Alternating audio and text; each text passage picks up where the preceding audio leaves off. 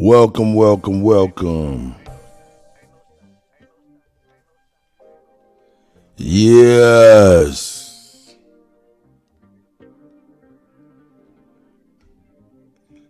What? Do do do do do do do do.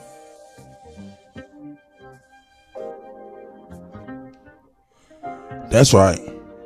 Hey. I want to welcome everybody to the Revolutionary RoundTable.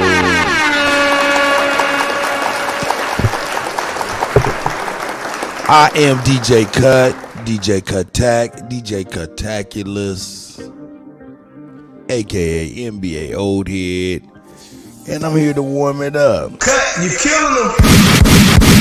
Warm it up for the brothers, man. We got Supreme Chief Holiday. Yeah. We got Rico Dukes. You know what I'm talking about? The son of Huey P. Newton and the presidential candidate for 2024.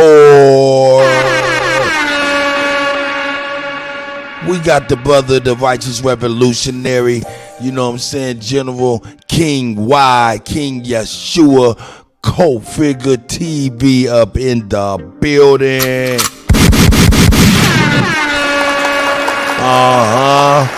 And we got my brother, your brother, everybody's brother, long as you a motherfucker that fucks with the Aboriginal community and, you know what I'm saying, you're indigenous to this here thing called Turtle Island. BAP, otherwise known as BAP, also known as Big Aboriginal Power.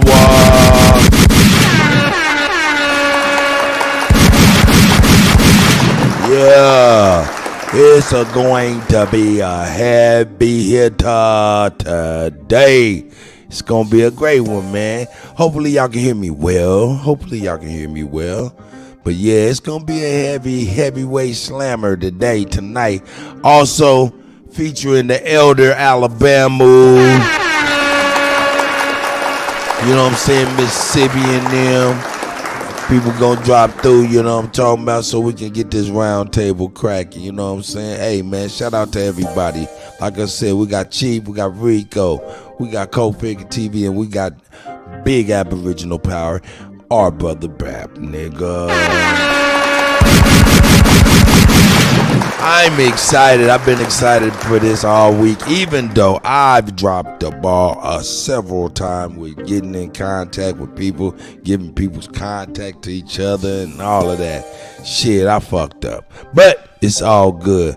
Love Me No More. Shout out to you, Love Me No More. Thank you. We're very happy to have you. Yeah, Rico. Rico is in the chat, ready to go. Hey, Rico, did you get that email with the link? You can come on in here and chill on backstage, baby boy. And that way you can have a executive seat. You know what I'm talking about? That's right. Yeah, this is about to get on, man. We about to get it on, man. So, hey, in the meantime, in the between time, enjoy yourself. Sit back and play some good joints for y'all, man. Y'all know what's up. Cuddy get busy, you know? Hey, shout out to my guy. You know what I'm saying? Hey, Supreme Chief Holiday, Big Aboriginal Power, A1, Sister Betty, all the Aborigines, Co-Figure, you know what I'm saying, Rico, everybody, man. You know, Mississippi, you know what I'm saying, Ism, you know, and, you know what I'm saying, shit. It's so many of y'all. Man, forgive me. You're in my heart, even if you ain't in my mind right now. Here we go, let's get it. Yeah, They rather see me, ain't no stopping what I'm destined to Hey, Rico. They rather see me dead than catch me resting in peace. That's real. That's real. That's you, brother. That's you, brother, for real. Ain't no stopping what I'm destined to be. Hey, this going to They rather Rico. see me dead than catch me resting in peace. That's right. I can't even sleep without the tech in the sheets. Uh-huh. Everywhere I go, I got a weapon in reach. Hey. Ain't no stopping what I'm destined to be. Tell them They'd rather see again. me dead than catch me resting in peace. That's I right. can't even sleep without the tech in the sheets. Everywhere I go, I got a weapon in reach. Hey. Mama keep on calling, she be stressing the G. She We wants go. some money for my baby that I never can see. Hey man, shout out to the guy Rico's in the building. Already. You know I'm here. I'm laid back. I'm laid back. I'm here. I'm laid back. I'm listening. I'm laid back. No doubt, man. The other gentleman will be coming in with Copix wrapping up his show, man. We getting it cracking, but you know what I'm saying? Like I said, this right here is to you, brother. Ain't no stopping what you're destined to be. Here we go. Ain't no stopping what I'm destined to be. They'd rather see me dead than catch me resting in peace.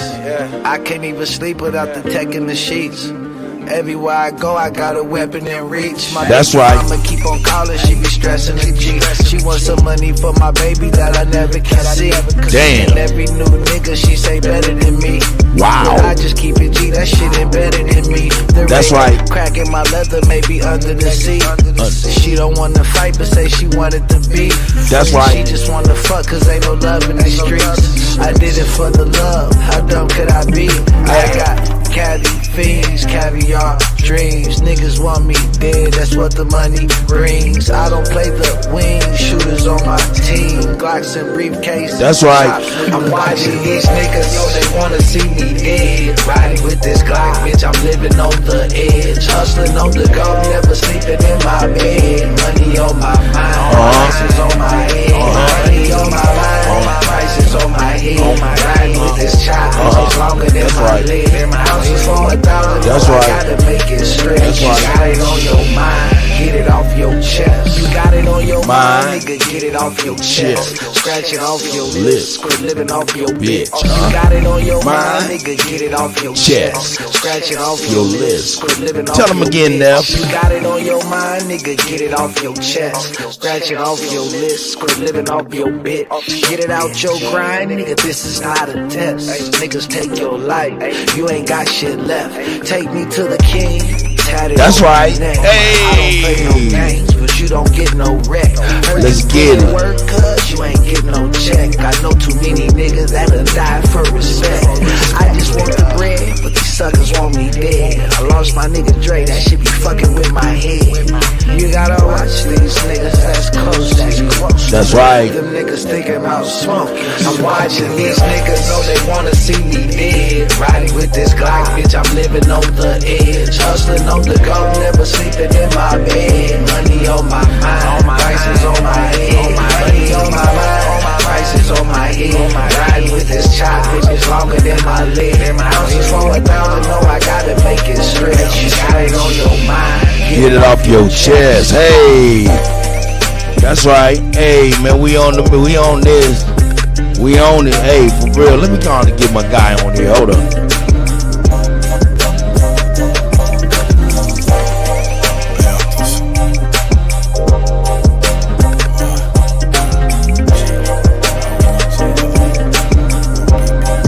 Hey, let's do this. Hey. I don't get along with niggas, I get along with bitches. That's right. Affiliates with gangsters, I don't conversate. Tell 'em again. Get along with niggas, I get along with bitches. I'm affiliates with gangsters, I don't conversate with snitches. I don't get with along niggas, with I get along with bitches. I'm affiliates with gangsters, I don't conversate Tell 'em. with snitches. Get along with niggas, I get along with bitches. I'm affiliates with gangsters, I don't Get along with niggas, I get along with bitches. I'm affiliates with gangsters, I don't conversate with snitches. That's right. Cool with the fam, we congregate for business. Only thing we got in common is to concentrate on riches. If somebody say we done it, confiscate the witness. Make $100,000 working out of Planet Fitness. Blackballed in my city, keeping in the trillions. The hater world record, gon' put them in the game. If you're real, then you're fake. If you're fake, then you the realest. They turn the game around, so now they celebrate the stitches. Yeah, I ride around with that Drake, cause these niggas is vicious. They'll clean a nigga house and they won't even do the dishes. See, these bitches act like niggas, and niggas act like bitches. All these bitches ready to fight, these niggas scared and toting switches. Trying to imitate these rappers that's living so fictitious. Disrespecting dead people in their songs and making disses. I don't get along with niggas, I get along with bitches. I'm affiliates with gangsters, I don't conversate with Hey, man, snitches. let's Only switch this move up. with the fam, we congregate for business. business. Only thing we got in common is to concentrate on riches. If somebody say we done it,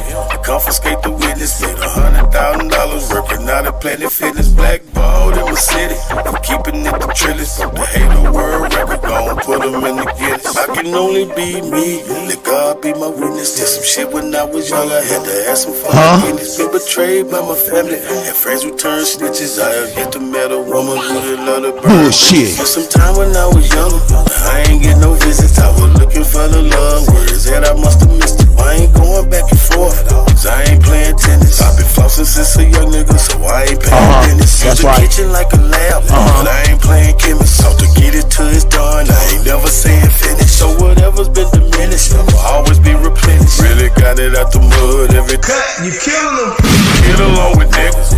That's right. Bitches, I'm affiliates with cases. I don't conversate with stitches. Only move with the family. We congregate for business. Only thing we got in common is to concentrate on riches. It's the go. Say we done it. Confiscate the witness. Made $100,000 working out at Planet Fitness. All in my city. Keeping it the trillest. The hater world record gon' put them in the Guinness. Hey, y'all know what it is, man. Rico kind of new on the intros. He don't realize how we get down on these goddamn mixes and shit, you know what I'm saying? Hey. We just be grooving, man. It's the go. Hey. You killing them. Yeah.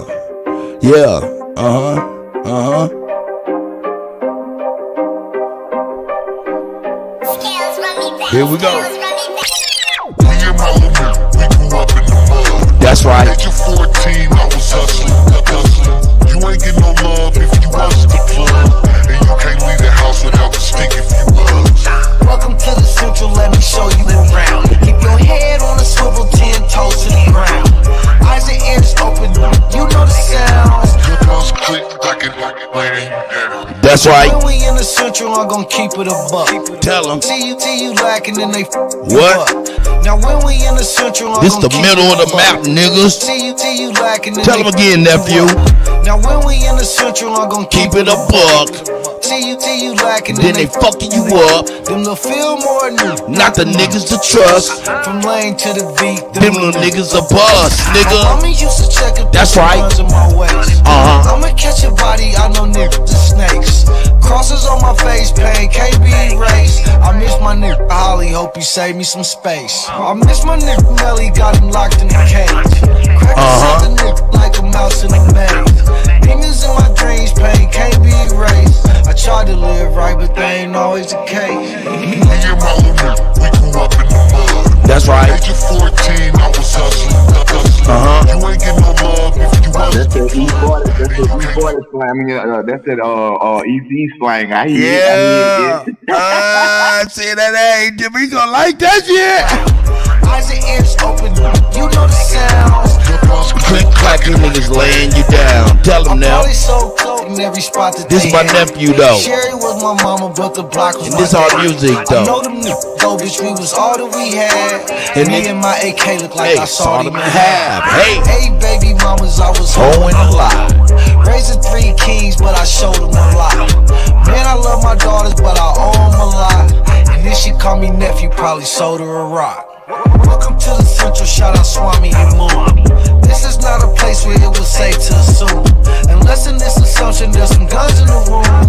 All them little niggas got some mud on their shoes. Me and my little man, we grew up in the mud. Age of 14, I was hustling.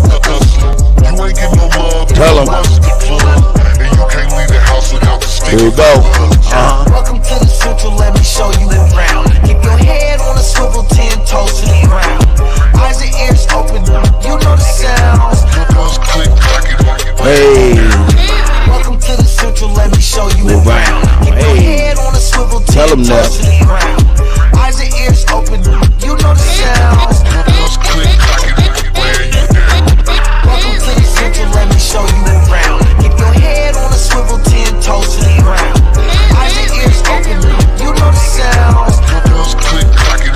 Laying you down. Welcome to the Central, let me show you around. Keep your head on a swivel, 10 toes to the ground.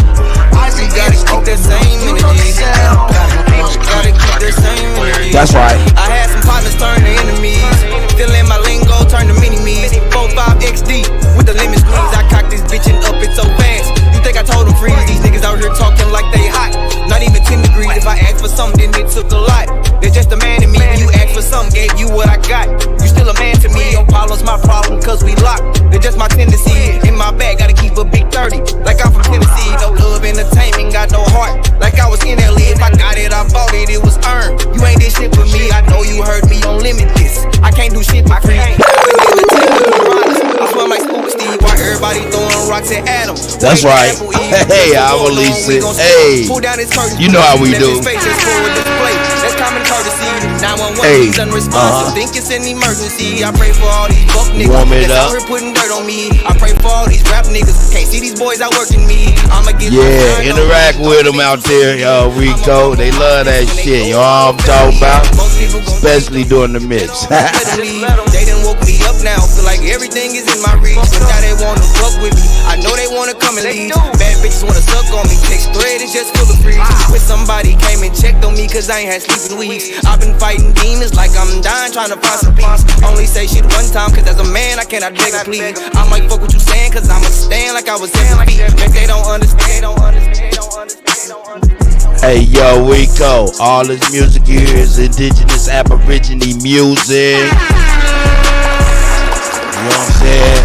For us, by us. And there's a theme to this music selection. You know what I'm saying? I'm playing this selection here. You know, it's dedicated to you, brother. To really, man, for real, we talk about batteries in people's back, man.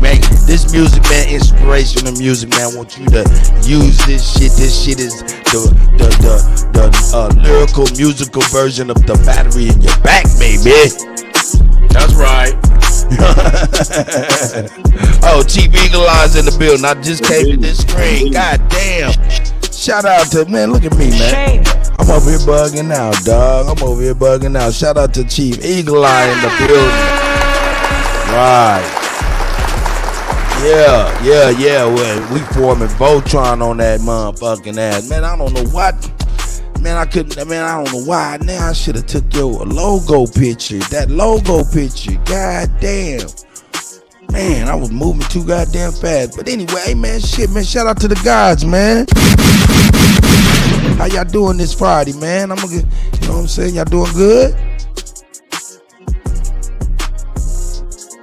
I take that as a yes. You know what I'm saying? What I'm gonna do is I'm gonna go on here and play. I figured as much. I'm gonna go on and finish playing music and get on and make sure. Yeah, I hear you loud and clear, Eagle Eye. You know we in the house ready to get it crunk and pop. Yeah, it's gonna be nice. It's gonna be nice tonight, man. Y'all buckle up. It's gonna be a good one. So the Revolution won't be televised. I'm trying to tell you, you just gotta change the channel in your head. And with that, dude, we're gonna get it on. We're gonna get it popping, man. Hey, like I said, all these songs right here straight up got a message, you know what I'm saying, for the brother, you know what I'm saying. So here we go, man. Inspirational music, baby. That's right. Yeah. Here we go.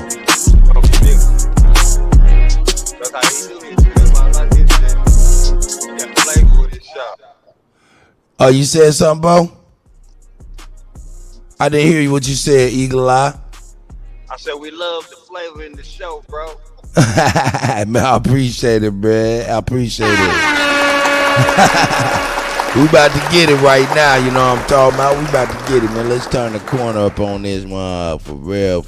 We need to turn the corner over here. Here we go. Let's get it.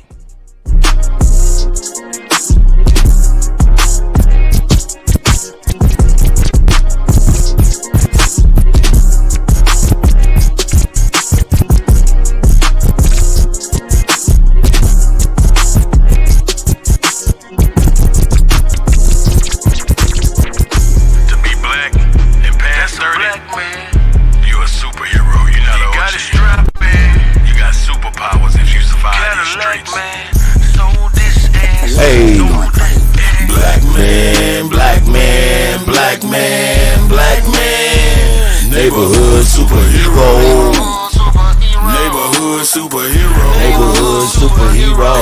And he be moving like a chief. It seem like he don't ever sleep. You rarely catch him on his ass. That man always on his feet. He compete but never cheat till the mission get complete. He never close his eyes until he makes sure everybody eat. Woke up this morning with a target on my back. Black and looking good like I sold a bunch of crack.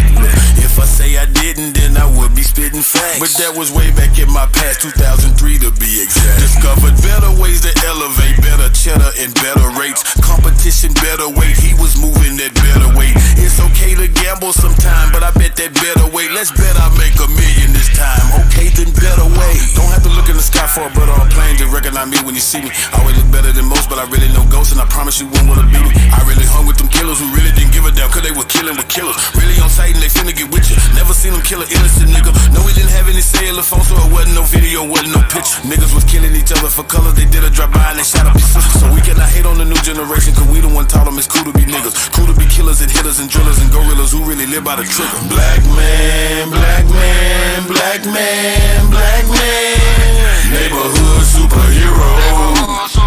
Neighborhood superhero. Neighborhood superhero. Hey, and he be moving like a chief. It seem like he don't ever sleep. You rarely catch him on his ass. That man always on his feet. He compete but never cheat until the mission get complete. He never close his eyes until he makes sure everybody eat. OG, I always see you with them young niggas. Knowing you can't tell them shit because most of them Dumb niggas. That's why they don't respect you. You paint them a dumb picture. That's why they don't look up to you or the niggas who hung with you. And I wouldn't look up to y'all either, cause most of you niggas cheaters. A lot of hoe traits and most of you niggas features. It's a few of y'all that's strong, but most of you niggas weaker. Cool hating when I should've been most of you niggas teachers. I can't be helping them niggas that's stuck in the pad with you. Look, dog. That verse right there is one of the hardest verses of motherfucking last year, dog. Cannot let that shit go over motherfuckers' heads. Here we go. Black man, black man, black Can't man, let it go.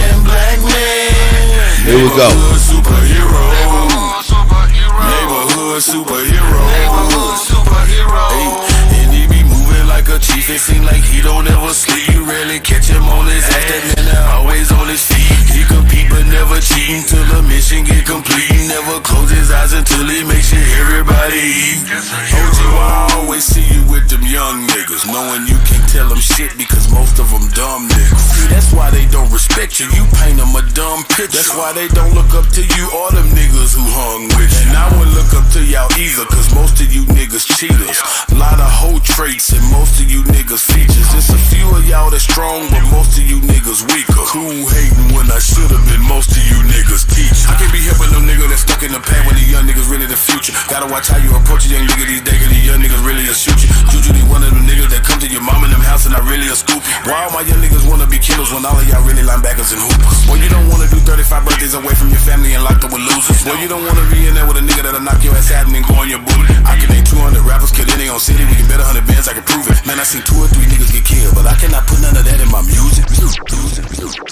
Hey, man, that's my OG, man, Eugenie, man. God damn it, y'all know what it is, dog. Hey, man, hold up, though, man. We got my guy Drake Cobbs, man. How the hell we not playing some Drake Cobbs, man? This is our brother, man. God damn it.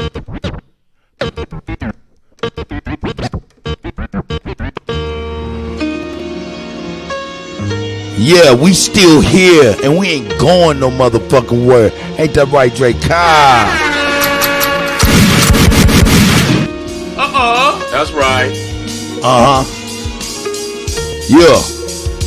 Chicago, stand the fuck up, man. Who they think they better than? Ain't no comparison to the so-called black or African American. You can drop the African, keep the American. When we say Aboriginal and make they. Who they think they better than? Ain't no comparison to the so-called black or African American. You can drop the African, keep the American. When we say Aboriginal. Who they think they better than? Ain't no comparison. Let's get it. To the so-called black or African American. You can drop the African, keep the American. When we say Aborigine and make they world in. I'm going in the same dirt my ancestors buried in. I come from a god and a goddess, so what that make me? Not even Basquiat can trace me. Not even Van Gogh can paint with me. The MC in me is the God MC, equals the God in me. I'm focused in, let my mind be free.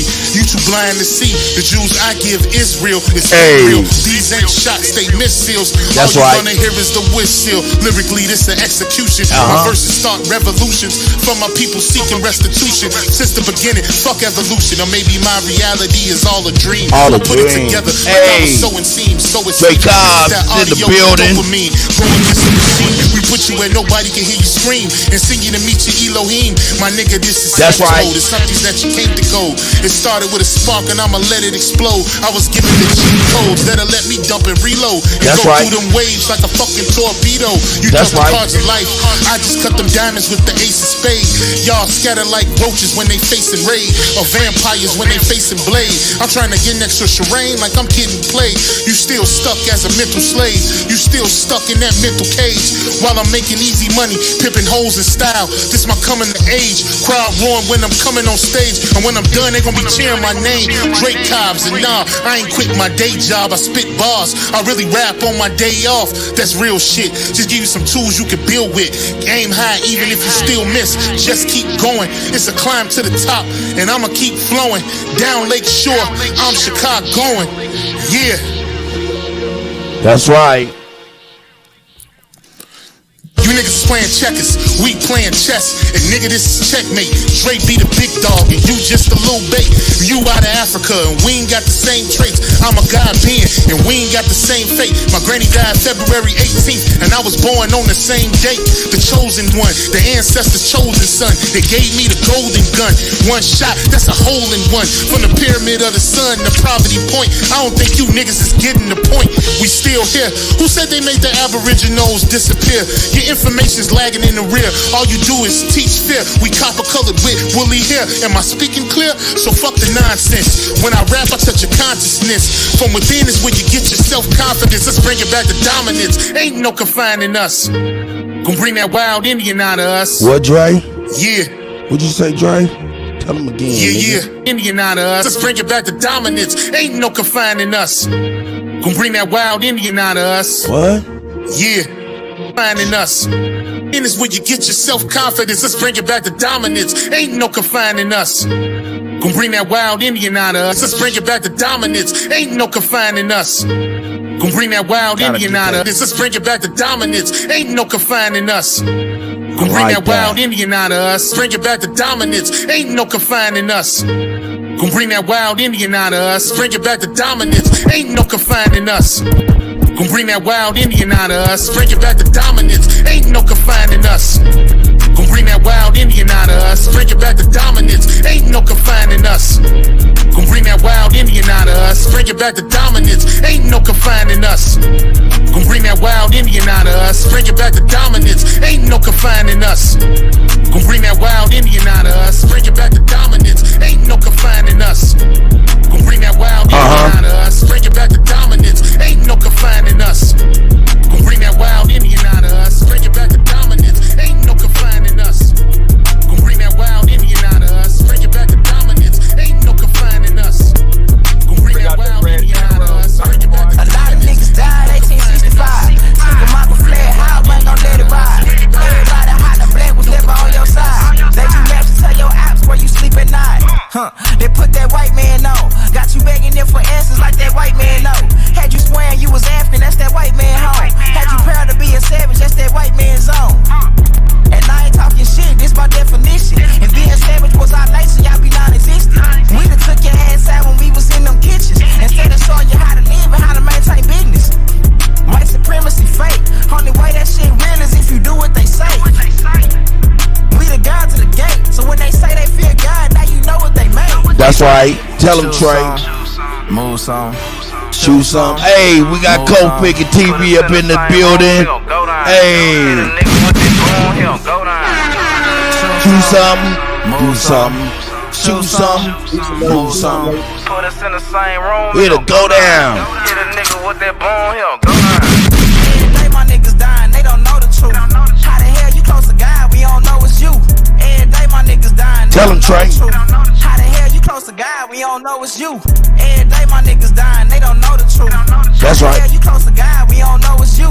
Yo, how the hell you supposed to survive, we don't know the shoot. He should've died, you let him slide, cause he look just like you. I tried to tell him all scared. Yeah, we about to get it in. Everybody ain't your friend. How the hell they supposed to help when they the ones that put you in? They don't struggle how we struggle, they can't get it how we live. Can't be scared to die when we already dead. Either way, your life is stake no matter how you play it. Hey, they can't fuck with us. My lower want these motherfucking bodies. Infiltrate they circles like a motherfucking Audi.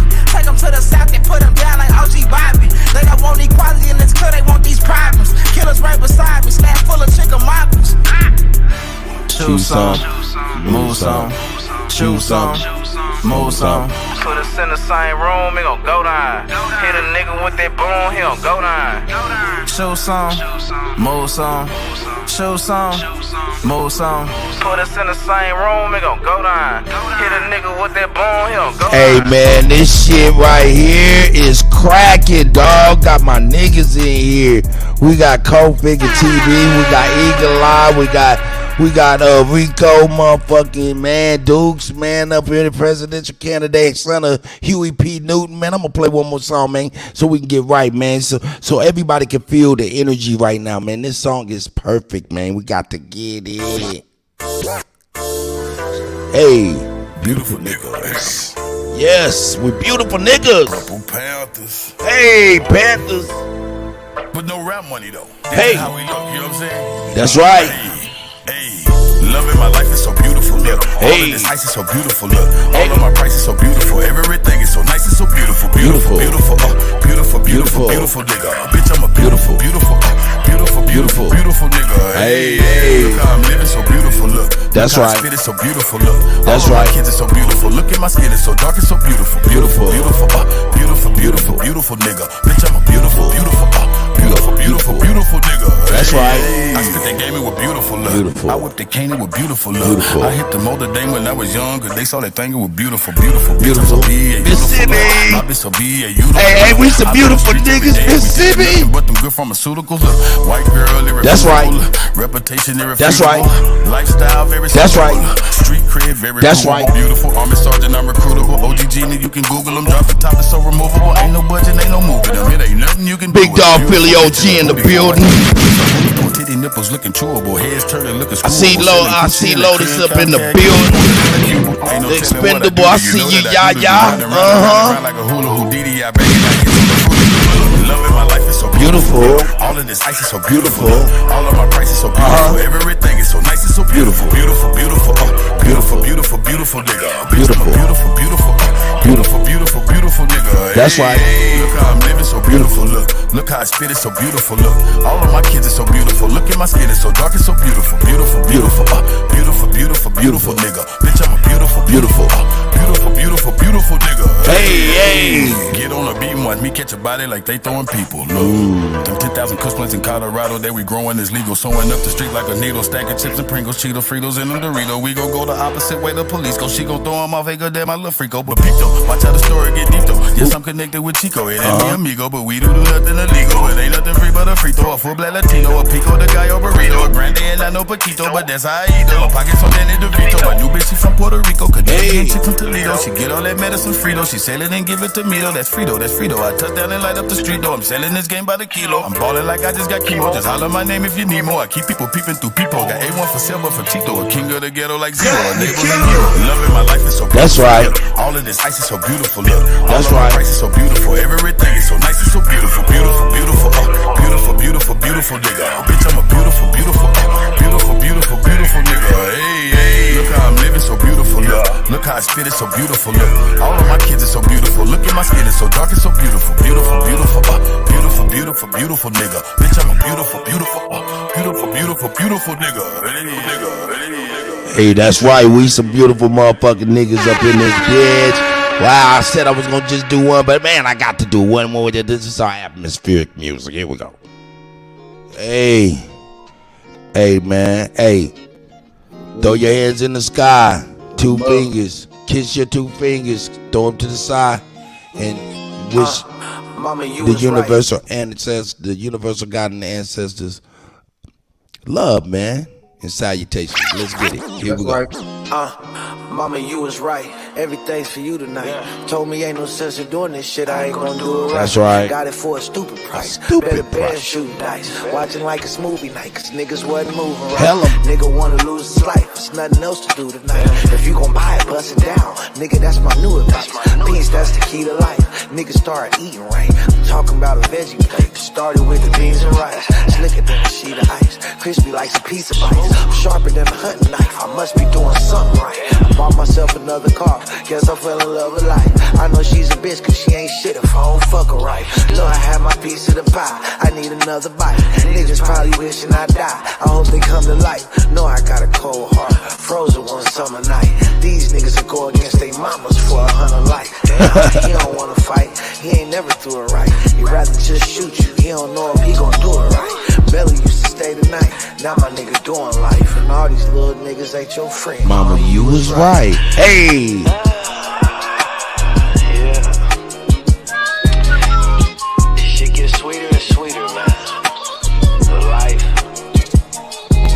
It was tough. It's fucked up they caught that nigga Kid Keith Murray out there on that wet, that gorilla piss, that motherfucking sharm, that dip him to the gold, out there swimming in the ocean. He's so goddamn wet. I got a cold heart now. Chris pulled the car around.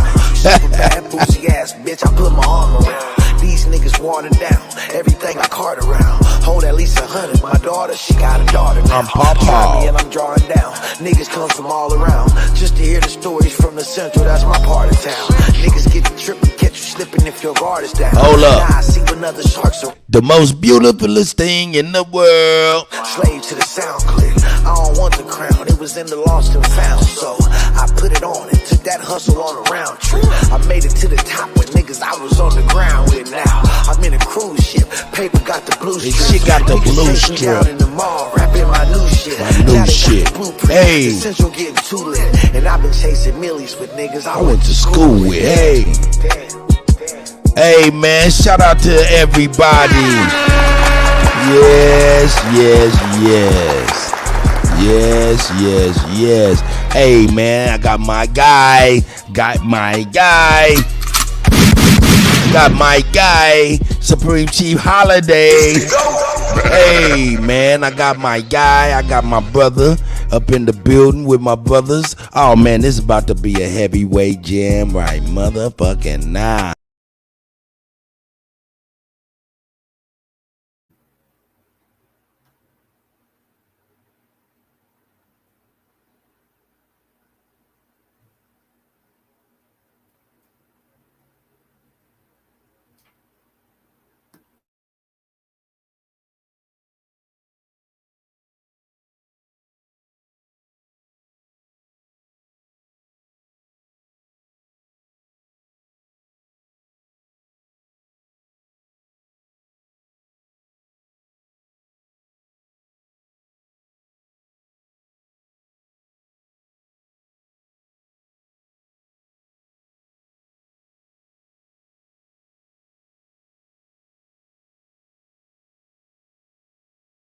Oh shit, I was doing all that talking and y'all didn't hear me? Oh my god, nigga, I'm over here tripping. Hey yo, hey, look, check it out, man. We got my brother Supreme Chief Holiday up in this motherfucker, man. You know what I'm talking about? For real. You know what I'm saying? My brother's up in here, of course. We got my brother Co-Figure TV in here.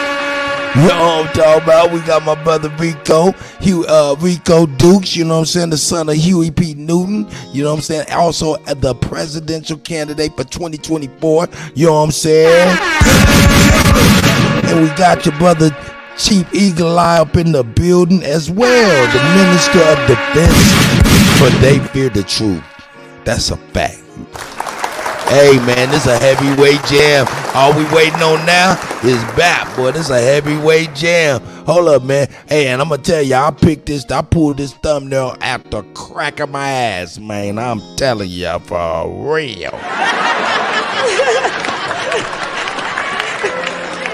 So yeah, man, hey, man, you know what I'm saying? Hey, we got it done, man. Hey, man, I dropped the ball on several occasions, man, but it was it was imperative on me to at least link my brothers and sisters up with this young brother, man, and his aspirations, so we can get behind him and make him solid in any way we possibly can. You know what I'm talking about? So shout out to everybody. Hey, I'm gonna let Chief man, you wanna go on here, man? Shit, man, go on here and start us off, man. Hey, I'm gonna say peace, everybody, man. Peace, cut. Killing them. Man, I'm just trying. Man, shout out to Chief Eagle Eye, man. Shout out to Cold Figure TV. Hello, brother. Shout out to Rico. Hey, man, peace to the guys, man. Hey, it's an honor and a pleasure to have you, revolutionaries, on the Revolutionary RoundTable, man. That's right. Hey, man, I'm really excited, man. So, shout out to everybody, man. Shout out to doing that work, man. You know what I'm talking about? DJ Cutter Tech 1, let me give a revolutionary salute to man. Go ahead. Peace alert, peace alert, peace alert, peace alert. That's right. We in the community. Let me give a revolutionary salute to all the tribal brothers and sisters out there, man. I feel good. I'm energized. There's nothing better than sitting around the round table and coming up with some ideas of how to resist, how not to lay down, how to stand up, and how to put all the pieces to the puzzle together. That's right. That's right. Hey, I'm telling you, hey, man, I had nerves putting this together. Hey, Rico. Dun, dun, dun, dun, dun, dun, dun, dun, dun, dun, dun, dun. Get used to it, nigga. Get on the mic. I'm an idiot. he might be busy and she gave him a nice little. Yeah, I'm here. Okay, there you go. Hey, I gave you your presidential music. My screen had closed out, and I had to find it where the screen was to come back in, man. But yeah, I'm here, man. 2024. We're gonna cut up. We're gonna drain the swamp, dirty swamp, revolution style, all the way. You know, hey Rico, check it out, man. I've been, like I said, I dropped the ball on multiple occasions. Of course, a couple people was able to pick up the ball and make it happen, so it wasn't as bad as it could have been. But man, I definitely wanted you. Hey, and hold up, I definitely wanted you and Eagle Eye to really sit down with Chief Holiday, man, and Cold Figure King Y and Bap. Of course, you got the chance to talk to Bap and stuff like that. So just kind of really get to know each other, man. You know, I wanted to do it behind the scenes, but man, fuck it, man. I dropped the ball on that too. So here we is. Here we is, brother. Here we is. Eagle Eye, you want to say so? Okay, go ahead. Go ahead, Cole. I missed out on showing respect to the late, great, legendary Huey P. Newton. That's right. When I was sitting in the dark, deep belly of the beast, when I was in prison, let me tell you something. It was the eloquence of Huey P. Newton and Malcolm X who let me know I can do something better. I knew that's what I needed to be standing on. So whenever you done took some of the sauce from somebody, you got to show them love. It is no revolutionaries that can pretend like they didn't take some of that sauce from Huey P. When that's a fact. Legal documents to the police, Huey P. taught us that. He taught us to be legal with it when you're handling business. So I want to give a salute to the honorable, legendary Huey P. and let this brother know we standing with you, brother, because legacy is every damn thing. You see how JFK Jr., how Robert F. Kennedy right now, he cleaning up off his legacy? That's how you clean up, brother. We standing with you. Yeah. Much love and respect, indeed. Hey, that's Cold Figure King Y, King Yahshua, yo. I'm talking about, hey, man, revolutionary salute. That's a fact. Hey, Chief Eagle Eye, man, I want you to be able to say something, my brother, man. Hey. Man. Knocking me in and out. Respect. I see. To the panel. Respect and salute to the panel. I'm so humble tonight. You brothers that's on this panel right here, man. I love you brothers, man. Y'all really showing out. You know what I mean? Y'all really showing out, brother, because ain't nobody else out here trying to stand up right now. So, even if some of us end up missing from the journey that we going on right now, brother, just make sure that all our children, they gonna see it regardless, because we already making this happen right now, brother. It ain't been done like this. The Aboriginals ain't, we know now, we know who we are. Remember that, right? So since we know who we are, bro, we're going to take the stand and we're going to let everybody else follow who they supposed to be following the whole time, brother. That's right.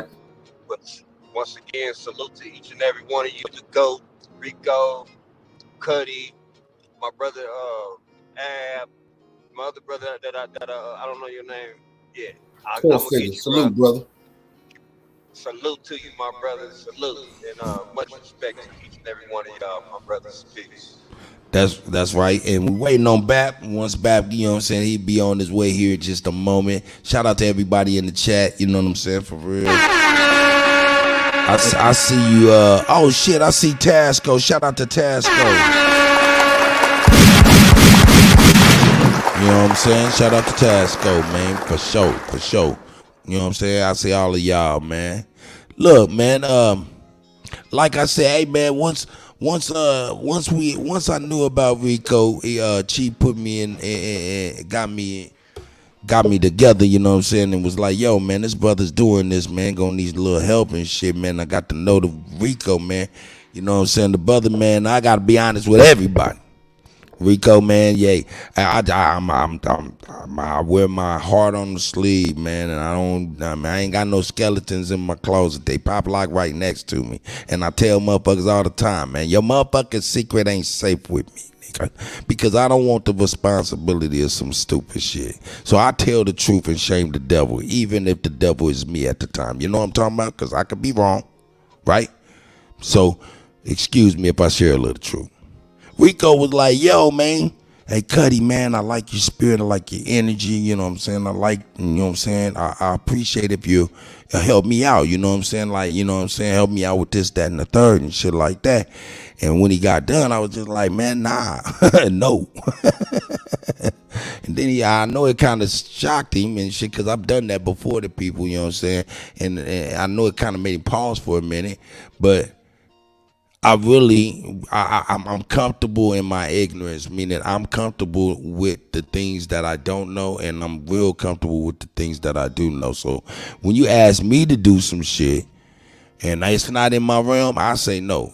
You know what I'm saying? Because I ain't gonna be able to be proficient enough to make it right, or I'm gonna be a hindrance. So when he asked me that shit, I was like, no, but I'm gonna get you smarter niggas than me. That's exactly what he told me too. That's exactly what he told me. So I just was like, hey man, let's just pump the brakes and I'll rally these brothers and sisters together. Fortunately, I did not drop the ball and I was able to get the ladies together. We was able to have a private powwow. That was awesome sauce, you know what I'm saying? But I wasn't able to get the male powwow. But I figured, forget it, man. Let's make it organic, man. We'll make it organic and we'll get down through there. And I'm going to stop being long-winded, man. Rico, man, from there, man, I'll let you speak since, you know, it is what it is, man.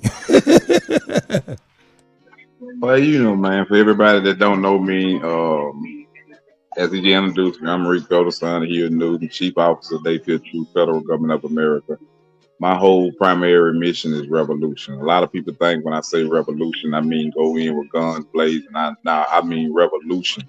Take away from the economy, build our own economic system. That alone gonna build a revolution. That's the only form of revolution that it is. That's the only form that'll bring a political change about through us in the community. That's the only way we'll be able to sustain a successful future for us and our grandchildren. There's no other way than that. There. Without a revolution, then I mean, we don't stand a chance, because revolution is basically resources and survival. I'm pretty sure everybody want to survive and everybody want resources, but everybody don't want to put the work in. You got to put the work in order to have resources in order to survive. There's no other way around it.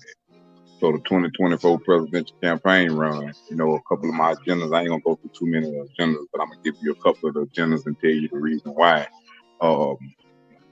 these agendas are gonna be some of the main topics, like the ending of age to collect your retirement check.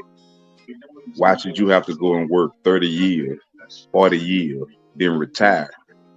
I'm just gonna say you retired at 50 and you can't get your retirement check until you're 65. And not only do you get your retirement check, you don't get all your retirement checks. They give it out to you in portions.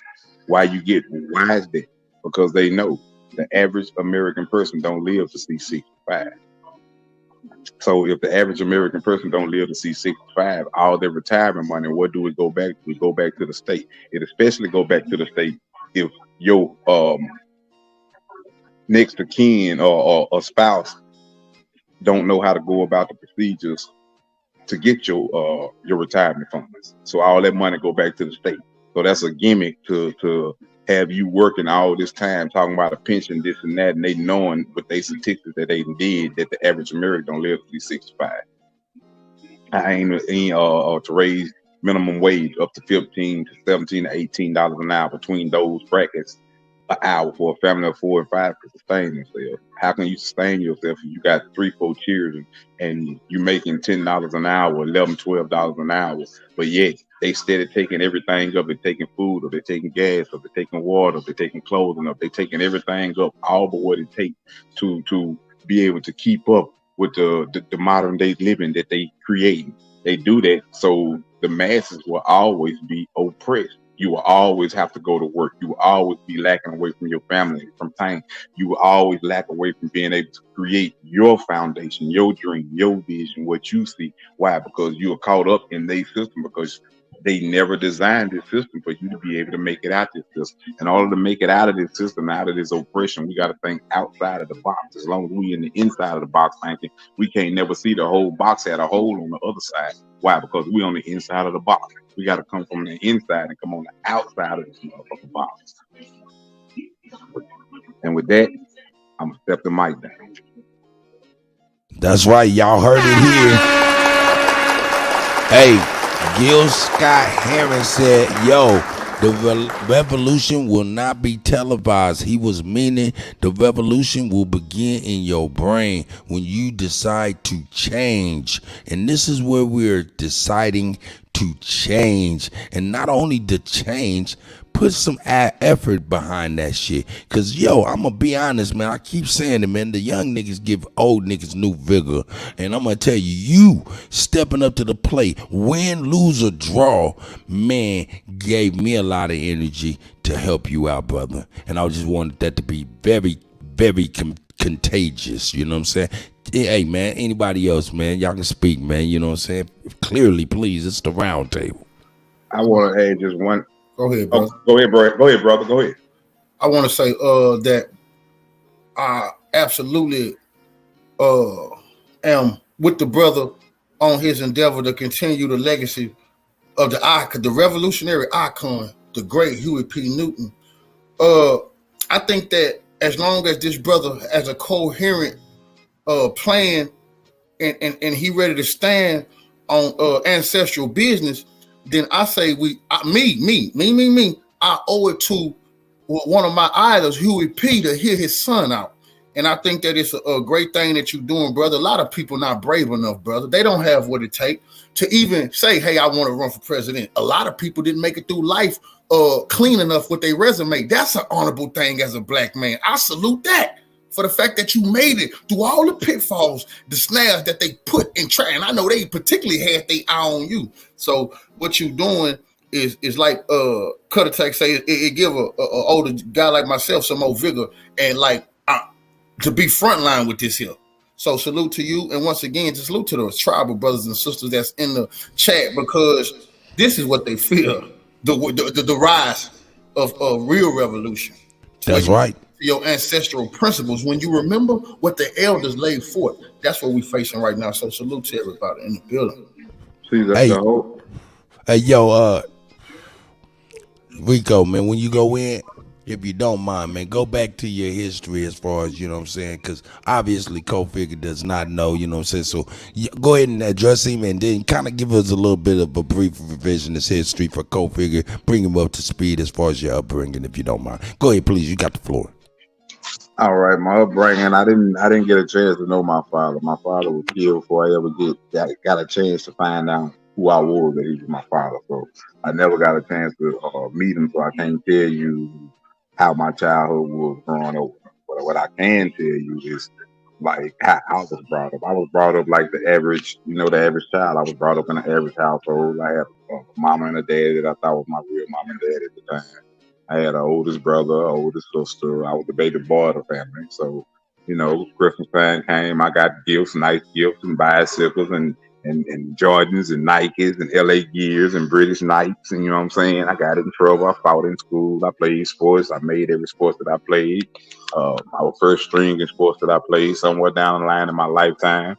I got involved in the streets and one thing led to another, and my street activity led to me being shot up, but it wasn't a street activities, but I was led to believe it was a street activity. It was because I was the son of Dr. Huey P. Newton. I was unaware of it. It was from the United States government murder contract. It left me being shot 9 times with 23 gunshot holes in me, November the 26th, 2010, that I hold the Shreveport police documents that list me as murdered on that day. I hold a Dallas, Texas federal court document that lists me as deceased at that date. I hold a Dallas, Texas federal court document that declared that I was no longer deceased in 2021. I hold the death certificates to my father. I hold the autopsy report to my father. I hold the hospital blood work to my father. So, I mean, that's pretty much a quick rundown from there to now. So now where we at now, I'm trying to keep my father's legacy alive. I have already achieved one goal that he was doing before he was assassinated, which is form our own government for ourselves. So now I'm coming to unite with the people so we can form all other goals. The revolution. That's right. That's right. Understand you brothers is fellow Texans as well. So at the end of this, everybody involved in this, you know, I do a poor job of clerical work, passing numbers, doing all that type of shit. Do a poor job. So, you know, feel free to use the private chat, put your information in there for one another, because this expands past myself, please, and for real. And number 2, we got to have everybody having open lines of communications with everybody. So that was the goal. That was really the goal. Well, I can appreciate you, Cut Attack One, getting us together. And like I say, it's such an honorable thing what this brother doing, and giving us an opportunity to focus back on revolution, being the only solution. I've been paying attention to what the Palestinians been doing, freedom fighters. Somebody that Huey P. had a lot of respect for. Somebody that Malcolm respected, or people that Fred Hampton respected. Why? Because they was actually applying resistance. When they say this was their land in Palestine, they are showing it. So with this brother standing up with the beacon of hope, this just let me know that it's time to get back to the work of the ancestors. You know what I'm saying? And get back to some of that, showing that we feel like this is our land. By forming our own, doing our own, not waiting on nobody to tell us what we can or can't do, not begging for nothing at all. You know, they want to humiliate us by making us ask them and get their permission, you know, and wait for the votes in the Senate, in the House, and the president to get on our side. All of that is a form of servitude, you know, so we got to stand on revolutionary business. So I really respect, like I say, what this brother is doing. I wanna add to that real quick. I want everybody to know that the mission ain't the presidency. The mission is the message to the masses. So running for president, that's going to reach millions of the masses that was unaware of the revolution movement that we were trying to create. There's many revolutionaries around the world, but they didn't see a revolution to join. That means they didn't see a revolution to join. But now today we have a revolution to join, a real revolution, a revolution that we gonna get freedom by any means necessary. 12 hours before Dr. Martin Luther King was assassinated, he switched from civil rights movement to revolution movement. He said the revolution was the key to our only freedom. Revolution, here we stand today in 2023.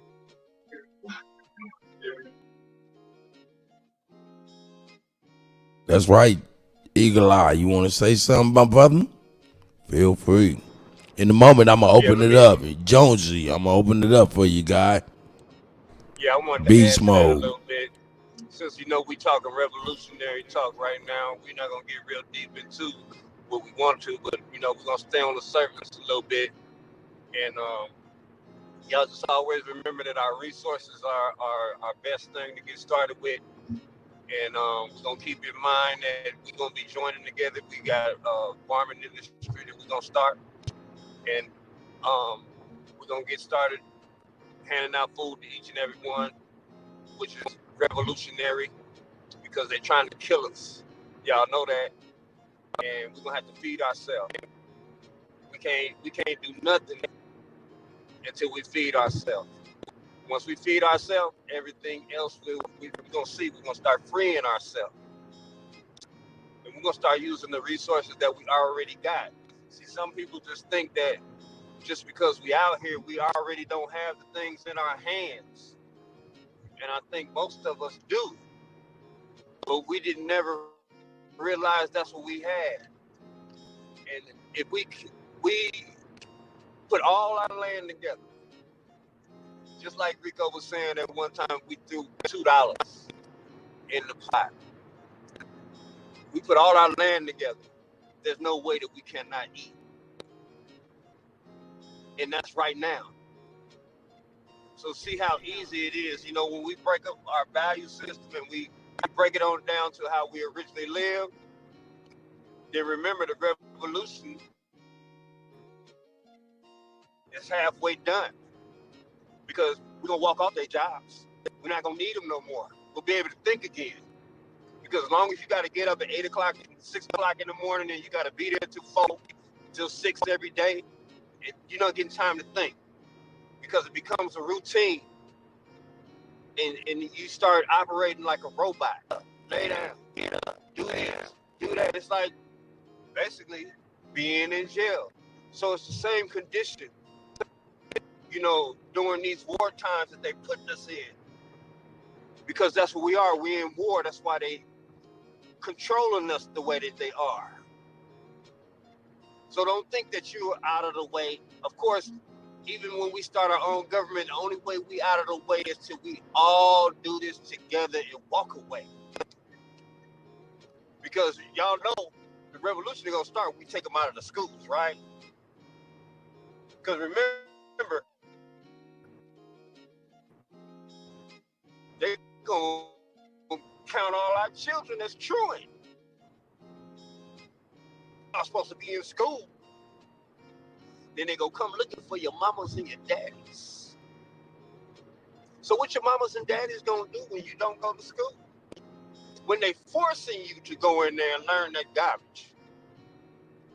Basically, if you don't go to school or go to jail. Ain't that what they're trying to do to the parents? And then separate us from our children all day long. I mean, you see how many hours they separate you from your children all day long that you don't have no control over their minds no more? Because the rest of the time they're on video games. They're not learning how to be self-sufficient.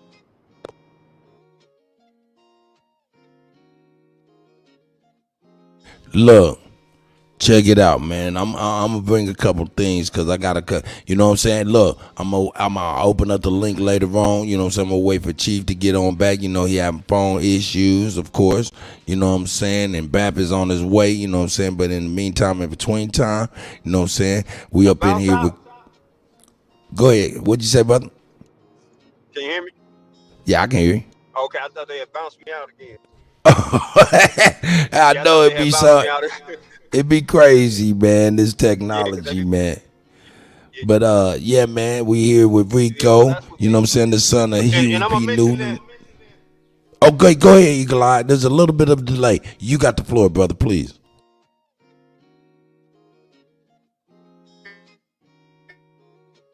Transformers, more than meets the eyes. Okay, I think I'm going through the mountain. No, there you go. Now you good. Now you good.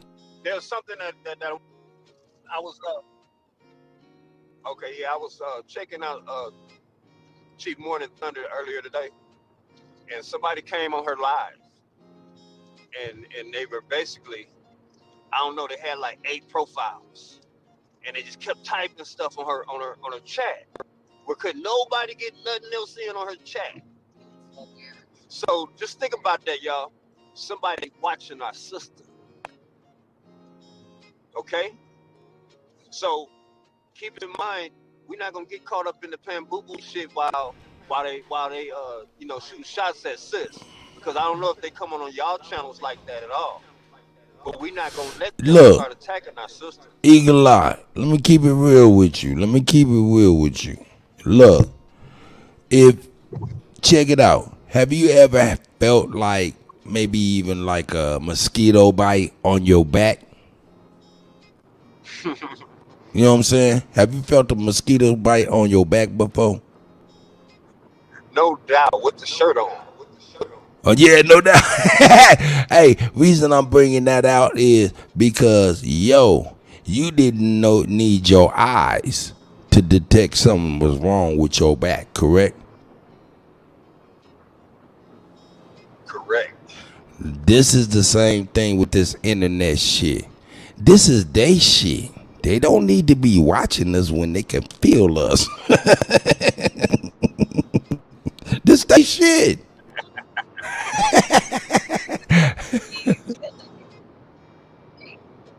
They can feel us. They don't need. At least that's my theory. What y'all think, gentlemen? Oh yeah. You No you doubt al- about that, my bro. you already know. I know. So let's just keep it coaching.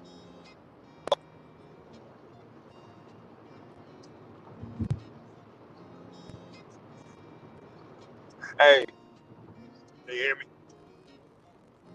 I think they bounced down. No, we you're not we bounced hear out you. at all. We can hear you great. Okay. Yeah.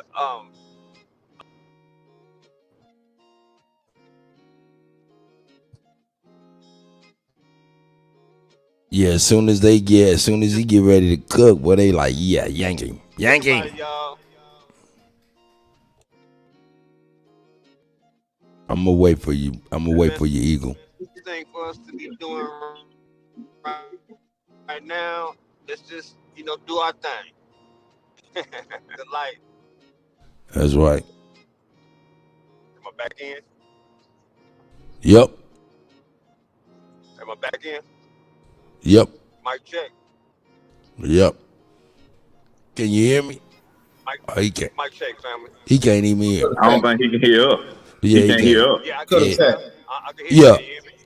Cut attack one. Let me ask something. Let me ask the brother Rico something. Go ahead, man. Go ahead and dialogue, man. Rico, let me just call figure, brother. Let me ask you. What's your stance on, or how would you like to tackle the violence? I call it blackface Ku Klux Klan members. Y'all, I know how a lot of our brothers feel about terminology and things. Y'all was just staying with me. How do you feel about the violence that's plaguing our community? We know about the white supremacists. We understand that. We're gonna talk about that a lot too. But what about the violence that our people are suffering at the hands of the boule, the ones amongst us? Blackface Ku Klux Klan members. These drillers, stealers, killers. Like, how would you like to tackle this as the commander in chief or somebody with the power and the backing of the community to do such? Well, first of all, when you tackle violence, you have to tackle violence all the way around the board. So it's going to be impossible to tackle just one section of violence. You don't tackle all the violence. So you have to sit back and do the numbers and do the math. How is the most violence being occurred? It's being occurred between 17 and 25. How is this violence taking place? Whatever activities that they're involved in. So we're gonna have to pretty much focus our eye and figure out how can we stop the youth from doing what they're doing. Mm-hmm. We're gonna have to provide resources that were never provided for the youth. We're gonna have to provide alternatives that would never further youth. Most of all, we're gonna have to take our time to understand the youth, because we feel like because they the youth, they don't know nothing. No, we gotta listen to the youth, and the youth gotta be able to listen at us. But we gotta the only way that the youth gonna listen at us if we showing them a different alternative. They ain't trying to listen to another "I have a dream" speak. You see what I'm saying? They ain't trying to listen to words without any actions being formed behind them. So if we telling them that they need to stop doing this, we gotta be able to go into the communities and provide them rec centers or libraries or colleges or school grants, or you see what I'm saying? We have to be able here. We got to be able to provide them jobs, and because this is why they're doing a lot of these things. The second thing that we're gonna have to try to focus on, the frequency that control their brain waves. And when I say the frequency that control their brain waves, meaning the lyrics and the words that we put out into the universe for those frequencies and brain waves to pick up on. When I'm speaking of this, if anybody don't know what I'm speaking about the negativity in the rap music that we put out. I like rap, I listen to rap music, but we still have to understand that it's generations that's behind us whose minds are not advanced and who have not opened up, so they taking hold to what we saying, and they trying to go and actually live what the music is saying in the music, when in fact the music, I understand the music because the music is only telling what people have went through in their lyrics.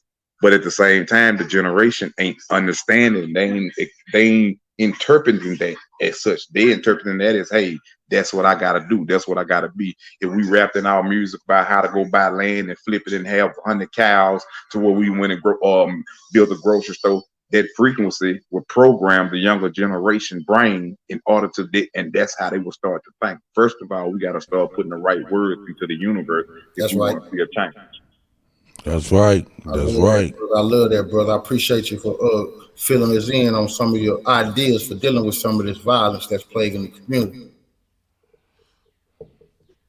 Exactly. So I feel that what I mean when I say force change like that, you promote, just like the record labels promote the rappers to promote violence. We make commercials, campaigns, and everything promoting revolutionary rap. Right.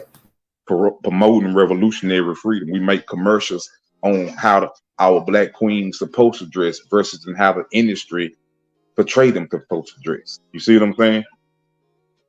Right.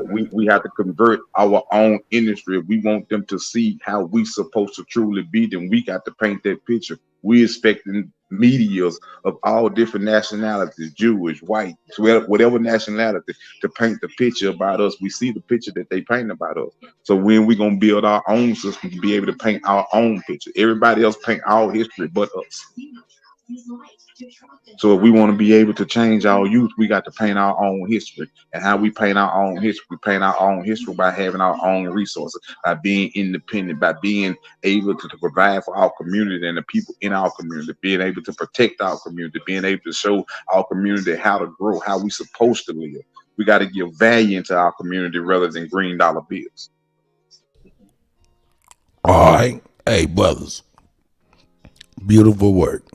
But I got to bring something to you concerning both what Kofi just asked you and the topic right before that. It's going to tie everything together. I want y'all to check this out and tell me what you think here. Let me find my girl. Where's she at? I've been playing her all day. Yeah, I know. There she is. There she is. Here we go. Here we go. Let me bring this to y'all, man. And give her a couple of seconds to load up here. Where's she at? There she at. Nope, that ain't her. That ain't her. Hey, but continue talking. I'll cue this up. All right. And like, to give a little background, like what made me form the government. I formed the government because I heard so many people throughout my lifetime, being in the streets, being in the revolutionary movement. I joined the revolutionary movement in 2016. So I heard a lot of people, a lot of different organizations, a lot of this, a lot of that, always saying how the government was messing over us, how they know this, how they know this, how they know that. But one thing I didn't see in none of that, I never heard anybody speaking about forming their own government. And I always wondered, like, why? Then why? It's like, if you get tired of getting bullied, one day you're going to stand up and do something about it. You ain't going to let nobody just keep coming and rob you and rob you and rob you and rob you, and you ain't going to stand up and do nothing about it.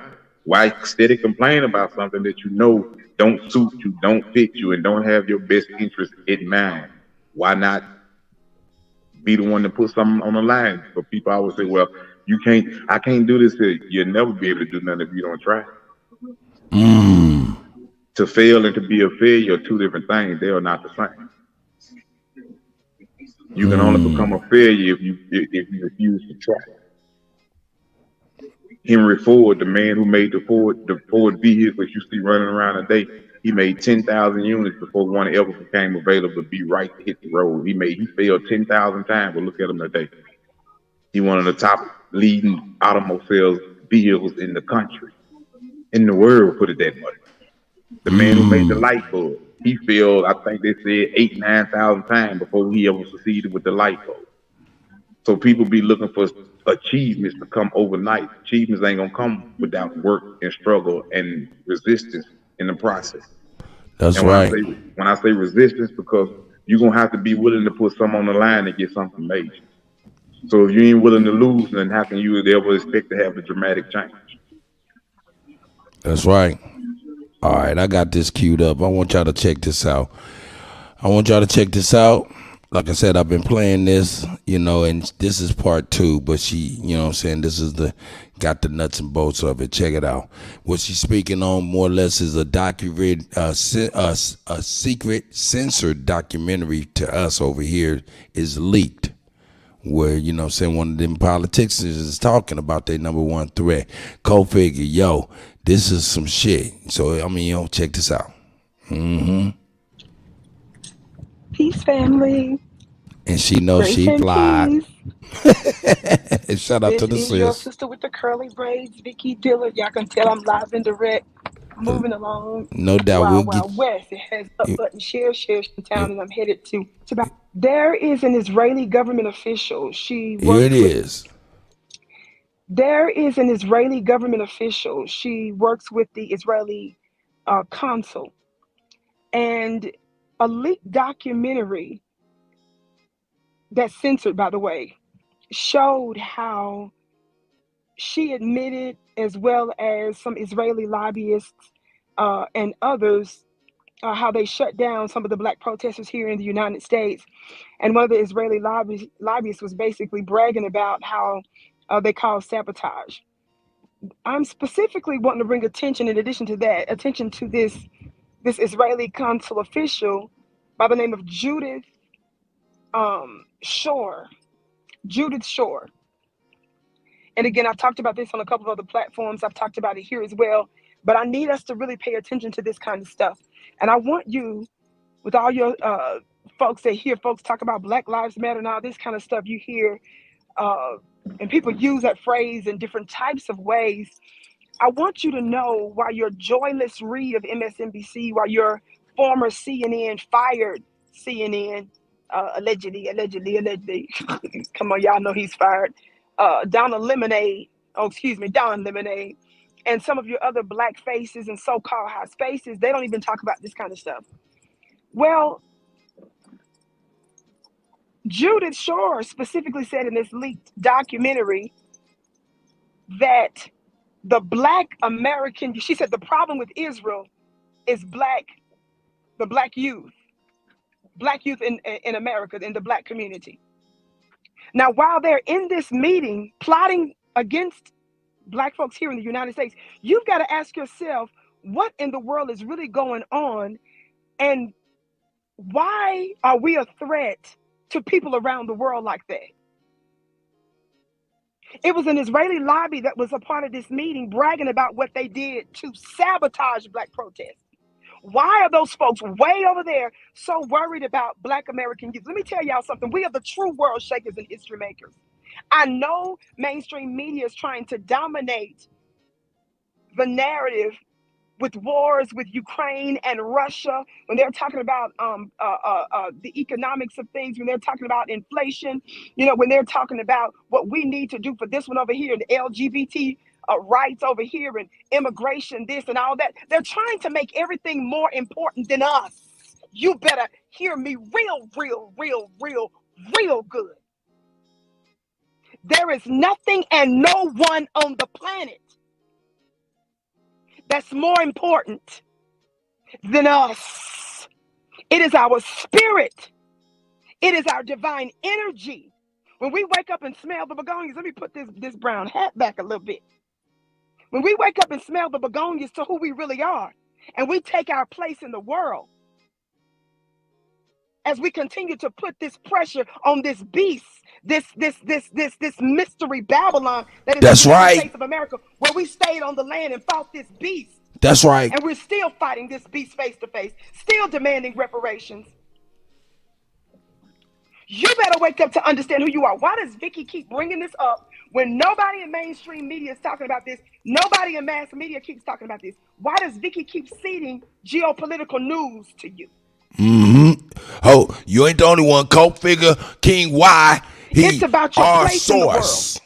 In the world. Anything we do, anything we initiate, anything we get behind, we make go viral, we give inanimate things animation. We give them spirit and power. That becomes dangerous because it gets momentum, it gets the appropriate attention. There is nothing more important than this war in the United States of America, where we haven't received the diamond reparations. America has neither ceased nor desist her terrorism of us, but the Asian Americans got a protection bill. And your Democratic government, in 1 year's time, redirected $50 million already in the government to Asian community because during the pandemic, they claimed they experienced more racism. And then they tried to frame us for it. Your Japanese American descendants got thousands of dollars for those that short period of time that their ancestors were interned in the United States. We're giving our very black taxpayer dollars to white Ukrainians, white Afghans, legal and illegal immigrants. And the oppressive white class, as you already know, they're still benefiting off of the true founding fathers of this country, which is us. That's right. Want to know why we want reparations, why they're still benefiting off of our free labor, off of our inventions. There would be no country for nobody to flee to if it wasn't for our very black blood. They're coming here for the American dream based on our very black American nightmare. That's a fact. We don't take no counsel from nobody. Nobody gets to tell us how to deal with this beast.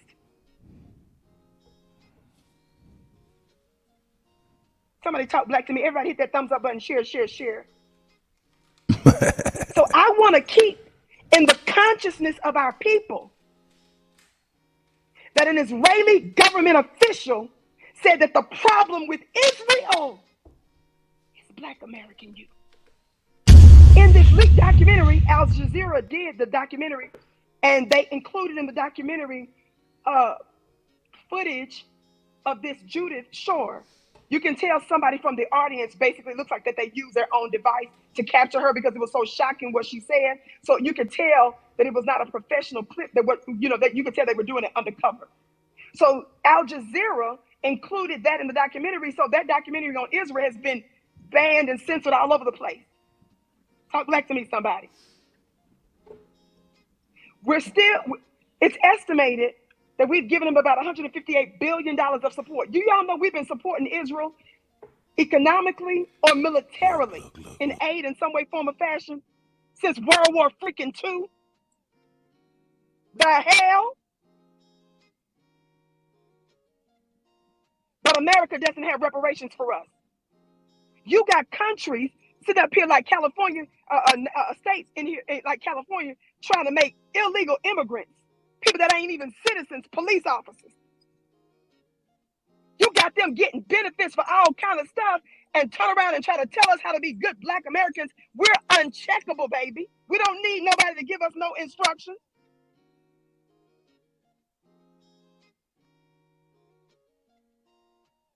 I want us to continue to be unified, and I want you all to be wise when you see knuckleheads running their mouths, for example, against me, your sister with the curly braids.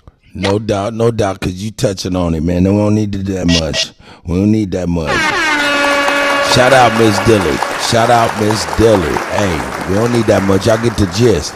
The gist is, hey, man, they over there talking about our black youth is the number one threat to their whole situation over there. Now, I explained earlier my thoughts on that. When we see when we break down the word anti-Semite and anti-Semitism, what that really means is the reduction of their influence, right? That's what it means, really, right? Has nothing to do with hate, has nothing to do with race or none of that stuff. Just influence, right? So if they throw that in your face, and it means something different than what you even really think. When they say, hey, the number one threat is black youth, I'm thinking maybe that's the exact opposite of what they're really meaning. You know what I'm saying? Because that's kind of what their playbook is, really. So when they say threat, I think that's their goal. I think that's their objective, is the black youth, to be able to quell their minds for the next 100 years. Like, look, every 100 years is a great reset. The 1800s was the mechanical age, the 1900s the industrial age. We're in the 2000s, and this is known to be the technological age. Back then, it was the Red Summer of 1919 introduced the Spanish flu, eerily like what we just went through in the last few years with, the woo-ha, okay? See, then following that in the 30s became the Great Depression. I think we're walking into that straight into that like thing, and I'm looking at this stuff like the resetting the world to move forward the next 100 years. That's what I'm thinking. I'm thinking the minds of the youth is what they're trying to make sure they have control of. What say y'all about what y'all seen and my perspective? You could tear it up, eat it, do all of that, blow holes right on through it. Gentlemen. That muzzle was long. Nah, I'm sitting back laughing at you good. Cutting up, man. It be cutting up. Well, I want to chime in on that, like please, what she was saying, that about all of us, we got to wake up because we are the chosen people. We are the chosen people. I want everybody to understand. They don't hate us because of the same things we did. They couldn't have hated us because we was rich, because we didn't have nothing, remember? So they couldn't have hated us for wanting to have better things than them, because once again, we didn't have nothing. So why do they hate us? Why do they hate people, a race of people, so much that they will try to keep them in bondage and in poverty? I mean, just any form of way just to keep them pinned down their necks. I mean, it just, why would they? The only logical answer that I can come to within my own logic, my own heart, and my own spiritual understanding is that we are the chosen people. And the reason how I come to this understanding, because I believe solely in God, Yahashua. And I remember when he said, if the world hated you, remember they hated me first. So that alone lets me understand they just hate his chosen people. To be the chosen people, we don't fully understand what the chosen people are. When we are chosen people, that means we are designed to take on the problems of the world. We are everybody protectors. We are everybody users. We are everybody wants something, but they can't never hold us down. They beat us, they kill us, but yet they need us to protect them. They starve us, they underpay us, but yet they need us to work for them. Everything that they do is targeted towards us. We can have the same feeling as any other person have, same feeling, and go apply for that job, and we'll get turned down, but the other person to get that job. Why is that? Only the chosen people go through that. You know why the chosen people go through that? Because we have the ultimate power, and they fear. If we ever understand that power and come together, then they fear. They fear the results that come along with behind it. They fear that we would do to them and to their children as they have done to us and to our ancestors, and that they do to our children today. They feel that power. Hey, yo, you know what? And I ain't gonna bring the video, but there's a white man that pretty much admits that, and while he's checking other white folks to admit that same fact you just brought up, the fear of black, he said the fear of black vengeance. We ain't even think about that. A lot of us ain't even really think about that.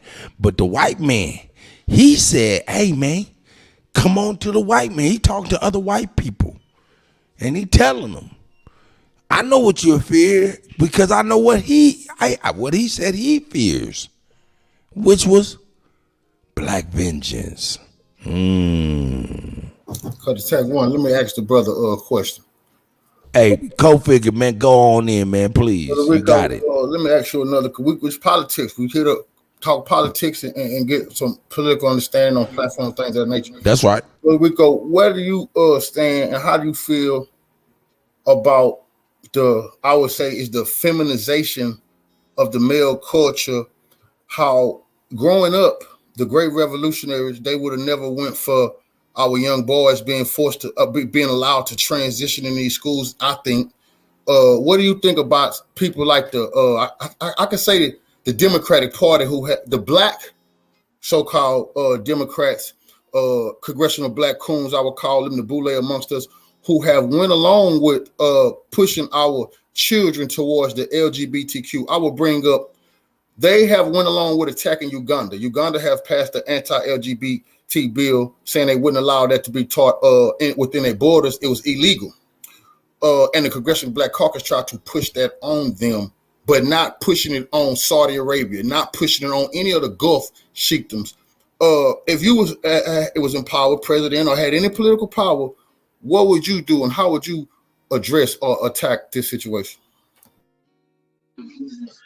First of all, to address the situation, we have to first understand it's not a physical fight that we're in. It's a spiritual warfare that we're in. Okay. This is why you see them pushing this agenda for that. They pick their side. They showing you clearly what side they have picked.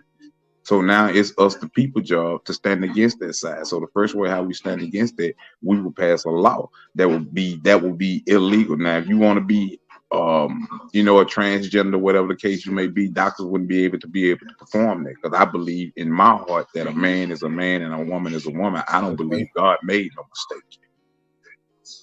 So that's what I fully believe in. Okay. If the LGBT community, however you see it, you see what I'm saying? I don't.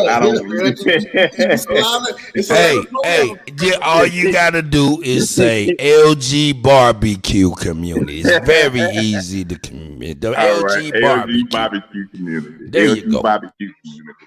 So, the barbecue community, I just make it short for that. Yeah, that's real.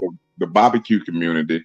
I mean, do I feel that they supposed to be beat and raped and killed? Beat and killed? No, I don't know. No. I don't feel that they're human beings. But what do I do feel? I do feel that they shouldn't have no special laws because people are saying things about them. It's called the right of freedom of speech. If you have special laws, then why don't the criminal that went and robbed the bank or went and sold dope to try to provide for his family, he or she needs special privileges too? If you're going to give this special privilege to a person that chose to be a way that they chose to be, that's the same thing a criminal chose to do, right? So if you give one special privilege, you got to give both special privileges. I don't feel the barbecue community have any special privileges. No, I don't feel that way. I don't feel that they should have laws pushed around. And is the reason why I feel so strongly about that. If it was just amongst the adults, that would be okay. If you are an adult and that's what you choose to do, then that'll be fine. But look at the youth mind that you're corrupting by doing this here. That's right. I'm glad you said that, because I've been having a lot of people come at me later and say, why are you going at the Democrats so hard? Why have you took a conservative stance? I tell them, first of all, because the ancestors were conservative, they saved things. We just didn't stow it all away like hip hop teachers. And I say, second of all, let them know the Democrats have went along with transitioning our babies. Out in California, they trying to make it to where if a man say something, they can take you to jail and take. That's a fact. CPS. This is a serious situation. So I can respect what you said. And I told people, listening, talking about transitioning the babies, I draw the line in the sand. I cannot deal with any political party who's not willing to protect the baby, the least. That's right. So I can appreciate your stance, because a lot of so-called black leaders, or however y'all want to label them, y'all brothers and sisters, forgive me, but these so-called black leaders, they have folded like lawn chairs, and now they at the knees of the oppressor, allowing our children to be subjugated to some very immoral activities. So salute to you, brother. Hey, yo, go figure. Cut it. Can I chime in one real quick second? By all means, please, Mr. President. I just want to add in for all the ladies across the world, especially our black queens. I want you to understand something, what I'm going to say first. I love my black queens, but listen to what I'm saying. So don't take what I'm saying out of context. Listen at the truth in the message of what I'm about to say. I'm all for the empowerment of a black woman. The reason why, do you know the reason why they push the black empowerment of the black woman so strong because they fear the power of the black man unity. They will never empower who they fear. So if they push the empowerment movement for the black woman, thus bringing forth the black woman putting her foot on the black man neck. So not only do they control us, not only do they have their foot on their neck, they have our own women putting their foot on their neck, on our neck, because why? They have divided the household with the financial role. This is why they have their foot on the black man neck. So if a black man can't provide for his household, then that woman soon to take and think that he's less of a man because the system has put their foot on his neck so strong. Well, if I did it, you did it, but we don't get the same help and amenities that our black women would get from the system. That was a design play in order to take the power away from the men, because the only unity that they fear and the only power structure that they fear is the black man power structure. Why? Because we are the lions and protectors of our people, and they fear us as unionized and unit together as one. They fear that. So by all means, they're gonna they come with every trick and tactic to hold who? The black man down by any means necessary. Hey, look, Rico, I'm gonna say this because I think Chief Eagle Eye's trying to jump on. I'm gonna say this real quick. The Willie Lynch letter said they something to the effect they have successfully reversed nature within the black folk, Aborigine, whatever. Right? So what they meant was they put woman as head of household instead of the man. And that's where we at right now. And that's pretty much what you said in a nutshell. And after Chief Eagle Eye goes, I'm going to go ahead and take it back because what Colfigure said, very key, and I'm going to take it above and beyond. I see you, Libra. That's the elder out there. Shout out to Libra. Libra, you need me to send you the link, let me know, man. I'll send you the link. Eagle Eye, man, you got the floor, my brother, please. Just to elaborate a little bit on what our chief just said, productivity is what we're here for, is to produce something. So those that are going against that are going against nature. So we got to be against what it is. We just not just out here making things. See, that's what these people are. They're trying to create something to control us better. But we got to know that we're going to pass them type of laws because of the fact that we can't have artificial people running around us. They're trying to make something that is nothing. And then with all these two of the same sex people getting together, how are you going to produce anything? So there has to be a reason to something that is a problem. And a problem has to be solved. And every problem should be solved by those that are calling themselves scholars. If you cannot solve a problem, that means that you are not a scholar. If you're not out here trying to solve a problem, you're not a scholar. That's right. What we do. As people, we're supposed to be what? Working for perfection, right?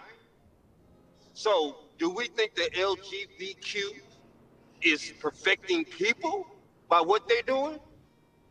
Because they're not even, just because you go pick up somebody that got green eyes and straight hair, the stuff that the brat is doing. She said she didn't want to get with a man that looked like us.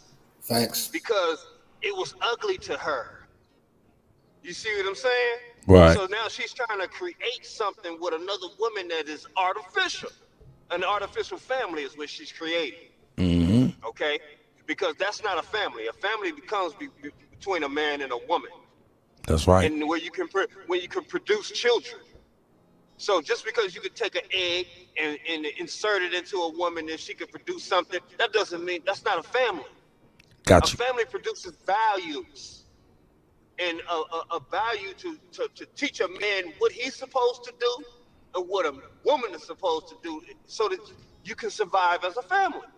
Like you see in the animal kingdom.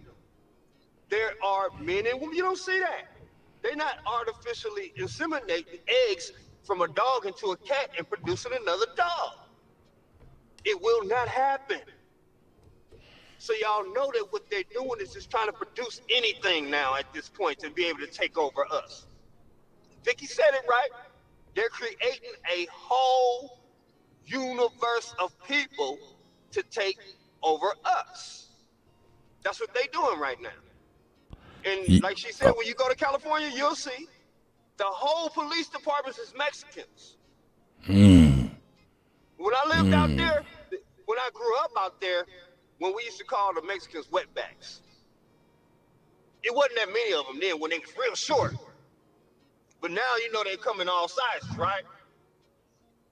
But they have taken over the full police force in California. Ain't no Mexicans, I mean, no blacks on there no more. Y'all better go back and check, and even the political offices. That's facts. Taking over the political offices. And they getting caught talking shit about us. And don't care, just like the lady, Korean lady shot us, and then she went and got out of jail. That's back right. in the day, you know, with Tanya Hardin. See what I'm saying? It's just a repeated thing that goes on. They were able to kill one of our sisters, man, and then she left the country, y'all. Right. So it's beginning to be that simple. We could bring somebody in the country, kill up a couple of black folks, and then we could just get them up out of here. They can't touch them no more. We ain't got to worry about Chief no Eagle more. Eye. Chief Eagle Eye. I'm of the mind that nobody that does shit to us goes to jail. What we think is jail is simply a removal from our view. Motherfucker could be up in the Virgin Islands chilling. Anyway, hey, check it out though. I don't mean to cut your wisdom, man, but I do want to clarify something. What do I mean by, what do I think they mean when they say they have successfully reversed nature within the household between man and woman? Look, our system for real was a two-part system. It was eye-to-eye system. The woman was the lawmaker.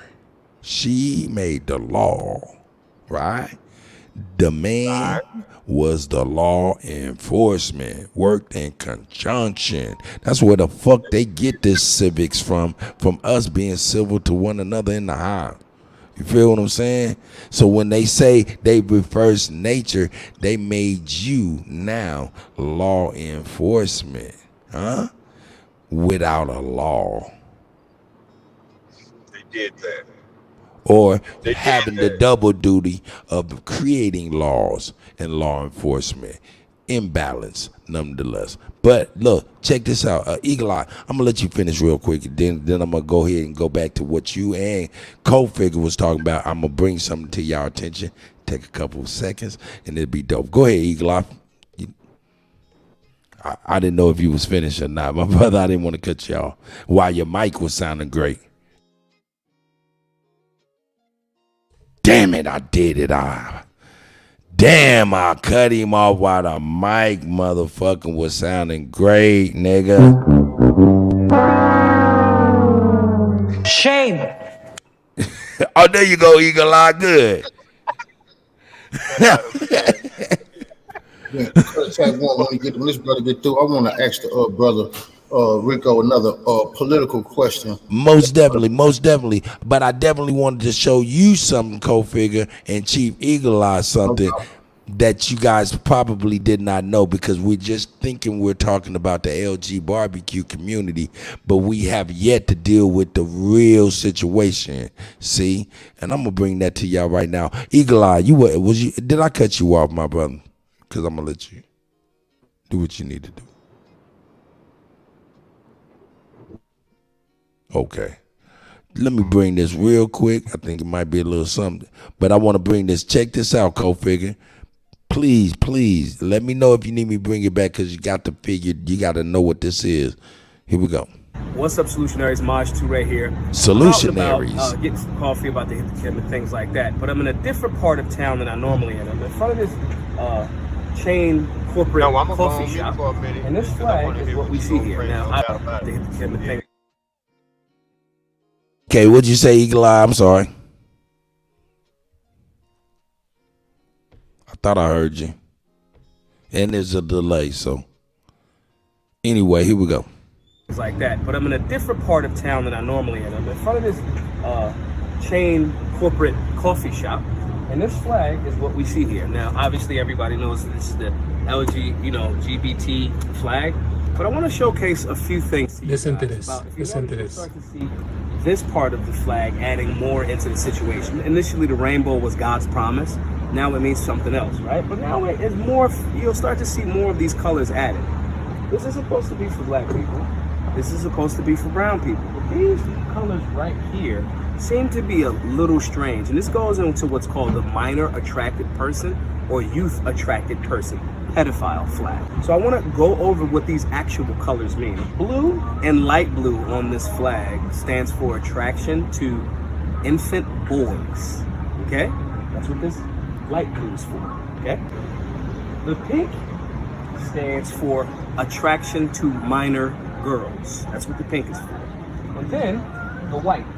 The white stands for attraction to virgin children that are virgins, that have never had any type of sex. So when you start to see these things, right, it went from just a rainbow, which initially was God's promise, into all of these other things, you should start asking yourself why they want virgins, young girls, young boys, brown and black people to succumb to this overall flag. Is it okay to say, hey, we're advocating for youth attracted people or minor attracted people to make that a rebrand? Or do you think it's not okay? God attracted flag. Young girls. All right, y'all seen that, right? Y'all seen that, right? Oh, okay. Oh, my bad, Rico. Y'all seen that, Rico? You seen this last night, right? Yeah, I seen it. All right, so now Eagle Eye, did you get a chance, Kofi? You get a chance to get that explanation? You haven't seen those other V shapes yet. No, I haven't seen that. I understand what he's saying. You got what he's saying? Now check this out, because it's to what you're speaking to. Take a gander of your president and the White House. Cuddy, that explains the cartoon characters changing colors. Mm-hmm.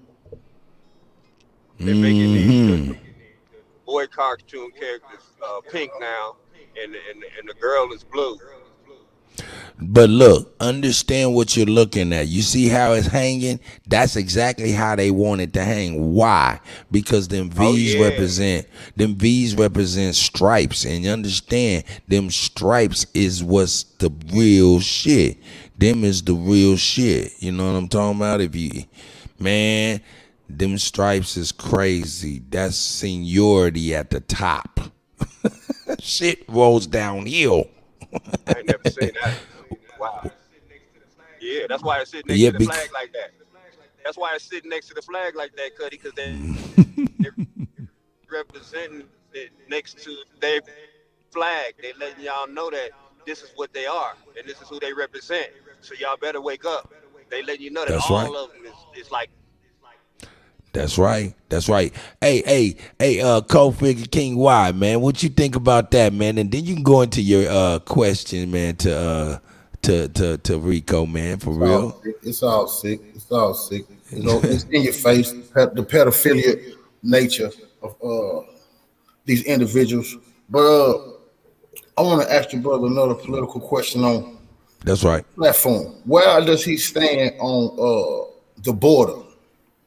What would he want to do and look into the sealing of the border so that we can keep the human trafficking, the underage girl trafficking, the drug trafficking, you know, the agents of chaos that's coming across this border to bring this nation down. You know, where does he stand on our border problems that we're facing? Great question. Cold Figure loaded up. Shit. You asked me that question, Co-Figure? Yeah, brother. Could you repeat the question again? Because I was kind of moving around, so I ain't hit the whole question. I want to make sure I hit the whole question. Most definitely, and you don't have to be too in depth, but just I want to get a little bit of your feelings on how your platform would go at our border situation, the openness of it. What would you want to do, and how would you look at sealing the border to keep the drugs from being trafficked, the underage kids, the human trafficking, the spies from other countries who coming in to bring this nation down? How do you feel about that, and how would you attack that situation? How do I feel about that? How would I attack that? You got to drain Washington first before you drain the border. Washington pushing most of the dope in. That's why they had the war on drugs, so they could get the majority of the drugs in, so they could control the drug trade. Why you think it was just cocaine found in the White House? But it ain't just it's across the news, but it ain't across the news. Now it was a Ziploc bag, a big Ziploc bag of cocaine found. It still ain't been said how much cocaine was found. So now this is supposed to be the chief commanding officer of the entire United States. But it was Libra, I Ziploc sent bag. it. My bad, Rico. You Libra, good? I sent you an email. Go ahead, Rico, please. But it's that I mean, but it ain't.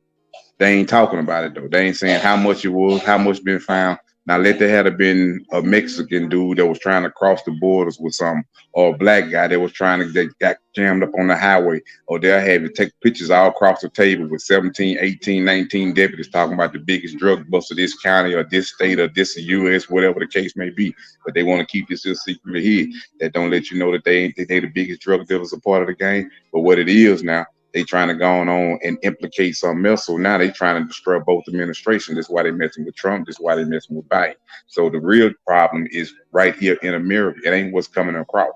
When the World Trade Center was erupted, it wasn't because of Iran. Why you think Iran was so mad at America? Because the Iranians didn't do that there. This came from your leaders and politicians. I was in an interview with a Washington political figure from Mr. Dan. Y'all can go and listen at this interview on the Duke Rockefeller show. Just type of Rico Dukes and Duke Rockefeller show, and y'all will see it.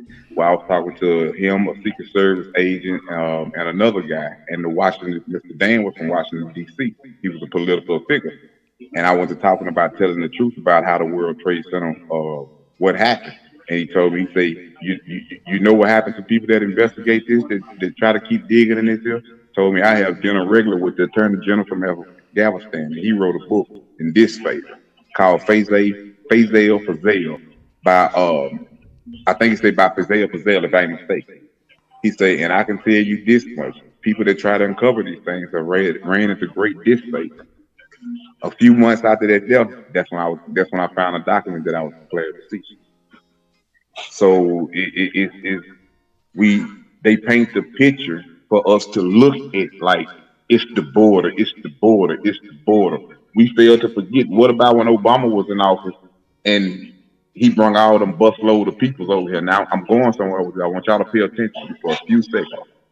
What about when Obama was in office?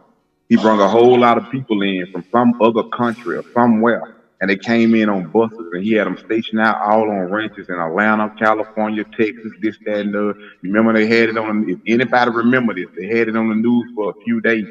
And it was only on the news for a few days. They wouldn't tell nobody where these people were coming from. They just said they was fleeing from their country. They were seeking relief or assignment from their country.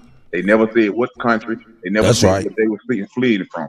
Now, they said that the age of these people were from between 2 years old to 21 years old. Now, think about this here. 8, 9, 10 years later after Obama then left office, now you got all these mass school shootings. You don't think there wasn't them people that they went and talked about came all in? See what I'm saying? So the problem ain't the problem ain't the border. The problem sits right here at home. That's why my campaign run is Drain the Swamp, Revolution style. That's right. That's right. That's right. Hey, you heard it here. Hey, man. Hey, y'all heard it here, man. The Golden Cut Tag. Hey, It's the GOAT. Cut, you killing them.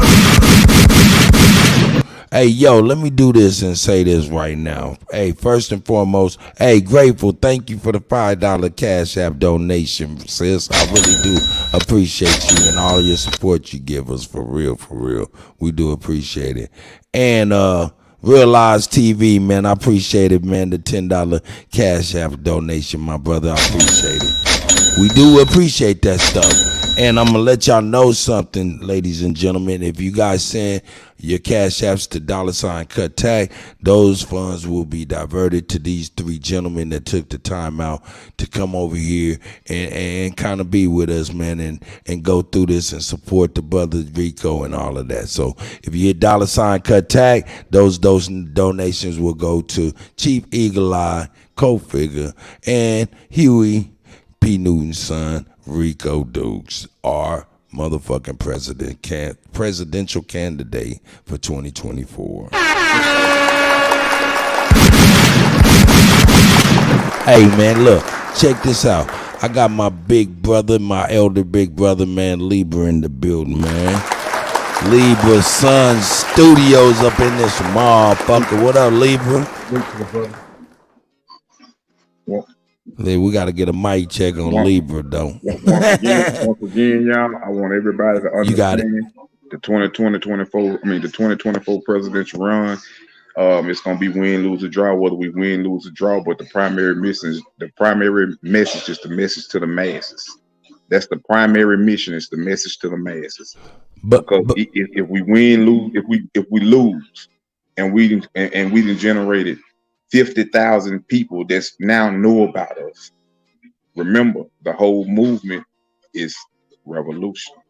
That's right. Hey, but Rico, remember we was talking the other day, right? And I suggested, win, lose, or draw. The only way we can win. Now, y'all brothers are familiar with playing craps at the casino, correct? No? Correct.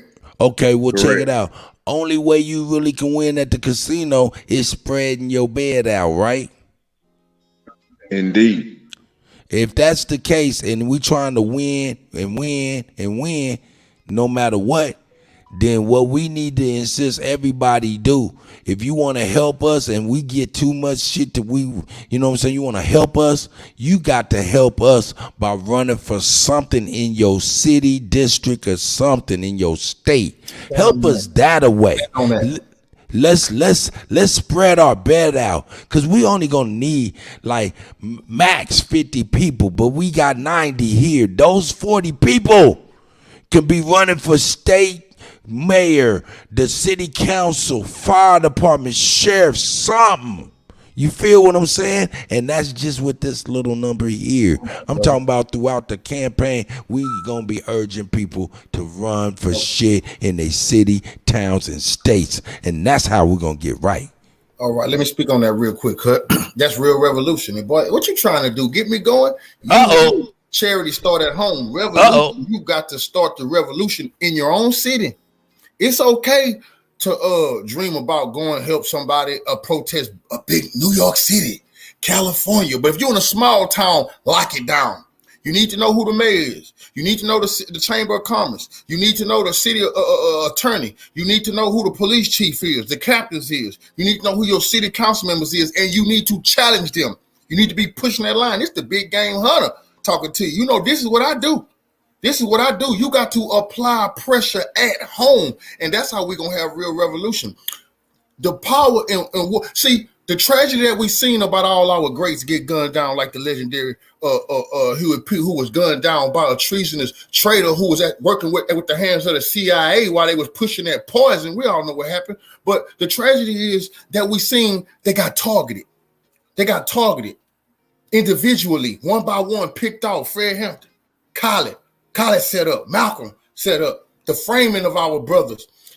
First thing they tried to do was separate the community from these brothers, take away the support from them brothers, catch them brothers sometimes feeling like, like they wasn't at the top anymore. The CIA had so many tricks. So the jewel that we learned from that is all of us got to be leaders. There's no 1, 2, 3, 4. No, everybody is on the front line. Why? Because we're not at each other's homes. We're not all in the same city, all in the same section. You take some inspiration from some of the brothers who is more seasoned, but you apply pressure in your own city, and we build a chain, we locking arms from city to city, state to state. They can't stop that. Death by 1,000 cuts. There's no way to stop that, and they know that, and they know that's what I'm applying. That's real pressure. That's right. So we're gonna do that in every state, right? That means we all join in to whatever we collectively say that we're going to do, and we're going to apply pressure, y'all. All right? We ain't going to just get out here and debate the pressure. We get ready to apply the pressure. It's called action. So we ain't going to just talk about it. We're going to be about it. So let's just call some action, bro. I'm ready. That's right. Libra, you there, brother? Hey, big bro, big elder, Libra son.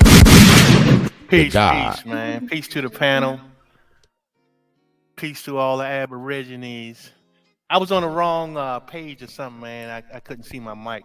It be like that. Sorry about that. Yeah, man. Peace to all the brothers on the panel, man. Hey, hold up, Libra. Hey, this is the author and the drafter. He created what is known as the Declaration. You know what I'm saying? So shout out to Libra for his hard work on the Declaration. Duh, shit. What the fuck wrong with me?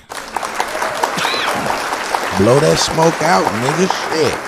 Go ahead, Libra. I apologize, brother. Appreciate that. Maybe you want to make sure the guys get to hear what that is. You know what I'm saying? Yeah, I'm dropping the ball on my clerical work. I was supposed to send that shit, but I will get it sent to everybody. And I'm going to finish it too, Libra. It's all good. It's all good.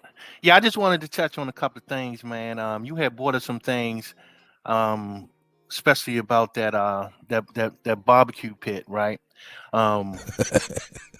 So earlier today, I think, and yesterday, you was touching on something that we was talking about, anti-Semitism. Mm-hmm. Okay, so basically, we know that this is about influence, right? Hello. So just think about that for a minute. What's going on in hip hop right now? People trying to take over and say, well, we created this, you didn't, right? That's right. Influence. It's all about influence. Influence the mind, you influence reality. Just like with our inventions, the same way. We created all these inventions, but yet other people take credit. Why? Take away your influence. And to build their influence over the world. See what I'm saying? No doubt.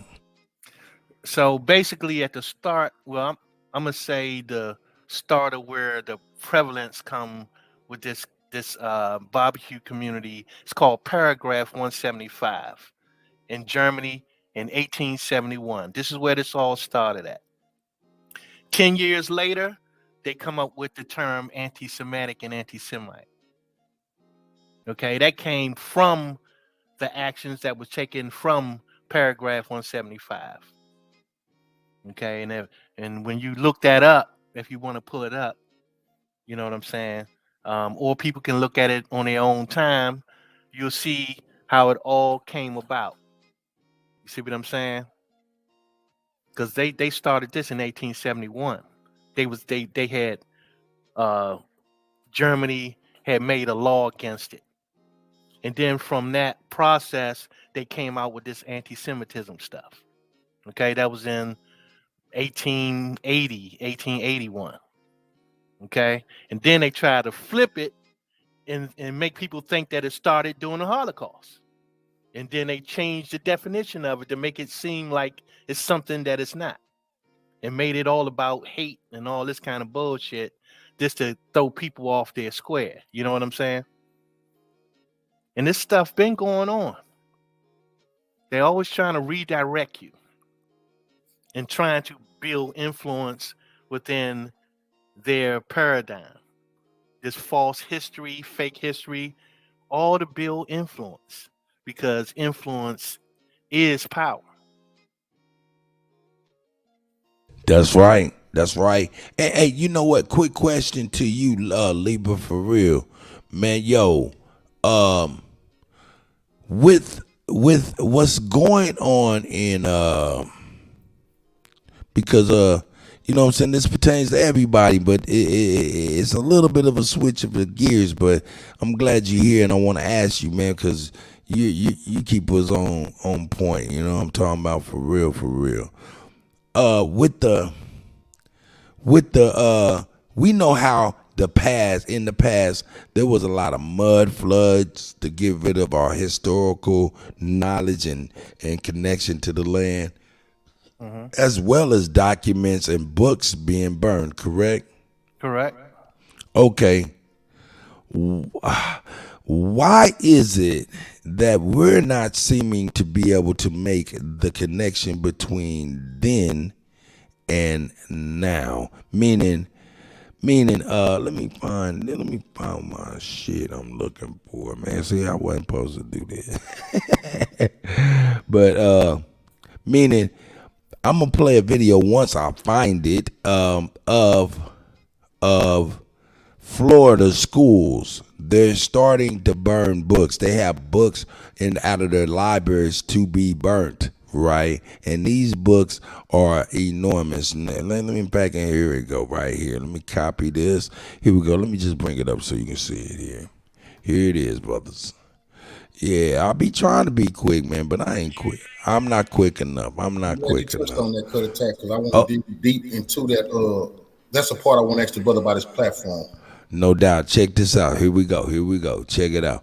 If we know that them burning books every 100 years or whatever the fuck, right, is in their great reset, knowing that it's the 1800 mechanical age, 1900 industrial age, 2000s being the technological age, great reset, everything's reset after the Great Depression, after the 1930s. You know, right? If we know all of this stuff, and book burning is a part of resetting and getting everybody's mind together, and Israel saying the number one threat, which is, I'm interpreting, the number one goal is Black American youth, to make sure they're chattel for the next 100 years. Why we are not paying attention to this massive book burning as erasing the history for the children to come. Check this out. Decided what books were appropriate or inappropriate, so I'm going to figure out how to show you. Inappropriate. This is a book that's been deemed inappropriate. These are the boxes of books waiting to go out. Look how big this box is. I'm going to show you some of the titles. Hey, Cut, you might want to move us around because I can't see it on the screen. Okay, let me do that because I'll be forgetting. Oh, yeah, definitely. I'm over here bugging all the way out. Look at the Cuddy, dog. Look at the Cuddy. Here we go. Let me get us together, nigga. God damn. Thank you, Libra. Libra, I told y'all, Libra, keep us together, though, dog. For real. Here we go. These are the boxes. Appropriate or inappropriate, so I'm going to figure out how to show you. Inappropriate. This is a book that's been deemed inappropriate. These are the boxes of books waiting to go out. Look how big this box is. I'm going to show you some of the titles. Show this one too. Black Aviation. Yep. We have 20th Century Writers. We have President Woods. American The Hauntist, The Big Lie, right, it's all about Judaism, Women of Nigeria, Hitler, El Salvador. These are just a few of the books that have been deemed inappropriate. Lewis and Clark, they're removing these books from our library. This is insane, Jefferson y'all. Republic, I don't understand. 20th Century Writers. Okay. My point is this right here, Libra. Hey, and everybody on the panel, we know a part of the Great Reset is resetting people's mind and what they know going forward. Why are we not raising the alarm bells when we see something like this? It's happened in the past countless times. What do you say, you, Libra? The first thing I'm going to say is that they have us disconnected. You know what I mean? In this country, they have us disconnected from this country. Disconnected in the mind and the soul of this country. That's one of the biggest problems because we're looking at it. A lot of our people look at it like that ain't got nothing to do with us. This ain't our shit. You understand me? So it's a disconnect when it comes down to all these things, even politically and otherwise. I mean, it's a huge disconnect. They got our minds over across the goddamn Atlantic Ocean. That's part of the problem. That's right. All right. And someone else can touch on anything else they think it is. Yeah, I think King Y was about to get on there. King Y, Co-Figure TV, boy, follow him, nigga. You know. We gotta get on a political platform here because we speaking. We got a presidential candidate here, y'all, and let's. I gotta be the Black Dan Rattler of this show right now. Well, then go on there and do it, nigga. let me ask you, brother, because piggybacking off what this brother said, that's why the ancestors is moving here tonight.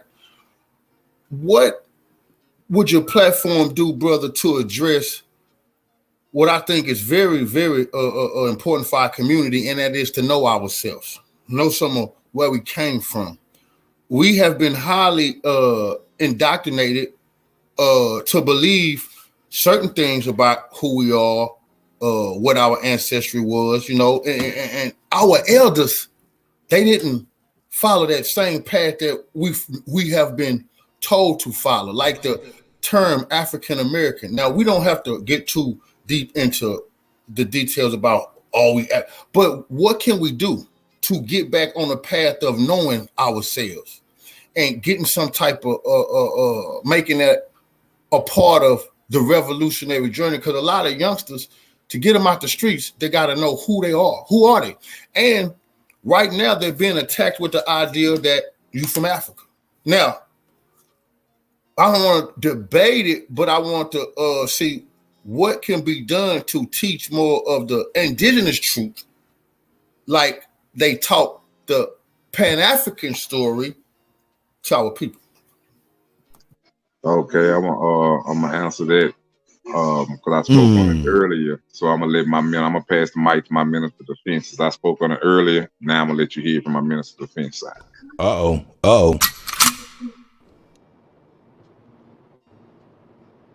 Yeah, so what we're going to do, we're going to change the configuration of what you've been seeing go on. We're going to begin to do something differently. And what it means is, if you ever heard of the Exodus, for those religious thinking people, we're about to walk away from what they're doing. So that will be on the agenda to breaking them down. That's another revolutionary move. Walk away, we break down their system, they through. It's just that simple. You don't have to be a long answer. Hey, Libra, you got any questions or anything you might want to add to that? That's dope. That was a dope question. Create our own educational system. We keep sending our kids to a system that's not teaching our kids about our history. In fact, it's hiding the history and dumbfounding our children down from knowing anything about our history. So why do we keep indulging our kids inside of an institution that we know don't have our kids' best interests at hand? So why not create our own educational foundation for our own people? So we may know our history, and that we can pass on to generations and generations, so they would know who they are. Like something like a educational freedom pack or something like that, right? This is a very serious topic. Educational school, like they built Booker T. Washington School. We build our own school, but we teach our own history. But we teach, that's specifically what our school is for. To teach our own history, our own, and that's what it's there for. Same way they taught us about Christopher Columbus, we're gonna teach our children about Martin Luther King, the Black Panthers, Malcolm X, Nat Turner. You know what I'm saying? We're gonna teach our children about. Hold up. All right, I'm gonna go ahead and do something, man. I'm gonna play the advocate of the opposing viewpoints. Nah, we ain't devils, right? Cause I ain't dead and I ain't lived and I ain't lived backwards, so I ain't no devil, right? But think about this. If you make that freedoms like that, wouldn't that be some sort of opening of Pandora's box? Because what's good for the goose is good for the gander. And if you can do this, what's to say the hypothetical KKK or any other radical group that's opposed us can't do the same thing? What say you? Well, I have to say one thing, summing up already. They already did it.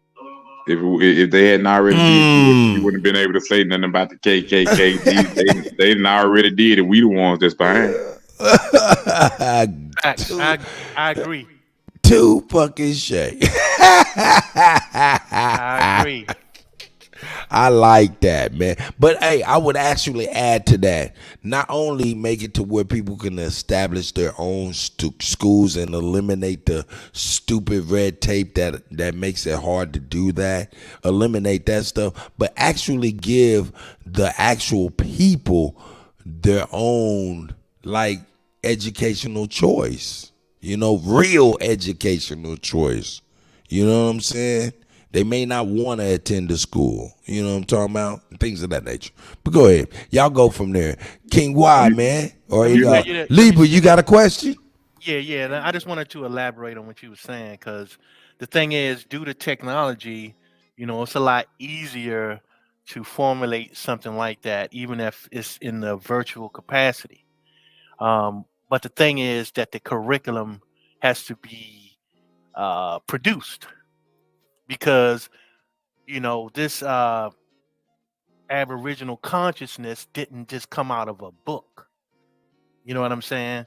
It has many sources. It's just like trying to find a needle in a haystack, gathering the information that we've gathered to build ourselves up. It's spread out all over the place. You know what I'm saying? So it's gonna become important to be able to put that knowledge together. And so it's so much of it that you can't put it all together, but at least we have to have some type of, roadmap, time stamp that we can put this information together to give people the understanding that we have learned ourselves, finding this consciousness and doing the research and being able to, have a mindset that is different from the average person. Basically, like a Montessori school system. I wouldn't exactly say that, but it's a lot of different information, and the good thing about it that a lot of times when we do our research, we put time stamps on them, so we can do it in chronological order. But it's so much information that it just had to start being put together. And we can do it in different sequences. Now, I'm going to touch on something you said, brother, because curriculum. I'm glad you said that, because that was the word I was looking for, to see if the brother would be looking into putting together a round table of individuals who have the information, and I'm going to tell you that can be taught to the kids about who they are and where their ancestors are from. And this is the reason I say that.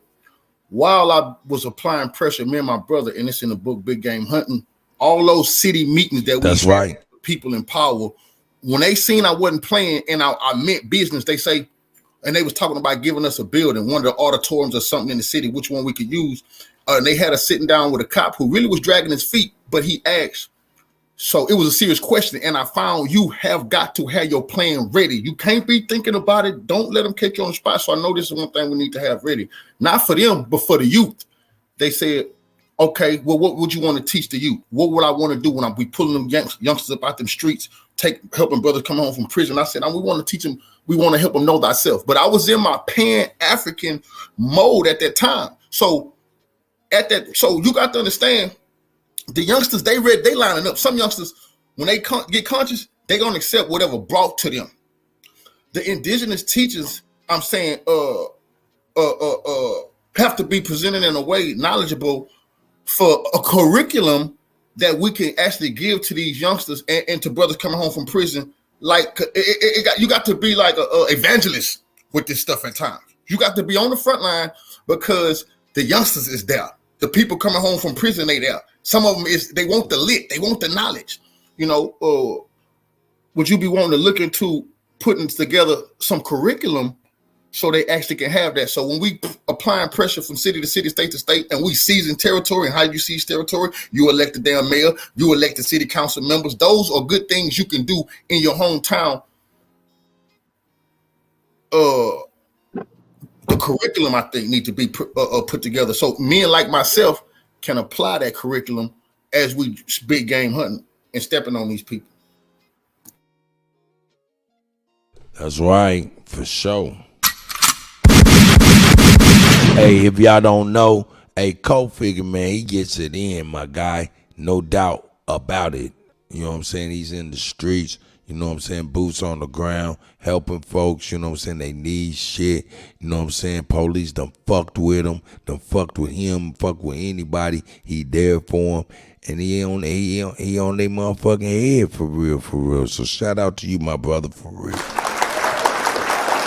In the great state of Texas, you know what I'm saying? What they say, don't mess with Texas. Shit, don't fuck with Co-Figure. You know what I'm saying? That's right. That's right, man. Shit, Rico, man, how you living, guy? How you feeling with the brothers, man? Oh man, you know, man, it's all good with me. It's all love with me, man. Straight revolutionary. I thank everybody, man, for seeing the vision that's already supposed to be foreseen, man, and coming along with me on this journey and this ride, man. So all I can tell everybody is I'm gonna give my all the way to the graveyard. Revolution, freedom by any means necessary. That's right. Co-Figure, man, Libra, either one of y'all, man, y'all got the floor. You know what I'm saying? Ask the brother a question. I know Co-Figure got some shit. He over there like, man, we need to know. That nigga said these black KKK members, man, do not be ashamed of that right there. That right there is spot on. Why? Because whenever you got the motherfucking agenda on autopilot through these niggas, man, that's what it is. Go ahead, Co-Figure. You got it. What can we do? What can we do, Brother Rico, to address the campaign of abortion that's going on? We got these other political platforms. They bringing this genocide to our community, talking about Planned Parenthood. We all know that's a tactic of genocide to wipe us out, so we can't have them freedom fighters that we need. Brother, where do you stand on these platforms pushing abortion down our throat? I stand on the platform as by all means. I'm against abortion. I never gave any female the money on abortion, but in certain circumstances, I understand abortion, like if somebody is raped or something of that nature right there. And you see what I'm saying? So I understand it only in that means. I don't understand abortion just because you went and laid down with a person you thought that he was this good person, or you thought this girl was this good person. You find out, come to find out, they ain't about nothing. They ain't whatever the case is. Now you want to have an abortion. Now I'm against that. That would be against the law of me being 2024 president. You wouldn't be able to just go have an abortion just solely because you don't want that child. Those are things you're supposed to think about before you decide to lay down and have sex. So once the child is involved, the child is involved. Yeah. That's beautiful, brother. That's really beautiful to hear you say that, because once again, you just went against what the so-called black community, the so-called black leaders, all of them right now are standing for abortion. You went against the barbecue community. All of them are for the barbecue community, brother. So you sound really like a revolutionary from the days of old, brother. Salute to you. I'm going against the whole system of the brain. They believe in the LGBTQ. I don't believe in it. I don't support it. They believe in abortion. I don't believe in it. They believe in the same-sex marriage. I don't believe in it. They believe in oppression. I don't believe in it. And goddamn it, let's get with the revolution then. That's right. That's right. Hey, before we head off of it, hey, Eagle Eye, man, are you there? Did you want to say something? I see you off of mute, brother. Oh yeah, and keep on breaking that down, my brother. That we against the GMOs, all the food and drugs that they poison us with. They sitting on every corner. You get to the corner, there's a Walgreens, a Walmart, and a CVS or whatever it is. It's on every 3 corners. It's all drug stores. So yeah, all them going. So the CDC, yeah, you going to. The FDA, you going to. What else you need, Kofi, for us to go against? I wanna touch in on something. One of the main campaigns target gonna be, and the main primary move to this revolution is gonna be to target the pharmaceutical companies, and because those are the people that have become legal drug dealers by creating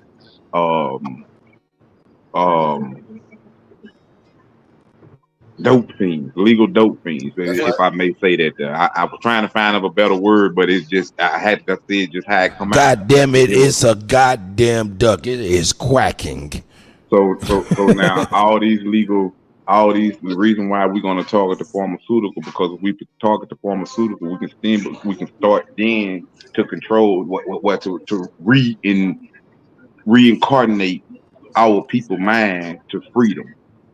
So this is why they put these narcotics on us to create a legal drug dealer. So now every time that doctor write a prescription, it goes to the pharmacy. The pharmacy getting paid for it. Now the pharmaceutical people getting paid for it. So now they paying all these multi-billion-dollar pharmaceutical companies to give you prescriptions. Why they want to give you prescriptions? So they can call it a controlled substance. So they're gonna make money off of it both ways. First, we're gonna turn you into dope fiends. Then we won't give you prescription no more. You can go try to buy it from people that already we can prescribe for it. So when we catch you with it, now we're gonna hit you with a controlled substance. So it's all a game to when they know that the earth provides natural remedy to everything. So this is why they were so afraid of Dr. Sabi. So if they were so afraid of Dr. Sabi because Dr. Sabi was healing from with natural herb cures from the earth, and they couldn't take that. That was killing the pharmaceutical company. So first we got to we got to have the heart to stand up to who the real gangsters is. The gangsters ain't the ones that's out here on the corners that's toting the pistols to 45. Them just the ones that are misguided. The real gangsters is the ones that's building pharmaceutical companies and corrupting our entire environment. The real gangsters is the ones that control the music industry. The real gangster is the ones that control the Hollywood film industry. They put a celebrity out there, thus making that celebrity control the lesser minds of the mass. So now the lesser minds of the mass is thinking that this is what you're supposed to do, or this is what you got to do to try to be able to miss the situation. So we got to be the first ones to be able to stop it. So we got to put it on the line, and we got to say fuck it all. Revolution all the way, drain the swamp. So don't forget, That's comrade, I'm going to elaborate on that just a little bit since we got right on into Dr. Sabi. Dr. Sabi, you know, he was taken away from us because definitely he was killing the pharmaceutical industry. He was teaching us how to heal ourselves. So it wasn't a practicing thing. If y'all didn't notice, or you was even following the story about Dr. Sabi, it's not practicing medicine when you helping people with herbs. So because you're feeding them food. So never forget that, you know. And that's what I learned from Dr. Sabi's niece. And that's what she taught me. And the day that we went out and we healed that guy from cancer, we didn't go to him and start telling him, here, you need this. This is what the herb is going to cure you. No, we showed him how to cure himself, because that's what Dr. Sabi did. He showed people how to cure themselves. And because that's the only person that can cure you. I can't cure you. Even if I got the information of the herbs to give to you, you still got to heal yourself. It's like doing for self. You see what I mean? So that's why Dr. Sabi explained it like that. So if y'all need some of them herbs, none of us should be suffering right now, because there's many of us on this Zoom right now that know how to heal. And you're not practicing it. Remember, we're naturally the people from this, from using the herbs. So what we're doing is giving advice. So if I give you some advice to save your life, you need to take it. If to save people's life, give it up so y'all can take it. I got access to all Dr. Sabi herbs so that y'all can use it and we can heal all of the Aboriginal nation. And if the rest of them don't want it, let them go to the doctors. Let them see if they can beat us. Let's revolutionize what we're doing in the pharmaceutical industry and start healing our people by what we See the whole. know. Some of them not gonna listen. They just got too old. But I'm telling y'all, we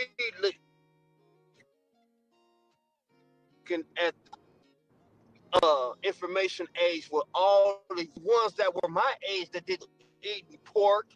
They still eating too many starches, too much starch and blood. So they still killing themselves with all that starch and blood. That's what it is. And then indulging in too much of it. You know, because too much of anything will kill you, don't matter what it is. You can have the best pH balance in the world. You keep feeding yourself alkaline, you're overdoing it. So make sure that you're getting yourself set. Remember we said on the last live, get your pH balance up. Start getting in shape, y'all. Because this is going to not just be a mental battle, it's going to be a physical battle. And you're going to have to be in shape in every way to keep your mind sharp and keep your...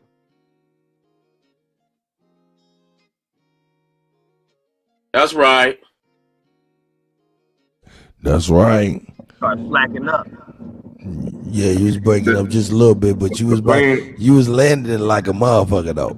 I'm gonna catch you back. The plan is for the revolution is this. If we control our own water supply, they can no longer poison us. If we control our own land and food supply, they can no longer poison us. If we control our own herbal medical healing, they can no longer poison us. If we control our own kids' school education and school knowledge, they can no longer poison our kids. So if we control, that means if we can control all that, then we can control our own economy. That's right.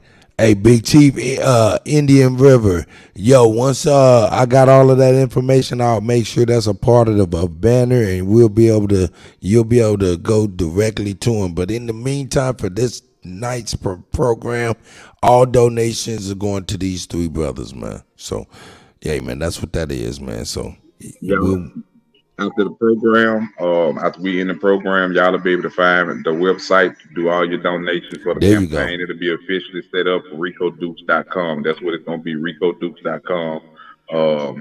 It'll be in the process. The advisory board will be a lot of the people that you see on the panel now, some of the ones that are not on the panel. So be able to give you full details about everything. So once it's active, back up and running today, then but the website going to be RicoDukes.com. Just like Trump and them websites gonna look, all shit it's just like that. So we're gonna be ready. Okay. Comrade, and don't forget that everything that we use is being used to build the nation. So we trying to do our farming right now. So anything you send to us is going straight towards the farm so we can eat. We ain't wasting nothing. We ain't the ones out here trying to pump something up to try to gain nothing. Every single thing you see we do is gonna go towards something, and we're gonna show you what we doing with your cash. We just ain't out here for nothing. That's right. And like I said, all this money, you know what I'm saying, any kind of money's come through, you know what I'm saying, it's about $15 for the brothers as of right now. If y'all send donations to $, $Cuttack, these right here will be split amongst these three brothers, you know what I'm saying. I don't fuck around, man. I'm good. Ain't nobody tripping on no nigga pennies. I wanna add to the thing. Like anybody want to try to like come through and be soldiers for officers or whatever for the military, just reach out to us because we need officers and everything for They Feel True Federal Government. We trying to get the cars on the streets. We trying to get more officers. We trying to start out with 50 officers. We already have 49. We want 50 solid officers in every state. So from them one officers in every state, they'll build their own departments and units within their state and in their city and all the states right there. So we try to do a lot of numerous things. We can't do it without the people. So revolution, you can only have revolution with the people. And any commodity, the people is the only thing that matters. Any commodity. If you're in the rap business, ain't nobody buying your music, listening to your music, then you ain't making no money. If you're in the furniture business, the people ain't buying your furniture, you ain't making no money. If you're doing YouTube videos, ain't nobody watching, then you ain't making no money. Then everything is the people. So the people is the most important thing in any movement, any commodity in the world. The people are the power. You are the power to true change. Hey, now Rico, I got a quick question, but hold on, I want to make sure I want to make sure don't nobody want to speak.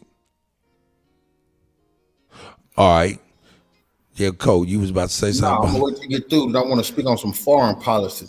Okay, bet that up. Now, Rico, you said with the officers and stuff like that. Of course, we already spoke on the badge, of course, and things like nature, and how you have your own established government, right? And how, you know what I'm saying, you have that, and you're still able to run for president, right?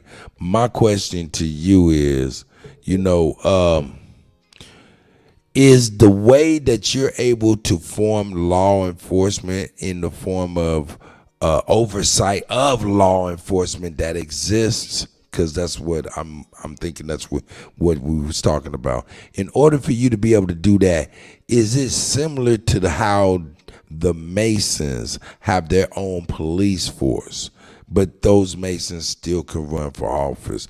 Are they like a foreign? I mean, are they like a different government with certain immunities and things of that nature? I don't know. Go ahead, brother. If that makes sense, my question. Yeah, that made perfect sense. And what you said, you correct about it. When they formed, yes, they formed immunity. See, what people don't understand and forget is the Declaration of Independence of 1776 gave you, the people, the power to form your own government. Either you didn't know how to form your own government, or you was afraid to form your own government. Either or, it was still in black and white writing for you to be able to form your own government. If anybody is aware of the 1966 Black Panthers, a lot of documentaries and interviews that my father did, that's what he was talking about. The 1776 Declaration of Independence was to give the people the right to abolish a government, to form a government that they see fit to better themselves and that protects them. So that's what he was talking about. You've been had the power to be able to form your own government, but they created such a legal system to where the legal system got so big to where it discouraged a lot of people to even try to do that. So people soon believed that it couldn't be done. It couldn't be done. But when God leads you and God have the spirits of the ancestors to guide you through the mission of the journey, everything will be achieved. Everything will be achieved. So God, somebody around at the exact time with the exact knowledge to be able to form this government for the exact present point in time for the revolution that He had already set forth. So then the ancestors are there. The ancestors are there to guide us to the revolution fight.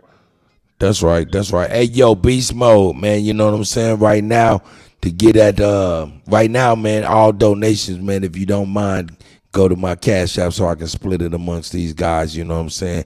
Later on, man, all the donations to They Fear the Truth and all of that stuff. You know what I'm saying? We'll get all of that information once it's well established. Yeah, if that's okay, beast mode, man. You know what I'm saying? If that's okay. You know what I'm saying? Hey, and if that's okay with you three gentlemen as well, man. You know, man. Hey, man, y'all don't shake and fake with the goddamn money, man. I'm from real nigga hood, nigga. We don't shake and fake with the goddamn money, man. For every dollar that anyone generating donates to us is all going to the movement and the movement for the revolution and the betterment of the people. So we also understand at this point in time in this fight that we would like to be able to do things just by being able just to go and do it, but we also understand that we have to understand that they control the system, that they control everything. So in some form of way, we got to be able to play by their rule. And when I say by their rule, which means the money rule, because we haven't got strong enough yet to form our own currency. This is the ultimate goal. If we the people can form our own currency, then we can do away with the entire system. All right, let me piggyback off that. I'm glad you said that, because that leads me into the foreign policy that I want to discuss with you, brother. Forming our own currency is a very vital thing that we pay attention to right now, because the dollar is collapsing at an alarming rate.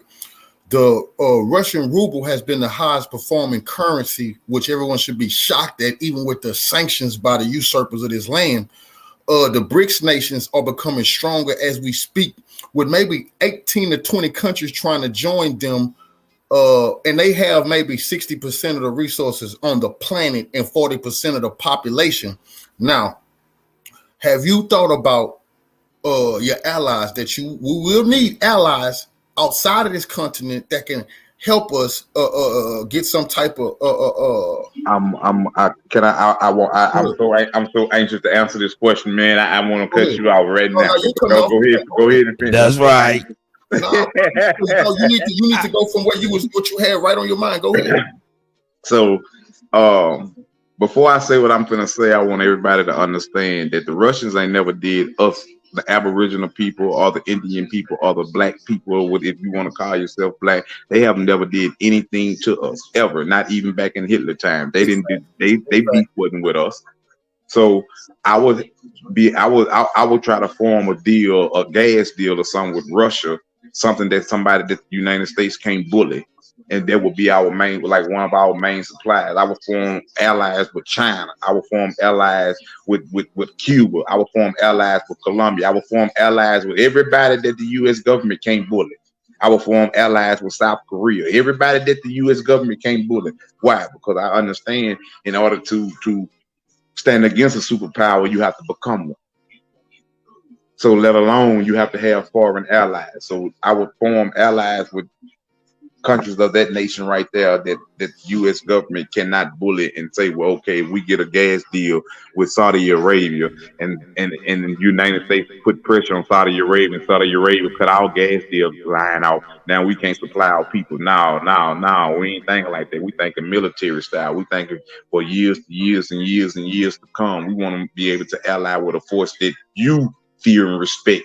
You see what I'm saying? So now to be able to show that, right, when you be able to show that type of power, that says something to your oppressors. Now, my question to that is what makes that not illegal or treasonous to this here country, right, to the average people? Repeat the question again. I heard you say what makes that not treason to the average person? Yeah, what makes what you're saying, what makes that not illegal or treasonous to the country or to the government? First of all, it makes it not treason because the United States has never been America. The United States sits in a territory that has no power, authority, and jurisdiction. So therefore, the United States could never call any shots of rules that was on the 50 American states of the soil of American states. They only call shots and rules because they held the power force. So this is what you unite with other countries for that already have a power force to bag you on the mission that you are going on. One must understand when one seek revolution, revolution shall not come without casualties. Revolution should not come without causes. Revolution should not come without sacrifices. Freedom would not come without a price. Freedom would not come with just us screaming, hooping hands and filing motions and filing court cases. Freedom won't just come like that. If freedom would have came like that, we would have had our 40 acres and a mule, and we would have had our reparations. Stand on and it that. also falls under international law. Now, I want to add something to that real quick. Now, I say our struggle, we got to see it in the light of the Palestinians. We're saying we're on our land. A lot of people, I hear y'all in Texas, indigenous. If you're saying you on your land, then guess what? You have the right to receive help from like-minded nations. Or you're saying you don't have a struggle going on. The civil rights people took we had a struggle. We had an armed struggle for a long time, and they made it. I keep saying this. You don't have to have a protest or a march about your liberation. No, there were no bloodless revolutions ever in history. None, nowhere. That's nonsense. So we got to understand we have every right to have like-minded allies. And one place we should look, I've been preaching this, is the BRICS nations: Brazil, Russia, India, China, South Africa, and Ethiopia want to join. They got about 20 more nations is joining South Africa. Now, what BRICS is doing is we say we need funding to help get land and things of that nature so we can grow crops to feed ourselves, so we can arm ourselves, train ourselves. That is a legitimate right for any nation who have self-determination. We have the right through the UN for self-determination. We have the right.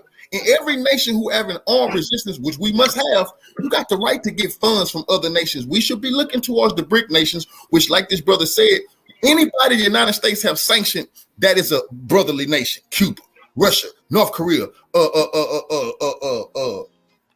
Iran, Venezuela. All these people and all these nations is resource rich. They're trying to put sanctions on South America. South Africa. Go ahead. I want to chime in on this, just what you just said. They put sanction on all these other countries, but you ain't do a goddamn thing when Kim Jong-un sent all them motherfucking missiles off. And you talking about send another, now he's sending 6 more out. We didn't fold his arms up and had his soldiers out there marching, them feet hitting the damn scatty out there marching, letting you know shit. What you gonna do about it? Then we send 3 more off on you. Then we're not gonna die. We're not gonna tie. We're gonna sanction them. Korea say fuck you and your sanction. We're gonna send 4 more missiles out. You ain't do a damn thing, but you go and sanction anything that look like us, stand like us, talk like us, walk like us. That time is over with. That's done. It's time. That's done. It's time for us to stand for our people, just like every other race stand for their people. It's time for us that if you come fuck with us, then we gonna fuck with you. You see what I'm saying? How can you? How is it treason that you want to do business with another country? It's not. Wasn't you doing business with the same country? Now you mad at this country. Now you want everybody to be mad at this country. Ain't did nothing to us. Well, So now it becomes treason because your master is mad at somebody. It's not my master. Every nation got the right to self-determination. Every nation got the right to self-determination. We had that. We are giving it up by saying that we believe in the political process of this country. We gave that up when we said we believe they can protect us. We gave that up when we start talking about civil rights and not human rights. We have been under a human rights oppression in this goddamn country. It ain't the people on the planet who done been dragged and been done worse than us. So we got the right to seek like-minded nations to help us revive our nation and get back on our feet. And just hold on, just like the United States want to build Taiwan, damn it, we're supposed to have that military backing. There's 23 million Taiwanese is way more than us. How the hell can America give Taiwan billions of dollars and they ain't cut our check? If where we at right here at home won't feed us, won't give us nothing, how can you tell us we can't go mess with somebody else that's willing to help us and willing to help us be able to survive for us and our generation? You can't tell us shit. You won't give us nothing. You keep your foot on our neck. We have been begging and asking you for the same thing since you lied like the slave ship people came over here. We have been begging for the same thing, and yet all you give us is a goddamn holiday. You give us a holiday, and because you know only that we got to come to your store, your establishment, spend that money on your food, your clothes, your fireworks, whatever the case it is that we buying, your alcohol, your cigars, your cigarettes. We ain't went to we went to NAM establishment also. I just looked at the news and did the Census Bureau check, and for the 4th of July, it generated $9.5 billion just for the 4th of July alone, but yet and still we ain't got one resource. And 65% of that money came from us, and we on a 13% of the population. That's right. Hey, Libra, are you with me? I want to give you a chance to weigh in on this, man. In your thoughts. Give him a hot second here. He might be the screen. You know how the screen be. Man, y'all cooking, man. Y'all cooking, man. I tell you. Chat, man. They hungry for liberation in that chat, man. They tribal, man. I see. I hear. Man, and they want solutions, man. They tired of the talk. That's why I feed off the people. That's a fact. That's a fact. I get that type of energy, man. We just go. We don't know what a red light is. Hey, go ahead and get it. Go on and get it, man. Libra probably on some technical difficulties. And I want everybody to fully understand that I don't have all the answers, but goddamn it, what I do got, I got the first beginning of the start. I don't have all the answers, so I'm seeking for some of the answers to still come along from the people that's going to be able to help us go to the next movement. And that I just had the mind to be able to start this thing up. I need to be able to start it up to be able to get the people to rally, let the people know that one thing, we need freedom. And we're going to get freedom by any means necessary. It ain't, why are we always so pressed? Because we want to provide for our own people. We want to educate our own people. We want to protect our own people. Why are we always so pressed? You don't oppress nobody else. So if you keep hitting us hollering dog, sooner or later the hollering dog going to bite you in your ass. That's right. And I want to say this real quick. See, Brother Rico, I'm going to say this one more time. I said this at the beginning. Robert F. Kennedy Jr. is running, and he is running off name recognition alone. He has some positions, but people are filling in the positions. Brother, you are our Robert F. Kennedy, but you the son of Hewitt P. You our Newton, brother. Your name recognition alone should get you some votes because your daddy put in work. Robert F. Kennedy Jr. ain't did nothing, but his daddy put in work. So we got to be just like them and look to you for some guidance and help you fill in the blanks. I'm so glad you said you didn't have all the answers. Nobody does. That means you are honest man. So, like I said, that's right. I appreciate that's right. that. I appreciate what you just said with all honor and all respect and all love and respect to my pop. But when you judge me, don't judge me just because my pop is here. You judge me on my work. Judge me if I'm fit to be able for you to be able to support me in what I'm doing. Don't judge me just because of my father alone. That's right. Salute. Hey, I tell you what, y'all cooking. Hey, check it out, man. I hate to change y'all from cooking like y'all cooking on the real shit. But I do have to. Man, I'm a nigga, man. I'm with the nigga shit. I'm sorry, I'm with the nigga shit. Hey, man, I gotta keep it real, man. Look, man.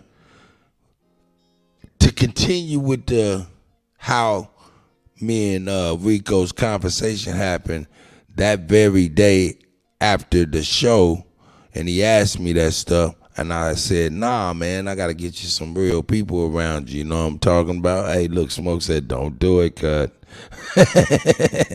Nah, I said, yo, man, I gotta get you some real people around you. And one of the first person I was able to get to was Cold Figure, and I explained to him, you know, what happened, you know what I'm saying, as far as Rico, you know what I'm saying, son of Huey P. Newton running for president, you know what I'm saying. Hey, man, I could think of no other person than Cold Figure outside of, you know, the brothers that's on this panel, Chief Holiday and Bap, you know what I'm saying. I'm sure they probably indisposed of doing what they got to do. They'll be right up in here when they get a chance. But I called Cold Figure, and Cold Figure was like, man, he's very appreciative, of course, you know what I'm saying, throughout his busy schedule, so I appreciated him, but he was very appreciative and stuff like that. So that was early in the morning time, you know what I'm saying, after we got off and shit.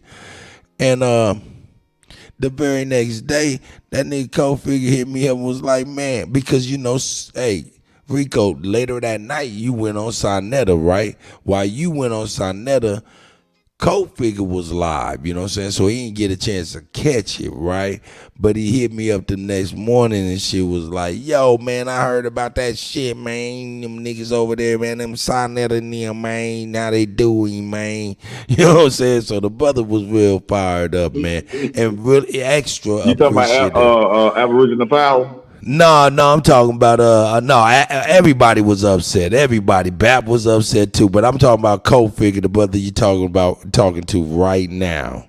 Oh I remember you told me he was upset. He was upset, man, and I just wanted him to be able to acknowledge that.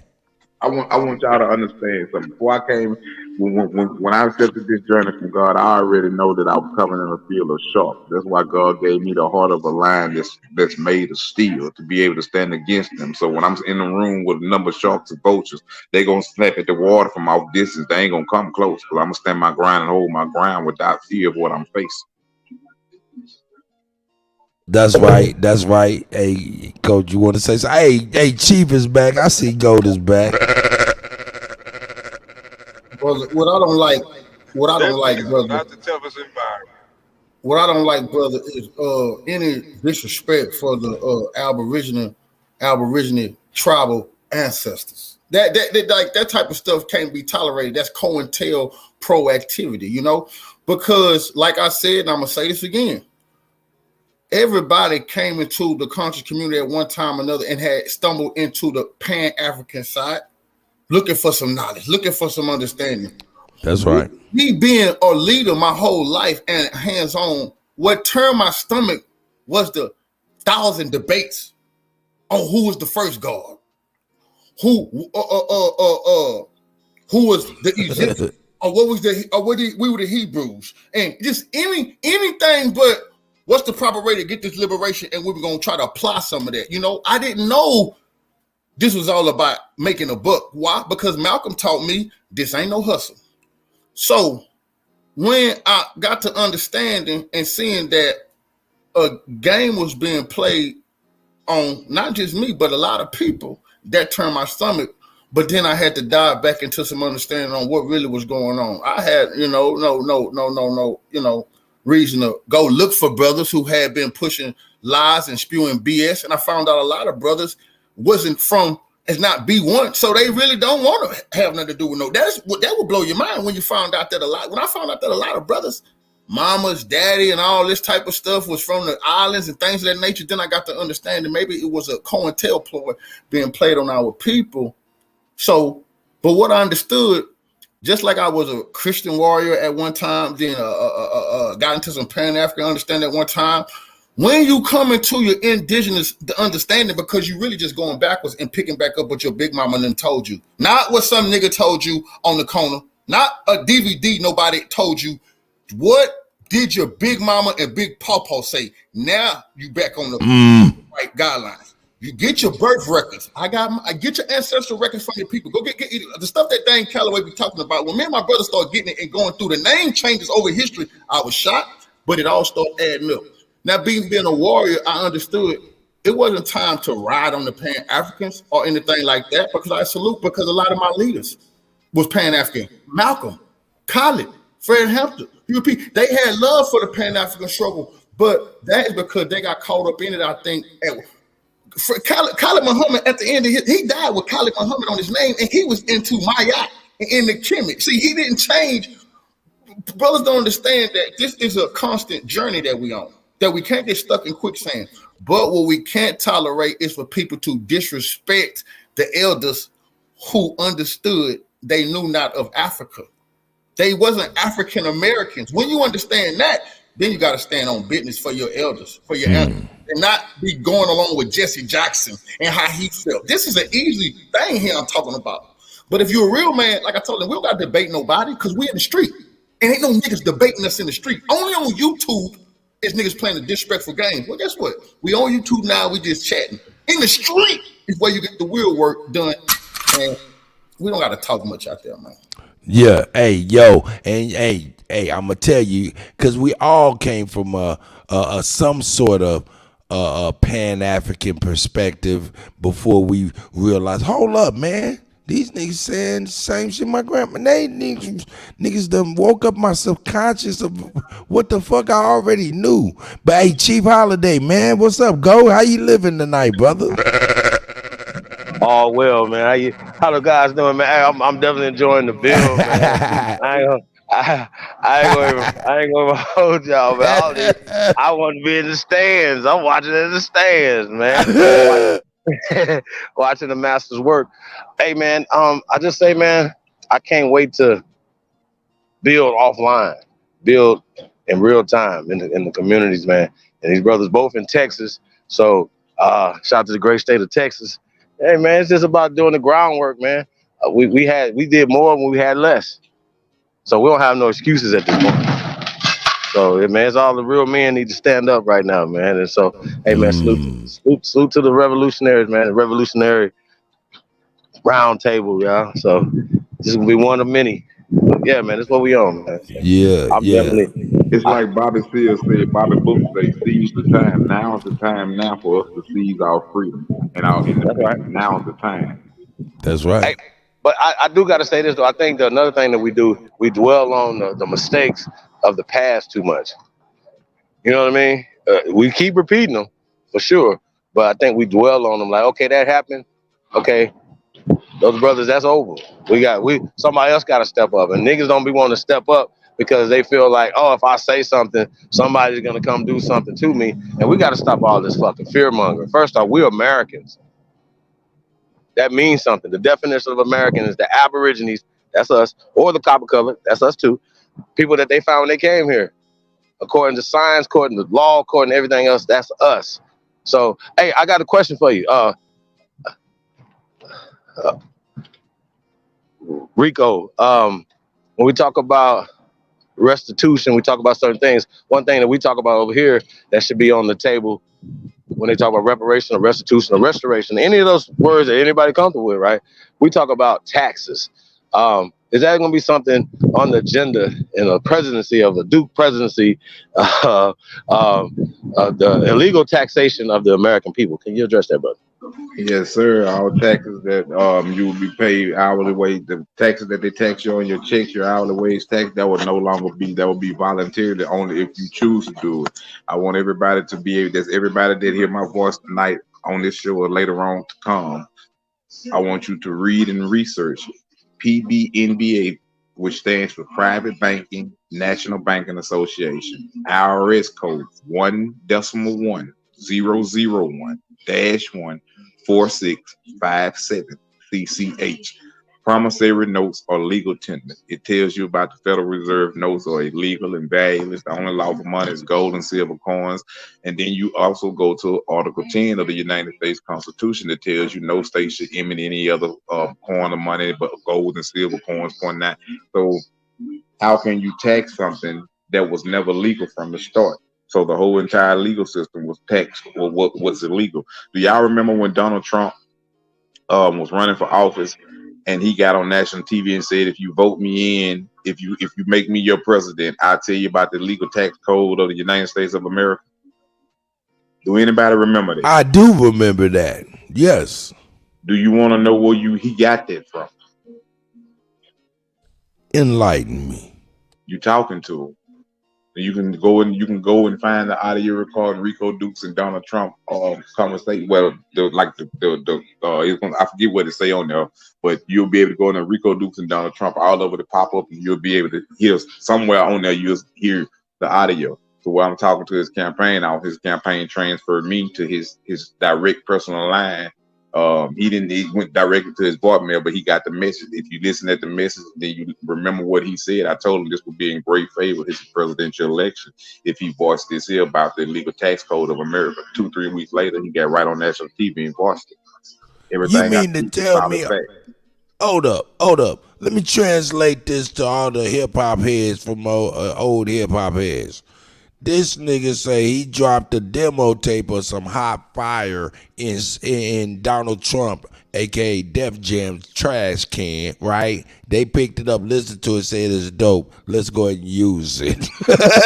Is that what happened? What I'm gonna do, Freddie? What I'm gonna do? I'm looking it up now, so I want you to be able to. When I look it up, I'm gonna tell you where to go to look it up in. I want you to put it on the screen so the listeners can hear for themselves.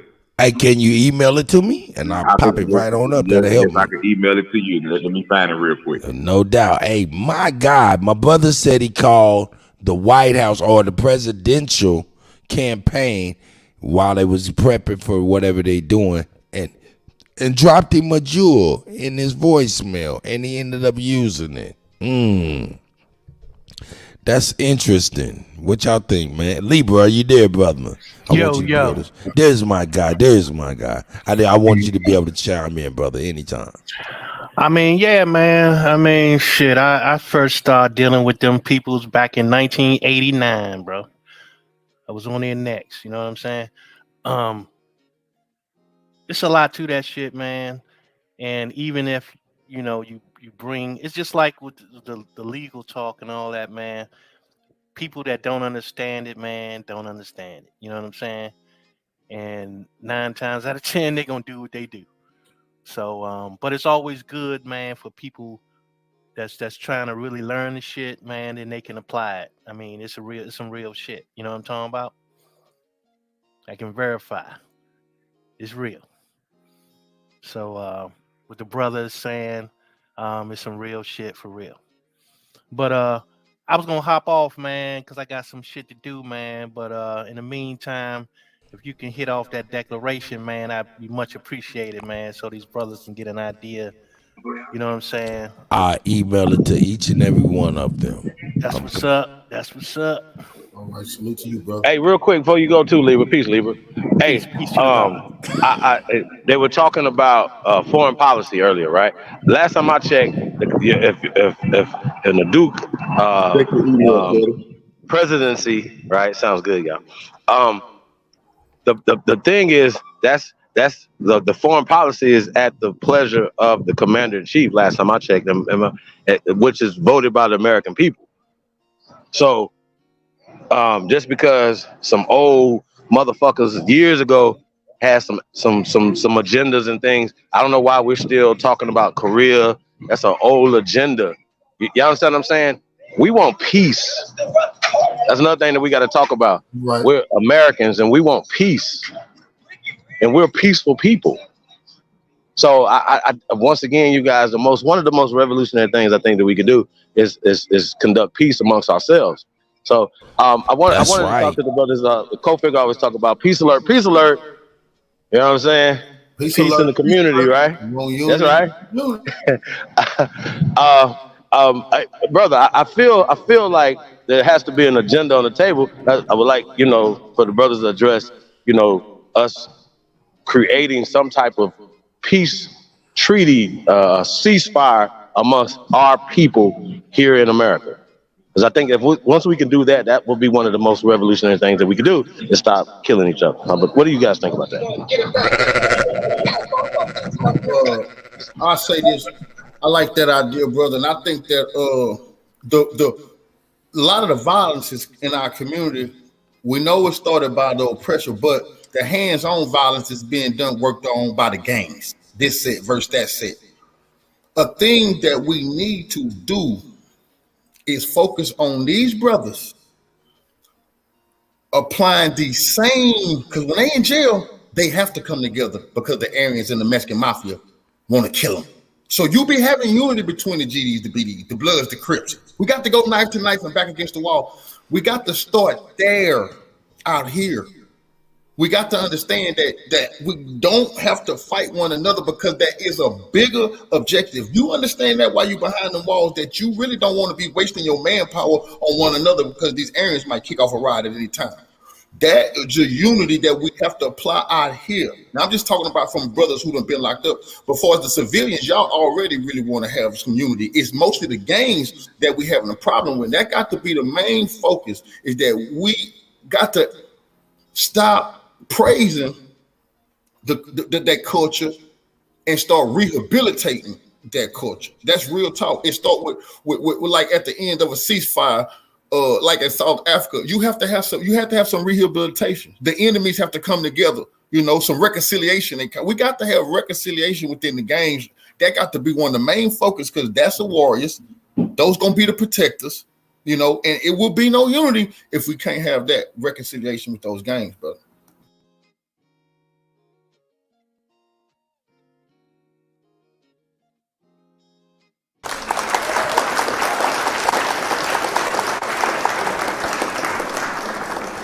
Big cut, DeMarco. Big cut, DeMarco. Mic drop. For sure. Like I say, man, salute, man, to everybody, man, on the panel, man. I'm gonna hop off here, man. I appreciate being able to come up, man, and build with you brothers, man. Means a lot. And want y'all just to keep going, man. Keep pushing. You know what I'm saying? That's right. Hey, Libra, man, thank you very much for blessing us with your time, my brother, and everybody else as well, man. I appreciate it, Libra. Fact. Hey, everybody throw up a peace sign for Libra son, man. God damn it. Shit, you know what it is. Put some damn flames out there and bow and arrows and shit for the God.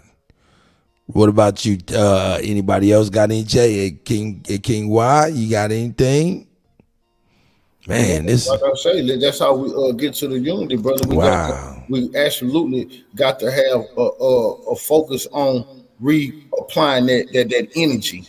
These brothers and sisters, they gonna poke, they gonna stab, they gonna shoot, but they got to understand it's okay to do that for your liberation. Nobody told you. That's why I'm still got all the aggression I had to me when I was leader of the gang. I didn't become a preacher. I just focused it on what Hewitt P. and Malcolm was teaching me how to focus on.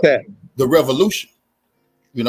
I never stopped being a leader. So when some people think that when they change their life, now you got to be nice. Now you got to be a doormat. Hell no, you don't. Now you can actually put that energy towards where it's supposed to be, and that's for the liberation of your people, the restoration of your culture. Say that. Your civilization. That's what it's all about. So, like I say, I need the OGs to stop it. I hate when OGs say OGs, but then you can't tell these youngsters nothing. Well, you ain't never been no OG. You're just lying. That's right. You can talk to these youngsters. They just don't like fakers. They just don't like frauds. They like people. They like to see the change. They love to see me applying pressure to the police, because that means I'm real. That means I'm not a coward. That means I just didn't want to do that to black people. I just was confused. So when I got enlightened, I applied pressure on my enemy. So the OGs got to start making sure these youngsters understand, man, we're going to be there for you. And we're going to make sure they're not poor. Financial, we got to have some financial restoration to these brothers. That come with having allies. Listen, the United States military paid the Taliban not to war. They pay warlords. Why the hell can we not have some stimulus package for these dope dealers not to slang this dope, these jackets not to jack, pay the gangs not to bang? Now, you might think that's crazy. It's not. They pay for peace. God damn it. Pay for peace in the United States. Why we cannot take some of our tax dollars to heal Talk that shit. but you hate the community in Afghanistan? It don't make sense. You heard that? So I heard the other night. I heard the brother Rico. He was having a conversation over on House of Consciousness, right? And one of the dudes that came on there, it was all hostile and shit. He was like, "Hey, what kind of solutions do you have? What type of resources are you bringing to the table, right?" And I would like the brother to address that in the exchange that he had with him, because he offered them and said what from the farm. Shout out to Chief Eagle Eye, you know what I'm saying, to the truckers, you know what I mean. But what they didn't even address what you said, brother. So I would like to build on that if you guys and if Brother Rico can take the lead on that. Peace to the guys. Let's go. If you truly descend from the greatest human beings in world history, and put a number one beside it, let everybody know that you're truly number one. It's the GOAT.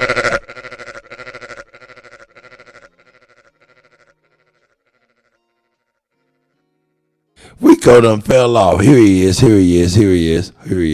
Rico, did you happen to hear the question by Chief Holiday by chance? I heard him say that they was addressing. They was trying to get.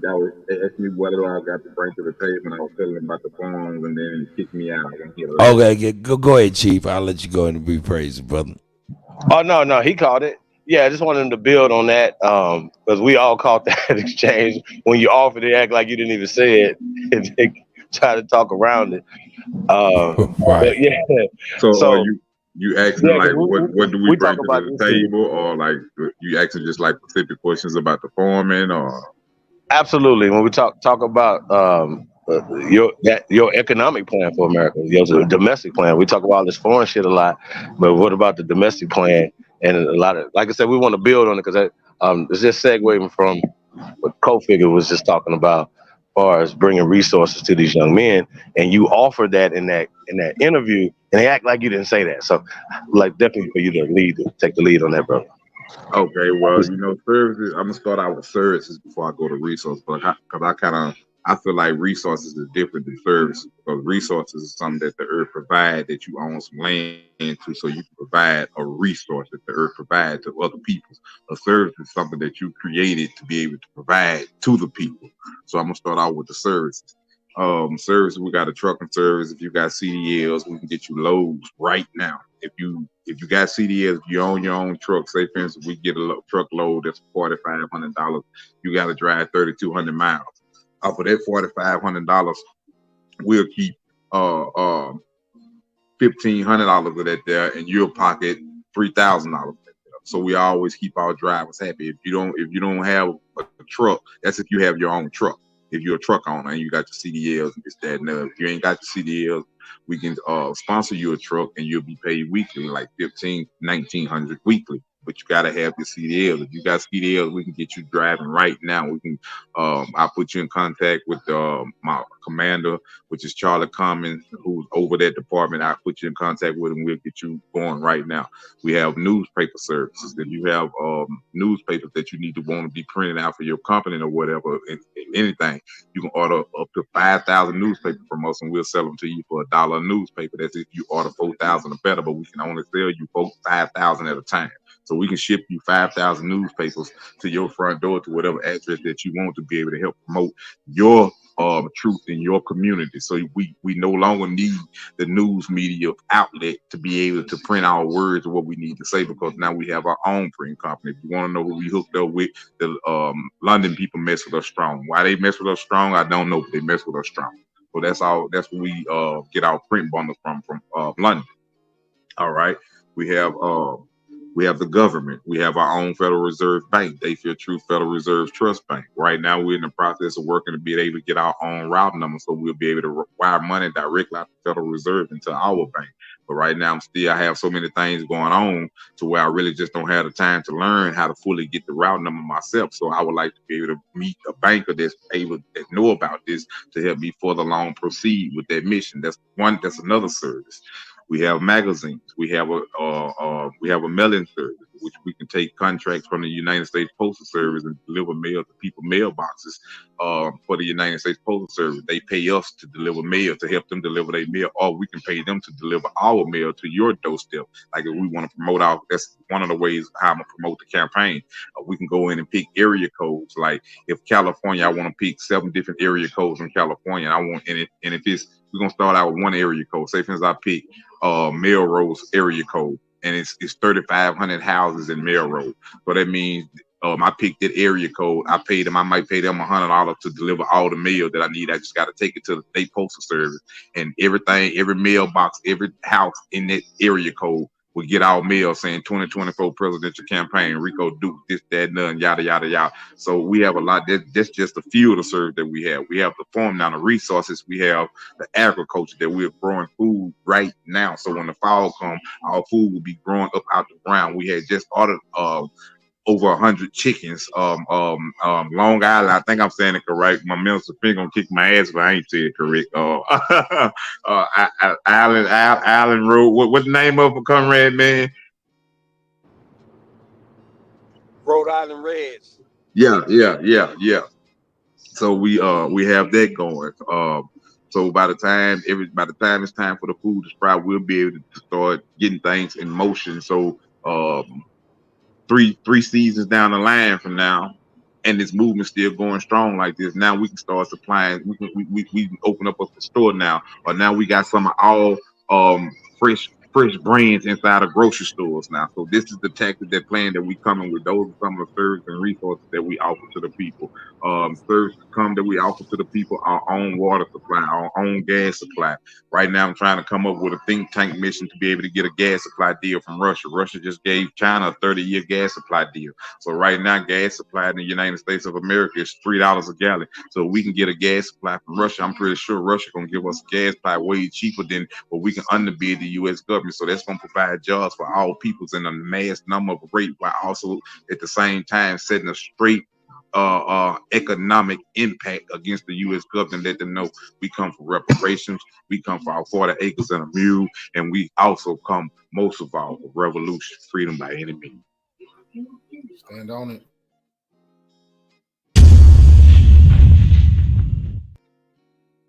Wow. That was a mouthful, Nick. You got it off, though. Hey, Co-Figure, man, you want to follow up with that, man? Hey, man, I appreciate y'all being here, man, for sure. Well, this for the people, this for all the Aboriginal people to understand that revolution is the only solution. I want to ask you this, brother, and you think about how you answer it. We can be delicate with, but any type of plans for a rapid response force for our brothers and sisters throughout this indigenous United States of America. When I say rapid response force, I mean within 24 hours. Is it any way, brother, we could put together a plan till we can have some boots on the ground within 24 hours of an incident happening? Because I see that's what we're missing right now. I wish George Zimmerman could get an interview so bad, just interview him about why he done that to Trayvon Martin. Because I really would want to know what was in his heart. As journalists, an interview would be great. But we really missing that, because I think that a lot of the people want to do more, but they need to see like the gun formations. That was great. Now imagine that being applied to a situation within 24 hours of something bad happening to one of us on this continent. All right, I'm gonna let my minister of defense answer that there.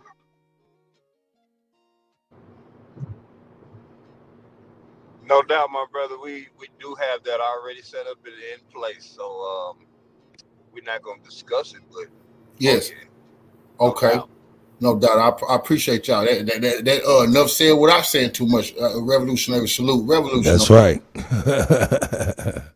You know what I'm saying? Hey, what's understood don't even need to be. See, I've been my advisory board been advising me, so I'm listening at my advisory board. Cuddy, my minister of defense, and other ones that I'm sure they tuned in the chat right now. They know who they are, so I'm listening to my advisory board.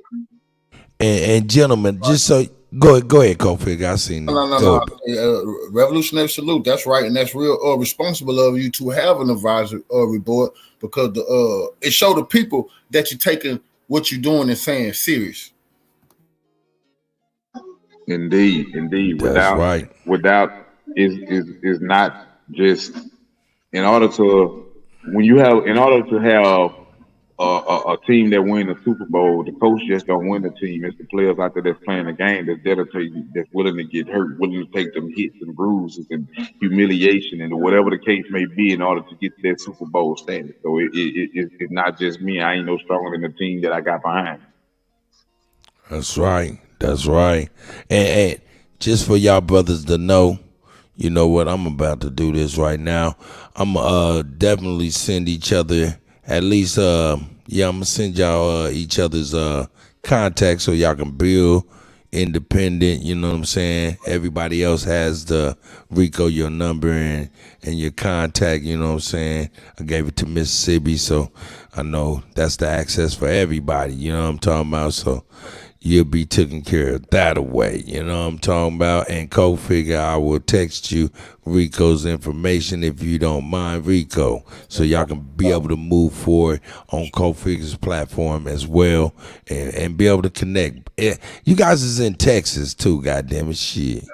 Indeed. You know, I'm willing to build and work with everybody, man, as long as we all on the same card. And when I say about the same card, I don't mean your personal agenda or what religion you is, if you Christian, Muslim, Buddha. I'm not talking about that. I'm talking about the one vision of revolution and freedom for the people and the masses of the people, man. That's my vision and my goal.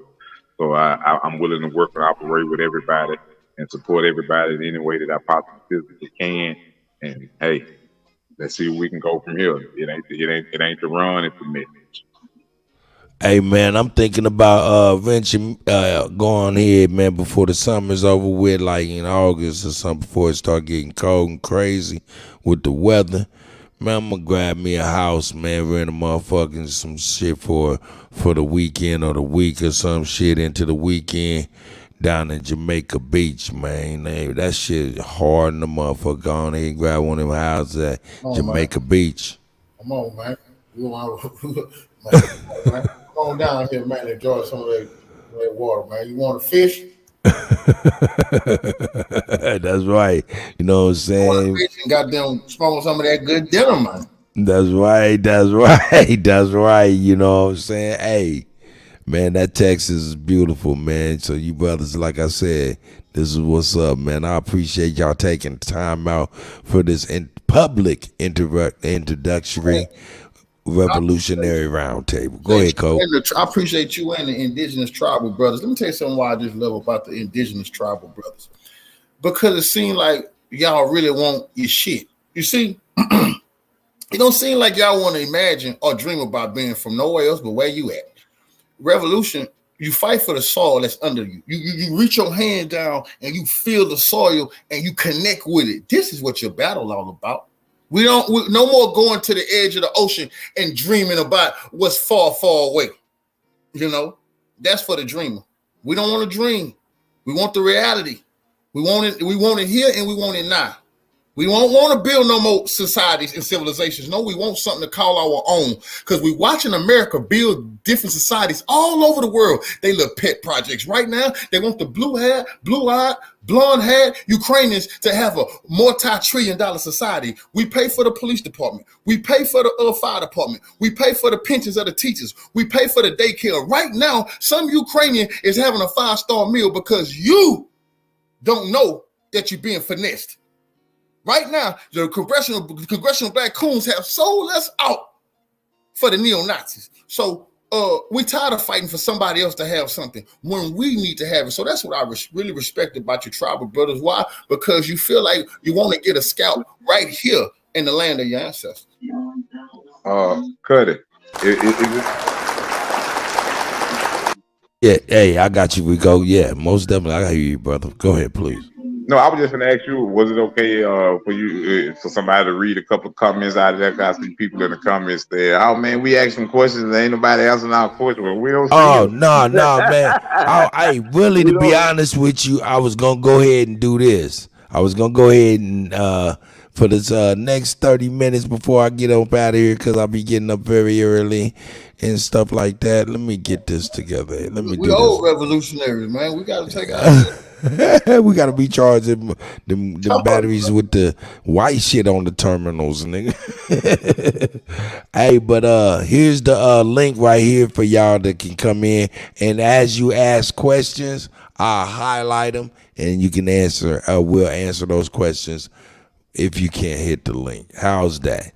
And we'll jump it off for about 30 minutes, man. How's that? What y'all think about that, gentleman on the panel?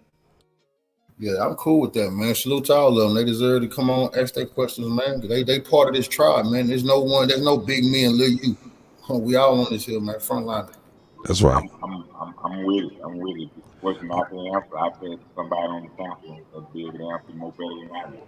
No doubt. Well, hit the link. Hit the link. If you can't hit the link, go ahead and ask your questions. In fact, I think there was a question that I starred. All right, here we go. Hold up. This question is from Kevin Russum. I started this earlier because I seen some questions. He asked, Cuddy, ask him if he agrees, and I'm assuming this is for you, Rico, if he agrees with digital currency, why or why not?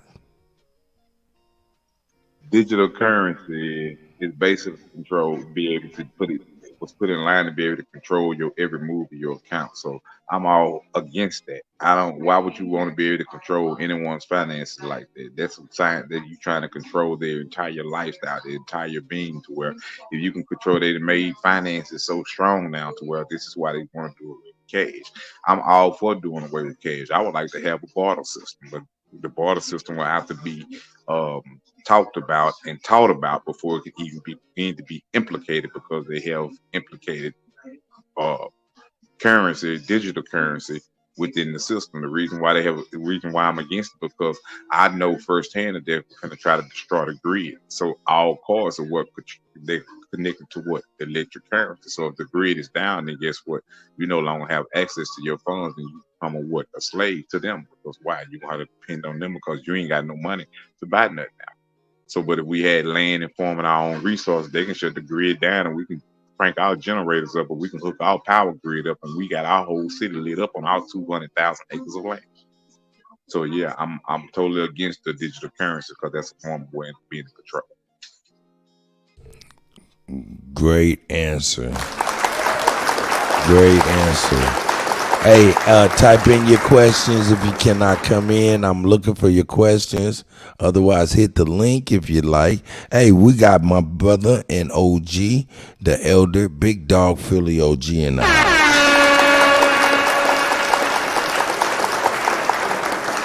Big Dog, you with me? There he is. Yeah, Grand Rising, much respect to Chief, DJ Cut, and all the brothers on the panel, and everybody in the chat. Power to the people, man. That's right. Yeah, I had really a question, and I'll make it brief, and I'm gonna get back off. Me personally, I don't agree with the president's stance. Us electing any more of their presidents. I'm for us creating our own government and creating our own platform like that. I don't think any one president is going to change the direction that this corporation is going. What do y'all brothers think about that? I think this salute, brother. Salute to you, brother, and I appreciate your question. I think that we should have all kind of different irons in the stove. I feel that we are unique people and strong people, and I feel that we need to have our eyes and ears everywhere. I don't think that it hurt to have a brother run for the presidency of the United States and also have our indigenous government set up, because we got to be everywhere at once. And that's just, I respect your stance, but to me, it's like when people used to say, and back in the day, the black Muslims were saying, don't vote and don't carry a gun. because this, that, and the third about the system. Now, that was don't vote, don't carry a gun. Well, how the hell was we supposed to affect any change if we did not arm ourselves like the Panthers did, or try to see if we could affect the election process? It failed or not, it was still good to be in the fight. That should not have been the only thing we was doing. That's where we mess up here. You still have to play the game, but also have your own strategy you setting up. We have lost the idea of how to run a government. We need the individuals who know how to do that. It's a lot of stuff we got to apply. I don't feel like there's anything wrong with actually having somebody run for the presidency of the United States. I feel like it's a prideful thing to let the world know, hey, we running, goddammit. Not that we think we're going to seize the White House. The hell with the White House. But to let them know we not there, we still kicking, we still living, to let the world know freedom fighting still live. We not the boule, we not the house niggas. We don't accept how they running things and saying that they us. I'm talking about the boule. Rico, you want to answer that? Then Eagle after that. Yes, indeed. And I'm gonna answer it short and very quickly. And I'm just gonna ask the question: how many of y'all know how to kill a snake? The head. Exactly. What is the head of the control structure that keeps all of us oppressed? What is the primary reason why we're all in attendance on this call, whether we're part of the panel or part of the conference? For oppression. Who controls this oppression? The same office that we're running for. What is that? That's the head. Now, how do you kill a snake? You chop the head off. The snake dies. So if you chop the head, if you chop the oppression off at the head, then the people have no more reason to be able to say that we don't have a fighting chance. Well, now this oppression that was against you, now it's been chopped away. So now what you gonna do? The object Can I is say to this real quick, brother? yeah. The object is to give the people a fighting chance to be able to fight, because for a long time, all I hear a lot of people say, well, um, like we formed our own government. You can't form your own government. You're gonna bring on a war. Okay, well, I'm tired of the way how they treat us, so I'm gonna try. I'm gonna go for it and see how this will turn out. And look how it turned out legally. So then, if you fight them in the courtroom, people say, well, you need to go hire attorneys. You need to go do this here and do this here, right this here, this, that, and that. So basically what I'm getting at is every angle that somebody try to come fight for, you're gonna have those people that's gonna say, nah, I don't think that's gonna work, or I ain't with this here, or I'm against this here. But those same people, they not gonna put themselves in the gun line to be able to see that same change that they saying that they don't think it's gonna work. So it's like, if we ain't willing to stand up and fight with guns, and we ain't willing to stand up and fight in the courtroom, how do you think you're gonna get free from under your oppressors?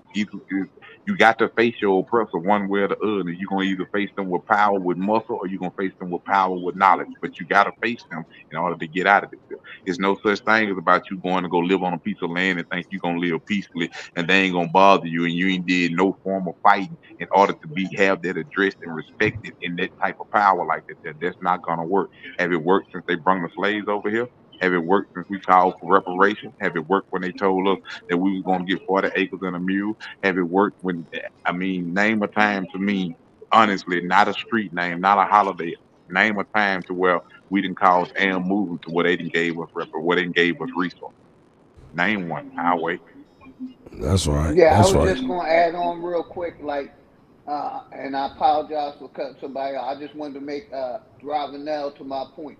Like I didn't say, for us, like say in 2024 we got an election, non-participation. Show these people we don't believe in their system, and get some bargaining power. Then maybe in 2028 we can tell these people we'll vote if y'all give us this. I mean, something to show bargaining power. That's all. What y'all think about that, brother? This nigga done remix my shit. Okay, go ahead, brother. Want Either me to that chime or in on ain't. that? Either that or ain't nothing new under the sun. Probably the latter. Go ahead. My Hey, bad, Cuddy. My bad. nah, you all good, big dog. Big dog, you all good. Nah, man, ain't nothing new under the sun. Hey, but anybody So, wanted Cuddy, to say there's something? Eagle Eye, well, that was you. Go ahead, Eagle Eye. You got it. yeah, we got 9 aspects of activities in life that we all participate in daily, and that's why we gotta attack it at all different angles, all different 9 angles of activities of our lifestyle, in which Neely Fuller pointed out, we gotta attack. So that's every angle. So I would have to agree with you, brother, when you say that we gotta be on every single platform and let them know where we're coming from. And then I'm also with you too, brother, with you when you said let's shut it down. Because when we shut it down, we're gonna pick something that they like, and we're gonna shut it down and make them do what we want them to do. So it don't have to be we're gonna go vote for this. No, we're gonna do something even more powerful. We're gonna stop going to their stores, or either we're gonna stop going to their football game or their basketball game. Work, Something we gonna pick that's bills, most important all to of that them. shit. Yeah, it's something that's most important to them. We gonna pick, and we gonna shut it down on them right then to show them how powerful that we are. And then Well, believe me, when we do that, like Martin Luther King picked the buses at the time, we gonna pick something too to shut them down. Listen to us. well, my thing is, yo, I wanted to actually try to use the remainder of the year as far as the fall to really try to prep people to see how tangible it would be to actually abstain for 3 months in the summer next month. You know what I'm saying? What it would take for us to properly prepare certain people that are willing to abstain with their bills, going to work, all of this type of stuff. And so you guys are speaking my language, you know what I'm saying? Of course, we have to go behind the scenes and speak on that stuff and organize that stuff. But let me see here. I got a question. We ready for that, Cuddy. I already know. Hey, but check it out. We got Moving Silence and Shaq in the building. But I also got a question from the chat. So let me get that before we get Moving Shaq up in here.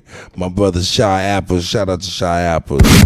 He said, "Cut. Ask him, is there a template for all of us to get on the ballot for presidency? A blueprint for the lords in different territories." Y'all see it on the screen. Maybe y'all can read it better. And you know what I'm saying? Shout out to the guy. He might be fat fingering or eating some motherfucking barbecue and trying to type and shit and got it all fucked up. Asking the brother to explain the process to getting on the ballot to become president, or is it a different process in different territories of the country? I think that's what he's saying. Okay, yeah, okay. All right, we'll go with that. What say you, Rico? You said, oh, y'all was talking to me? The question was for me? Yeah. What was the question? Well, I guess he's saying, what's the process to get on the ballot for presidency? In order to spread our bets as far as like that. But really, to be honest, Shy Apples, man, it's more important for everybody to, hey man, everybody shouldn't be running for the goddamn presidency. Hey man, we need some mayors, we need some goddamn sheriffs and shit like that, city councilmen, and we need some aldermen and shit like that. We can't just be shooting for the stars and we still got shit we left behind. What about the Republican Party? If you asking what is the process just to get on the ballot to say that you're running for president, all you have to do is fill a FEC file 1 out and file 2 out, and you'll be on to run. But to get on the ballot, actual win, the primary ballot, you have to gain so many, whatever certain amount of states. Whatever state you're in, you got to gain a certain amount of votes. You got to like go around, get a petition, a certain amount of people got to sign, then they'll put you on the primary ballot. So say, for instance, if in Texas, it needs 5,000 votes, 5,000 signatures to be able to be on the primary ballot. That means I need 5,000 people to sign the paper, and they'll put me on the primary ballot. But different states is different numbers. So I just have to check with the state. But I'm in Texas, so that's the ballot that I have to be on. But then you have to go around and campaign to get other ballots. This is what that's what they be going around president campaigning for, to get votes so they can get put on the ballot in their state, because you have to get put on each ballot in every state. It can't be just one ballot. You got to get put on each ballot, because remember, it's all 50 states that's for the presidential run. So you got to put on each. You got to get put on each ballot. Some states might just let you pay a little money to get put on the ballot. Other states might require you to have a certain amount of signature and votes.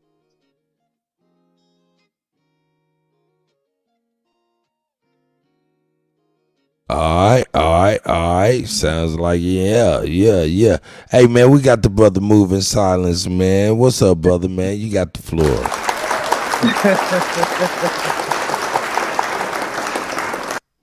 What's going on? Salute to the panel. I'd like to ask Rico, what do you think about changing our currency as Gaddafi did? Would you think that'd be a good thing? Being that it was created by Woodrow Wilson, I think it should be changed once you become it. But I'm just asking. I think anything that we control fully that control the system of all people is a good thing. I feel like anything that we don't control, then it's a bad thing because we don't control it, so we'll never be able to determine the destiny and the success of our own people. Oh, also, being president, like someone was just saying earlier, being your own, mayors, and we need counselors and teachers. We need, farmers. Shit, you right. We got inventors, but they're too scared to come out because of what happened in such and such. There was a guy who invented. It was a Aboriginal who invented. I think it was a atmosphere processor. Mm-hmm. I don't know his name. I don't know. They was trying to get his technology, but he didn't want to sell it. And then it reminded me of Tulsa when those rich families tried to buy the land and they refused. And what happened after that? And it's mind-boggling how that came back to that man. And there's a lot of and I say this because we need a lot of inventors. Heck, we had our Republican Party, but it was the Democrats who put on those masks, and killed and fired back at them. So I feel like what they did in the past, we can bring that back up. I was just thinking about the civil rights movement. If they could do it, we can do it too. Only difference is we got the technology, we got we got everything on our side. Pretty much, we got the money, we got everything in them. Don't even know it. Hey man, I just want to keep it real with people. Did you know what the brothers and sisters, our ancestors, did in Tulsa, Oscarville, everywhere? All the little black settlements, towns, or townships, parishes, whatever, right? Mm-hmm. What they did you know? For real, it can be done today. There are abandoned towns all over this motherfucker. Yeah. So the only reason why we ain't did it is because we on love and hip hop, nigga. Straight up. If it was 300 million of us that donated $1 a month for 12 months, so that's $12 a year that each one of us would donate, which would be 300 million people. At the end of them 12 months, we have a financial economic system of $3.6 billion. In 4 years, we'll have a financial system of $14.4 billion just off donating $1 a year, $12. That means $1 a month at a total of $12 a year. Now ask yourself, with those type of numbers, why in the hell do you pay $2,000 and $3,000 and $5,000 and $6,000 and $7,000 taxes a year? So think about the economic system that they done built off of us by taxing us like that. If we just came with the numbers of $1 a month for 12 years at 300 million people in 1 year time, that's $3.6 billion. Now, how much you think they done tax when they tax everybody different brackets? You might pay $2,500 this year. You might pay $10,000 this year. You might pay $7,500. They done built a multi-trillion-dollar system off of taxing us when we could have been doing the same thing. We would have never had to depend on. Yeah. So we could have did it cheaper, and we could have did it a lot cheaper off $12 a year. I spend $12 in sometime in 2-3 days on cigars. That's so right. That same financial system that we building for ourselves off $12 a year would be that same system that build our own store, our own clothing, our own water factory, our own cigar factory. We smoke cigarettes, whatever the case be. Now we got our own tobacco factory. That same system will finance us to be able to do other things for our people, to build our own hospital, our own schools. Why? Because we're spending within our circle. We don't need that. This is why they tore Wall Street down. It wasn't because of somebody got raped or somebody. It was because the black people had figured out how to unionize and become their own industry. They kept their own dollar circulating within their own community. They didn't need the white people. They didn't need the Asian people. They didn't need this. They figured out how to do it themselves by what? Investing within themselves, by uniting within themselves. So this is the primary reason why they created all these distractions and diversions within the private and minority race in the communities. Because as long as you keep them distracted, they can never become united to be able to overcome the oppression that we inflict on them. That's right. That's right. That's right. Hey, check it out. Check it out. Get in the chat. Ask your question. Hey, so I know it's a question. Put a question mark after it, man. Get your grammar right, man. Put a question mark behind your question, so I notice if you're asking the question, so I don't miss your question. Who is that? Is that Moving Silence? Yeah, I was actually when he was cutting me off, I was thinking about something, and then I was like, oh shoot, I had a question, then all of a sudden I just lost it. I'm so sorry, brother. No, that's okay, because I was thinking about the fact that we pay so much gets taken out of our paycheck stubs, and we pay and so much, and it's not right that these foreigners who come over here don't even pay taxes. No. And they don't even get a lot taken out of their paycheck stubs. Nah, they get $1 million. They get close to $1 million a piece in benefits and subsidies. Hey, but check it out, Moving Silence, man. If you don't mind, man, I'm gonna move on to the our other brother Shaq, man. He in the building too, man. Let him get up in here too. But write your question down, man, so you can have that shit, man. Better believe it. I appreciate you, Move. Hey, Shaq, man, you there, bro? Man, peace, Cuddy, man. Peace to all you good gentlemen up here on the panel, man. How you brothers doing tonight, man? They're good, man. Good. Man, I gotta say salute, man, for having you brothers having the testicular fortitude, to do what you do, man. Because a lot of people been a lot of intimidation and coercion coming from we know who. So I just want to say salute to that. But I did want to ask the brother Rico and his people on his team. You said that you're going to be on other platforms and stuff. I do have a direct connection with Judge Joe Brown. He do a little podcast show on Fridays, every Fridays at 4 p.m. Eastern Standard Time. And I got a direct connection with him and a direct connection with the person who, produces the show. Before you can get it out, set it up. I love to debate with him on why he was a judge for so long, but he never got up there and told the people about how the United States wasn't legal and this and that and woo this here and how everything lacked power, authority, and jurisdiction. That's what I like to do. I like to jam those up to wear the black robes. I like that. Hey, Shaq, is this some potential content that the Cuddy Uncut? No, I'm fucking with you, dog. Go ahead, man. Y'all line that shit over. Hold on, say it again, Cut. So what you just say, Cut? No, I was just like, oh shit, I'd love to be able to be the host of that shit, man. That would be dope, man. But anyway, y'all do what y'all do, man. I can call him and see, man, and set it up. I mean, I got his number. I don't know how. I know he's busy now because he's trying to run for the mayoral in Memphis, Tennessee. Right. But I was just on the show this afternoon. You know what I'm saying? Not only that, nigga, it's the summertime. That nigga sell barbecue sauce. You damn right he do. Hey, look. I'm gonna holler at my people and see, man. You know what I'm saying? And shit, maybe get see if we can link something up and see if y'all can have a conversation behind the scenes or do a little build or something. No doubt. Hey, look, check it out though. Check it out. From this point on, look, in fact, Mississippi, man, so she might be busy and stuff, but yo, y'all email me, man, if y'all don't, you know what I'm saying, and I'll forward your emails all straight to Mississippi, so everybody, she's more organized than me, man. Hey, dog, I got on mixed slides, dog. I'm not organized. But anyway, hey, Shaq, man, Man, that was a great ass question, brother. Let me see. Did I miss any questions in the chat? I ain't missed no questions in the chat, did I? If we wanted to make a major statement, we could easily say, you know what? Ain't none of us paying our light bill or whatever the case may be. Ain't none of us paying no rent for the next 60 days.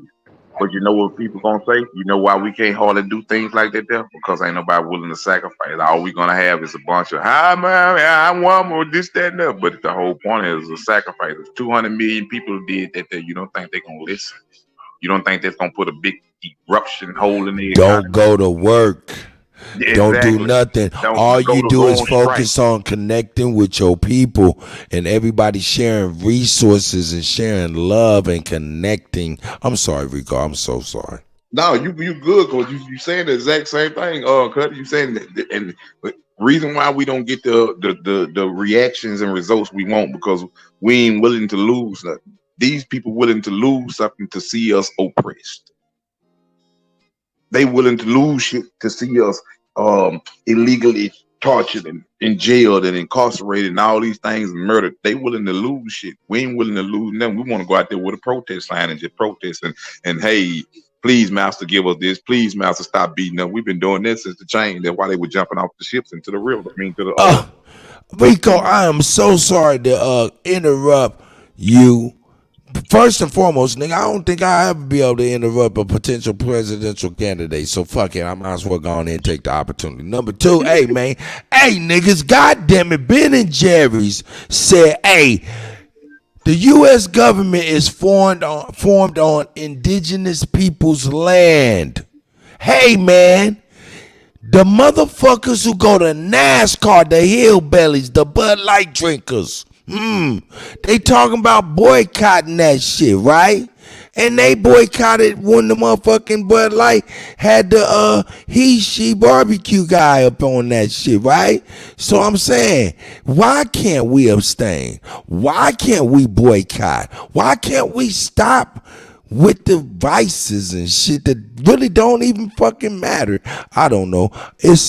I'm ranting. Let me get up off my rant. I'm sorry. They got us so intertwined within their system of we so comfortable to where the only way for us to get something is to do without something for a minute. So it's just like the nurses that went on their strike. They went without getting paid and they took the risk of being fired completely away from their job, but they still went for it. This is the type of mind frame and motivation and heart you gotta have. You can't constantly try to want to change something, but you ain't willing to lose nothing. You ain't gonna never change nothing. For real. You ain't gonna, if you ain't willing to lose something, you ain't gonna never change nothing. So I mean, you might as well just be stuck out there with the protest sign holder. I don't have nothing against the protest sign people, but honestly, if we're gonna ask about it, what real resolution and resource have protesting ever gave us? Other than when I say protesting and boycotting is two different things. Boycotting is, hey, you sacrificing something. Hey, we ain't riding the bus no more. We'll rather walk before we put some money on your bus to show you and teach you a lesson. Protesting is holding a sign up. We want justice, but you ain't willing to fight for it. Those are two different things. So, Hey, can I ask you another question, brother? Mm-hmm. Hey, you say you from out of South Dallas, right? How is the people in that particular area? Oh, you from Louisiana? Yeah. Oh, okay. I thought it was some people from Texas was on. I live in Texas though. Okay, yeah, because I'm in the DFW area. Okay. Now I'm just trying to see how was the shout out to Dallas Fort Worth, Grapevine area. I'm sorry. No, I'm just trying to see what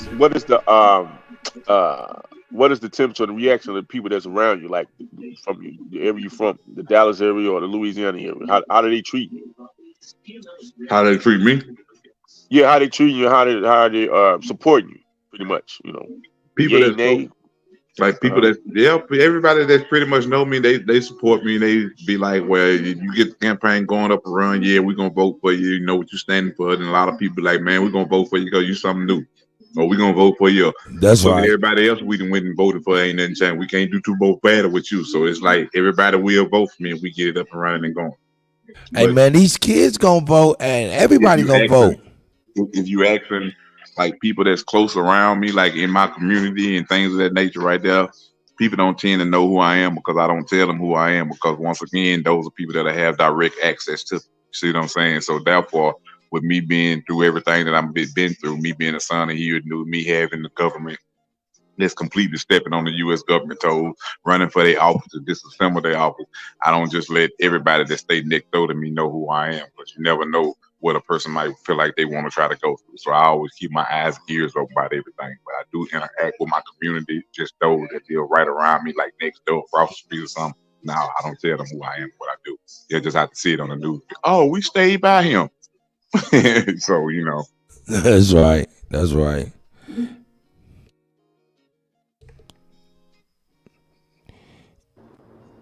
Any more questions, anybody? I don't see no more questions from the chat.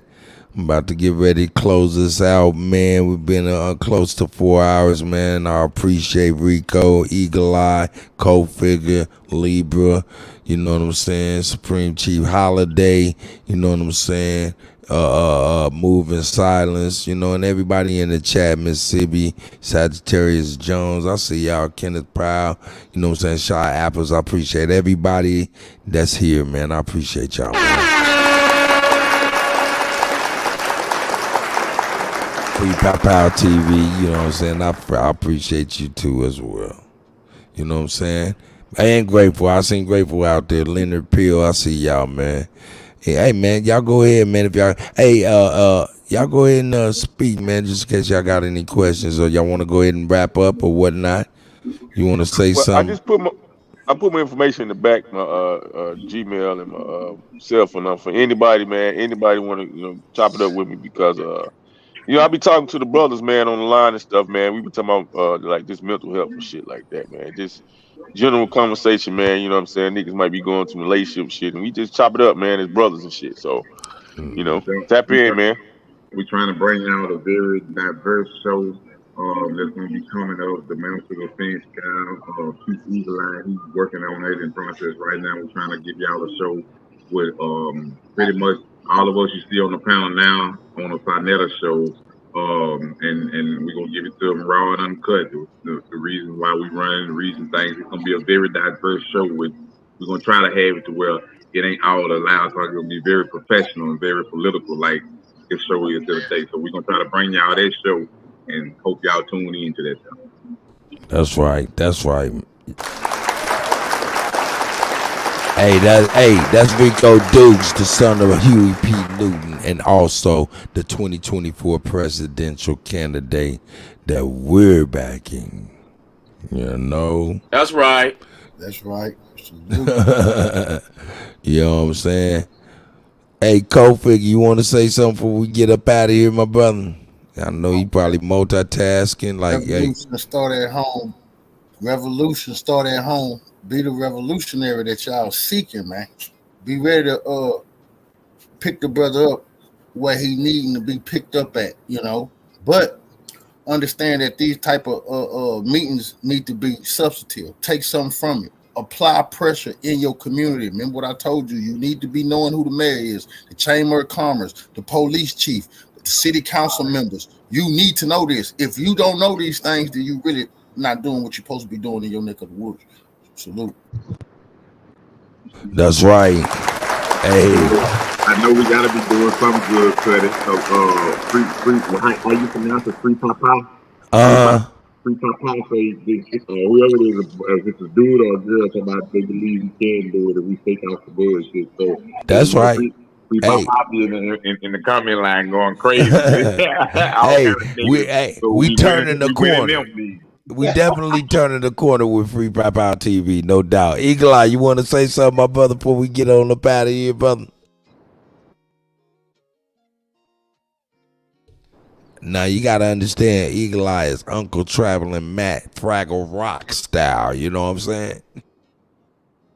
That nigga, he dolo from state to state. Can y'all hear me? Yeah, I can hear you, Chief. You already know I gotta check it all out And when I be moving around like that, it's real important. I'm gonna make sure I keep my phone. I can start pointing out some artifacts or some things that we don't get to see every day.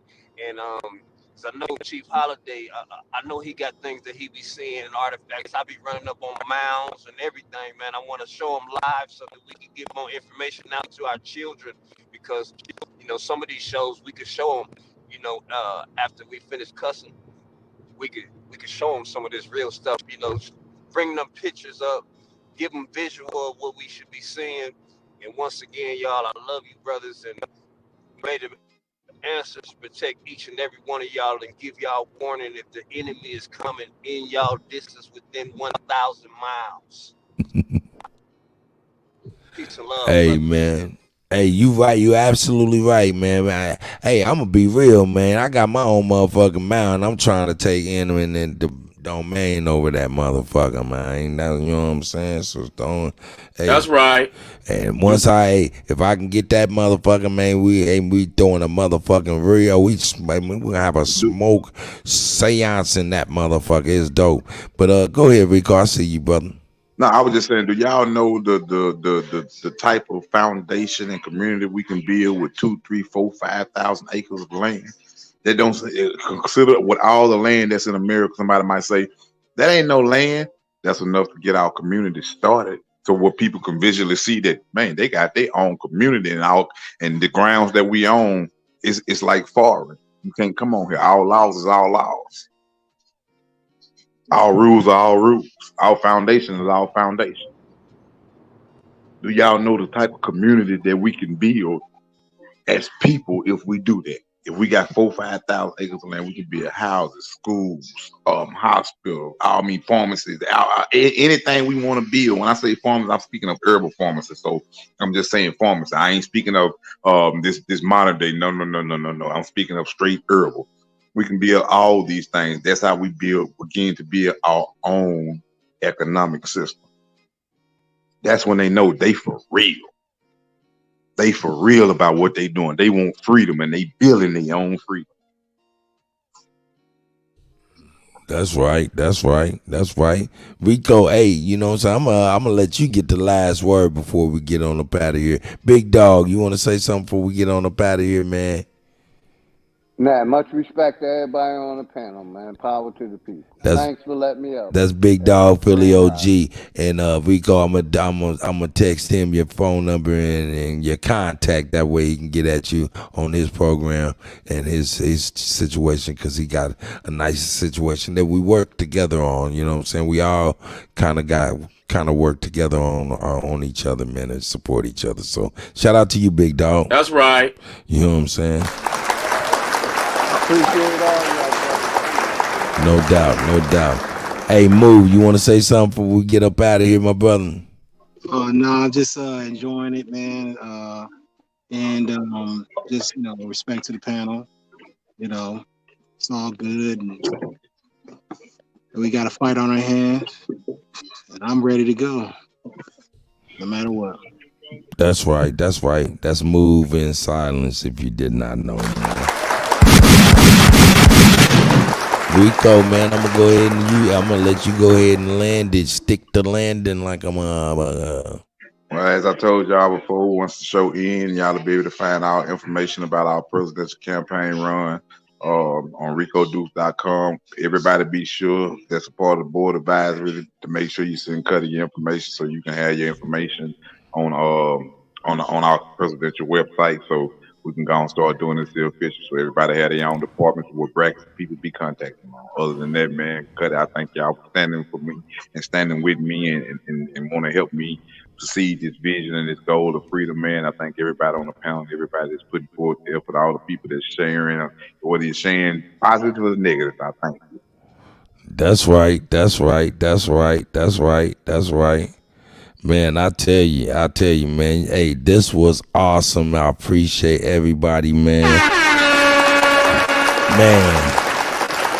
It's an honor and a privilege to be able to even be in front of you, brothers and sisters, and even talk to you. It's an extra special honor and a privilege, you know what I'm saying, to be receiving the love and respect that I've received from y'all honor and respect to even be able to be in the presence of these gentlemen that's on this panel or who I be dealing with on a daily basis, man, and the sisters, you know what I'm saying? So I just want to say from the bottom of my heart, I love you guys. I really do love you guys, and I think you guys are the real doo-doo. You know what I'm talking about? I think y'all the real doo-doo. You know what I'm saying?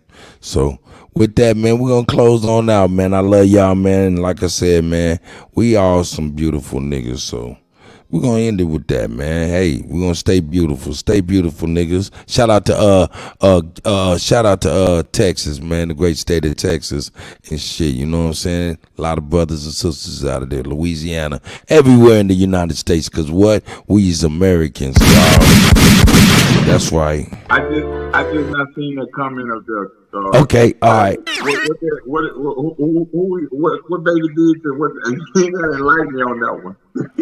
Oh shit! Wolf said he just got off of work. Wolf, do you want me to send you the link so you can ask a question, man? Because that's one of the young brothers, and I value his opinion and stuff like that. Or Wolf, if you need be, I'll make sure you get into because I didn't get a chance to set up the private youth type of conversation, my brother. So, hey man, if you want it, we can wait till then, or if you want the link, let me know. I got you.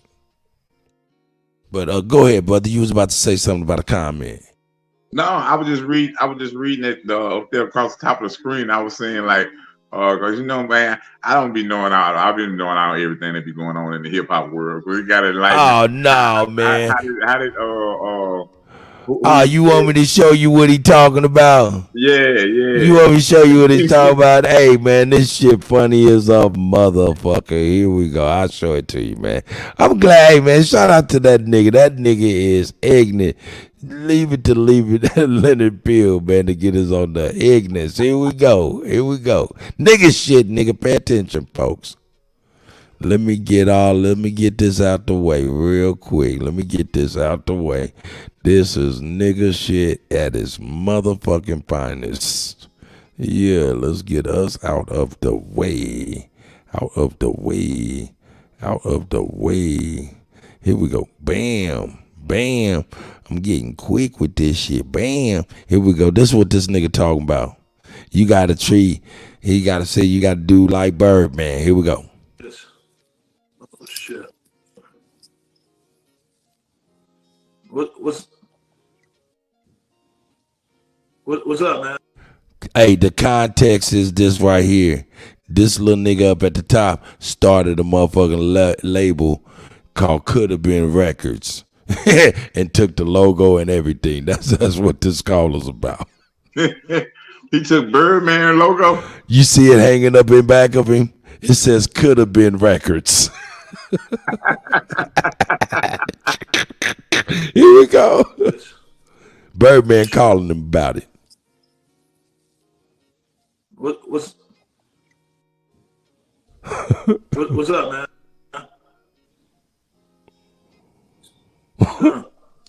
I've been looking for you, nigga. No, man. Not Birdman. That nigga said, "No, man, not Birdman." No, man, not Birdman. What's up, man? I've been looking for you, nigga. I heard you was in my neck of the woods, right? I ain't think it'd have been gangster if I pulled up on you, right? So I said, you know, I got a few bitches that steppers, right? I ain't even got to call no nigga. I got bitches. Well, you want to come outside or come inside, nigga? Nah, bro. On God though, bro. On a serious note, because I was working with Young Boy and like Drake and shit. I heard about all that too, nigga. But I heard about that shit, nigga. It's like you starting to step on my toes. You little young niggas got the game fucked up, nigga. I am that nigga. I'm watching this shit you doing, nigga. What the fuck is this record label you starting? How the fuck you doing this shit without the mother? But I'm saying, Birdman, nigga, this Birdman, nigga. So look, nigga, I was scared to call because nigga, I don't be knowing if you gonna pick up. But nigga, I've been wanting to work with you, Drake, Young Boy, Wayne. But you fucking with niggas that fuck with me though. You fucking with niggas that's fucking with me. But nigga, I'm still trying to get Wayne. But nigga, I'm trying to tell you, I didn't know you was fucking with though. I didn't know you was fucking with Young Boy. I didn't know you was fucking with Drake at the time. But when I was fucking with them, nigga, I don't know. I feel like I didn't do no money business with them. So I didn't feel wrong about what I was doing. When I reached out, I put some respect on my name, bro. You playing, Five. You playing with that fucking record label. Could have been records. That shit sound like CMB, man. Stunner. See, we ripped that, but I didn't know. Stunner, we're supposed to trademark that. That's not How the fuck can you trademark that? Oh, I'm tripping. Yeah, I got you, Mississippi. 35, 36 blood money on something that you. Oh, baby, them with CMB. Bro. And look, on a real little one, like, first of all, I like what you're doing, but I don't like what you're doing because you fucking with Fire. You fucking with real gangster shit, Fire. I said, Stunner, listen, man, I'm sorry for real, because I'm not trying to. Hey, I know about Miss Gladys. Brother, please. Listen. That nigga Stunner trying hard not to laugh. Nigga, I'm telling you, man, Wayne, Drake, listen, bro, I did it because of you, man. You, Bird, I was going to come to you. I'm just waiting to get the money. I had to get the money first. I'm waiting to get the money, then I was going to bring it to you, and then we were going to eat together, nigga. Hey, check this out. I got a proposition for you. Right? Yeah. I'm watching what you're doing, and I like what you're doing. Nigga, you done came up, and you got this shit all on TV. How about you keep running it, and I buy your shit into my shit, and we become one, and I help you become a mega star. Your fake ass label you running around with. Look at that nigga. That nigga's nightmare just came after to him. Unlimited amount of money. First of all, I don't do this old fake ass shit with this IG, and I'm not an internet gangster. I know, Birdman. That's why I said I'm sorry. I didn't even mean to bring you out of retirement for real. I'm watching this shit. I studied the game. Man, let me call this old fake ass shit this nigga doing out and holler at him and just make a proposition to youngin, and let's see how we can do it. I saw you with this nigga Kevin Hart. Me and him got some slick side issues too. I won't air out, but we're gonna deal with that later. But I got some other shit that you got going on. Hey, leave his shit out of mine. I don't want you to fuck me. Nah, all y'all niggas together. All y'all niggas coming. All y'all comedy niggas together. I ain't ducking nothing. Bird. Hey, man, what? I was going to Bird for you.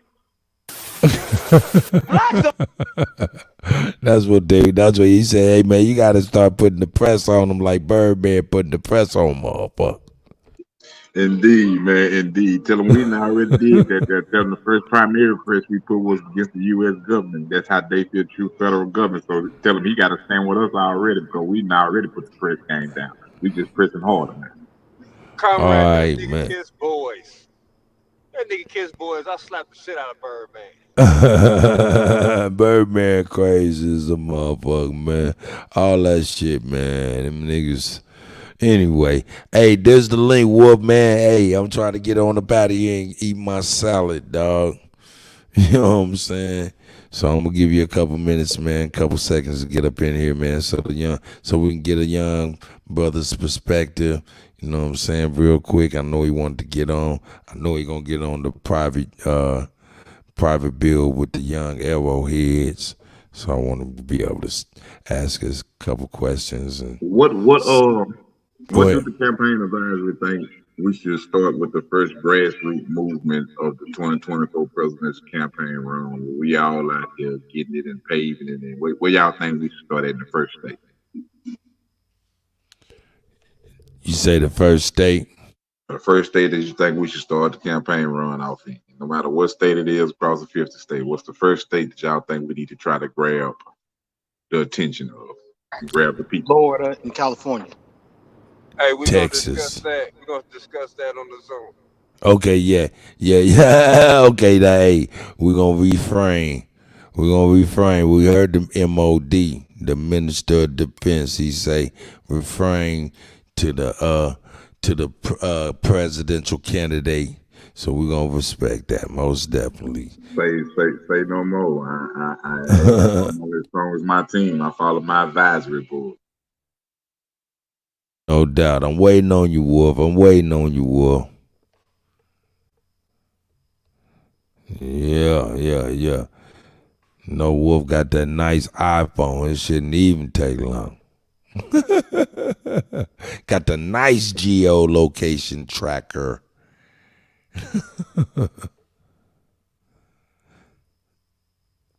Yeah. Come on, Wolf. Come on, Wolf. Come on, Wolf. I got you. You know what I'm saying? You never know. The young man might be having issues. Might be having issues. Let's give him a couple more seconds here.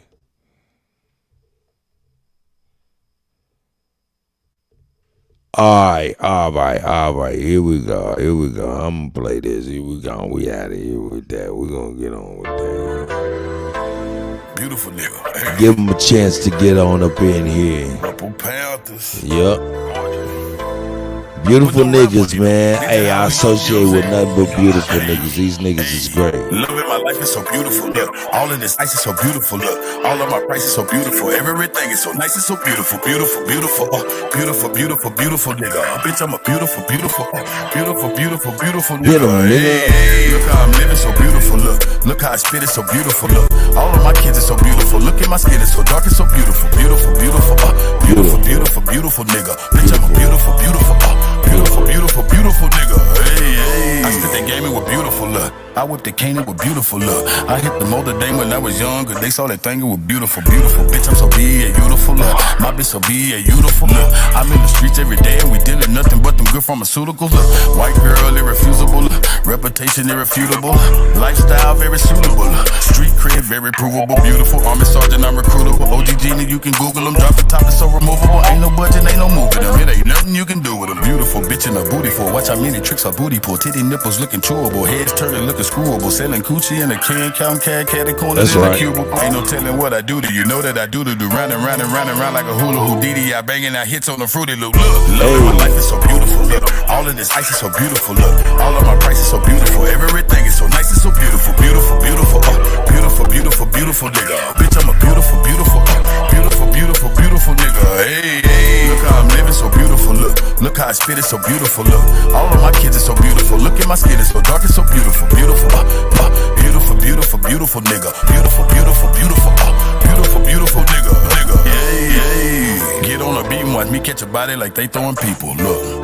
Them 10,000 kush plants in Colorado that we growing is legal. Sewing up the street like a needle. Stacking chips and Pringles, Cheetos, Fritos, and them Doritos. We gon' go the opposite way the police go. She gon' throw on my Vega, then my little freako. But Pito, watch how the story get deep though. Yes, I'm Chico, and me amigo. But we do nothing illegal. But ain't nothing free but a full black Latino. A Pico, the Gallo burrito. A Grande and I know Paquito. But my pockets on Danny DeVito. Bitch, she from Puerto Rico. Canadian chick from Toledo. She get all that medicine Frito. She give it to me though. That's Frito. I touch down and light up the street though. I'm game by the kilo. I'm ballin' like I just got chemo. Just name if you need more. I keep people peeping through people. Got silver from Tito. A ghetto like neighborhood hero. Loving my life is so beautiful. Look, ice is so beautiful. Look, all of my price is so beautiful. Every ice is so beautiful. Beautiful nigga. Beautiful nigga. Hey. Look how I'm living so beautiful. Look how I spit it so beautiful. Look, all of my kids are so beautiful. Look at my skin, it's so dark, it's so beautiful. Beautiful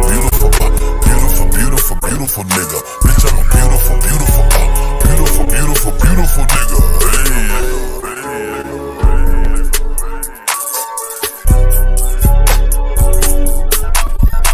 Let's see if Wolf is in here. Wolf wasn't able to make it. It's all good. We gave him a chance. Hey, man, shout out to everybody, man.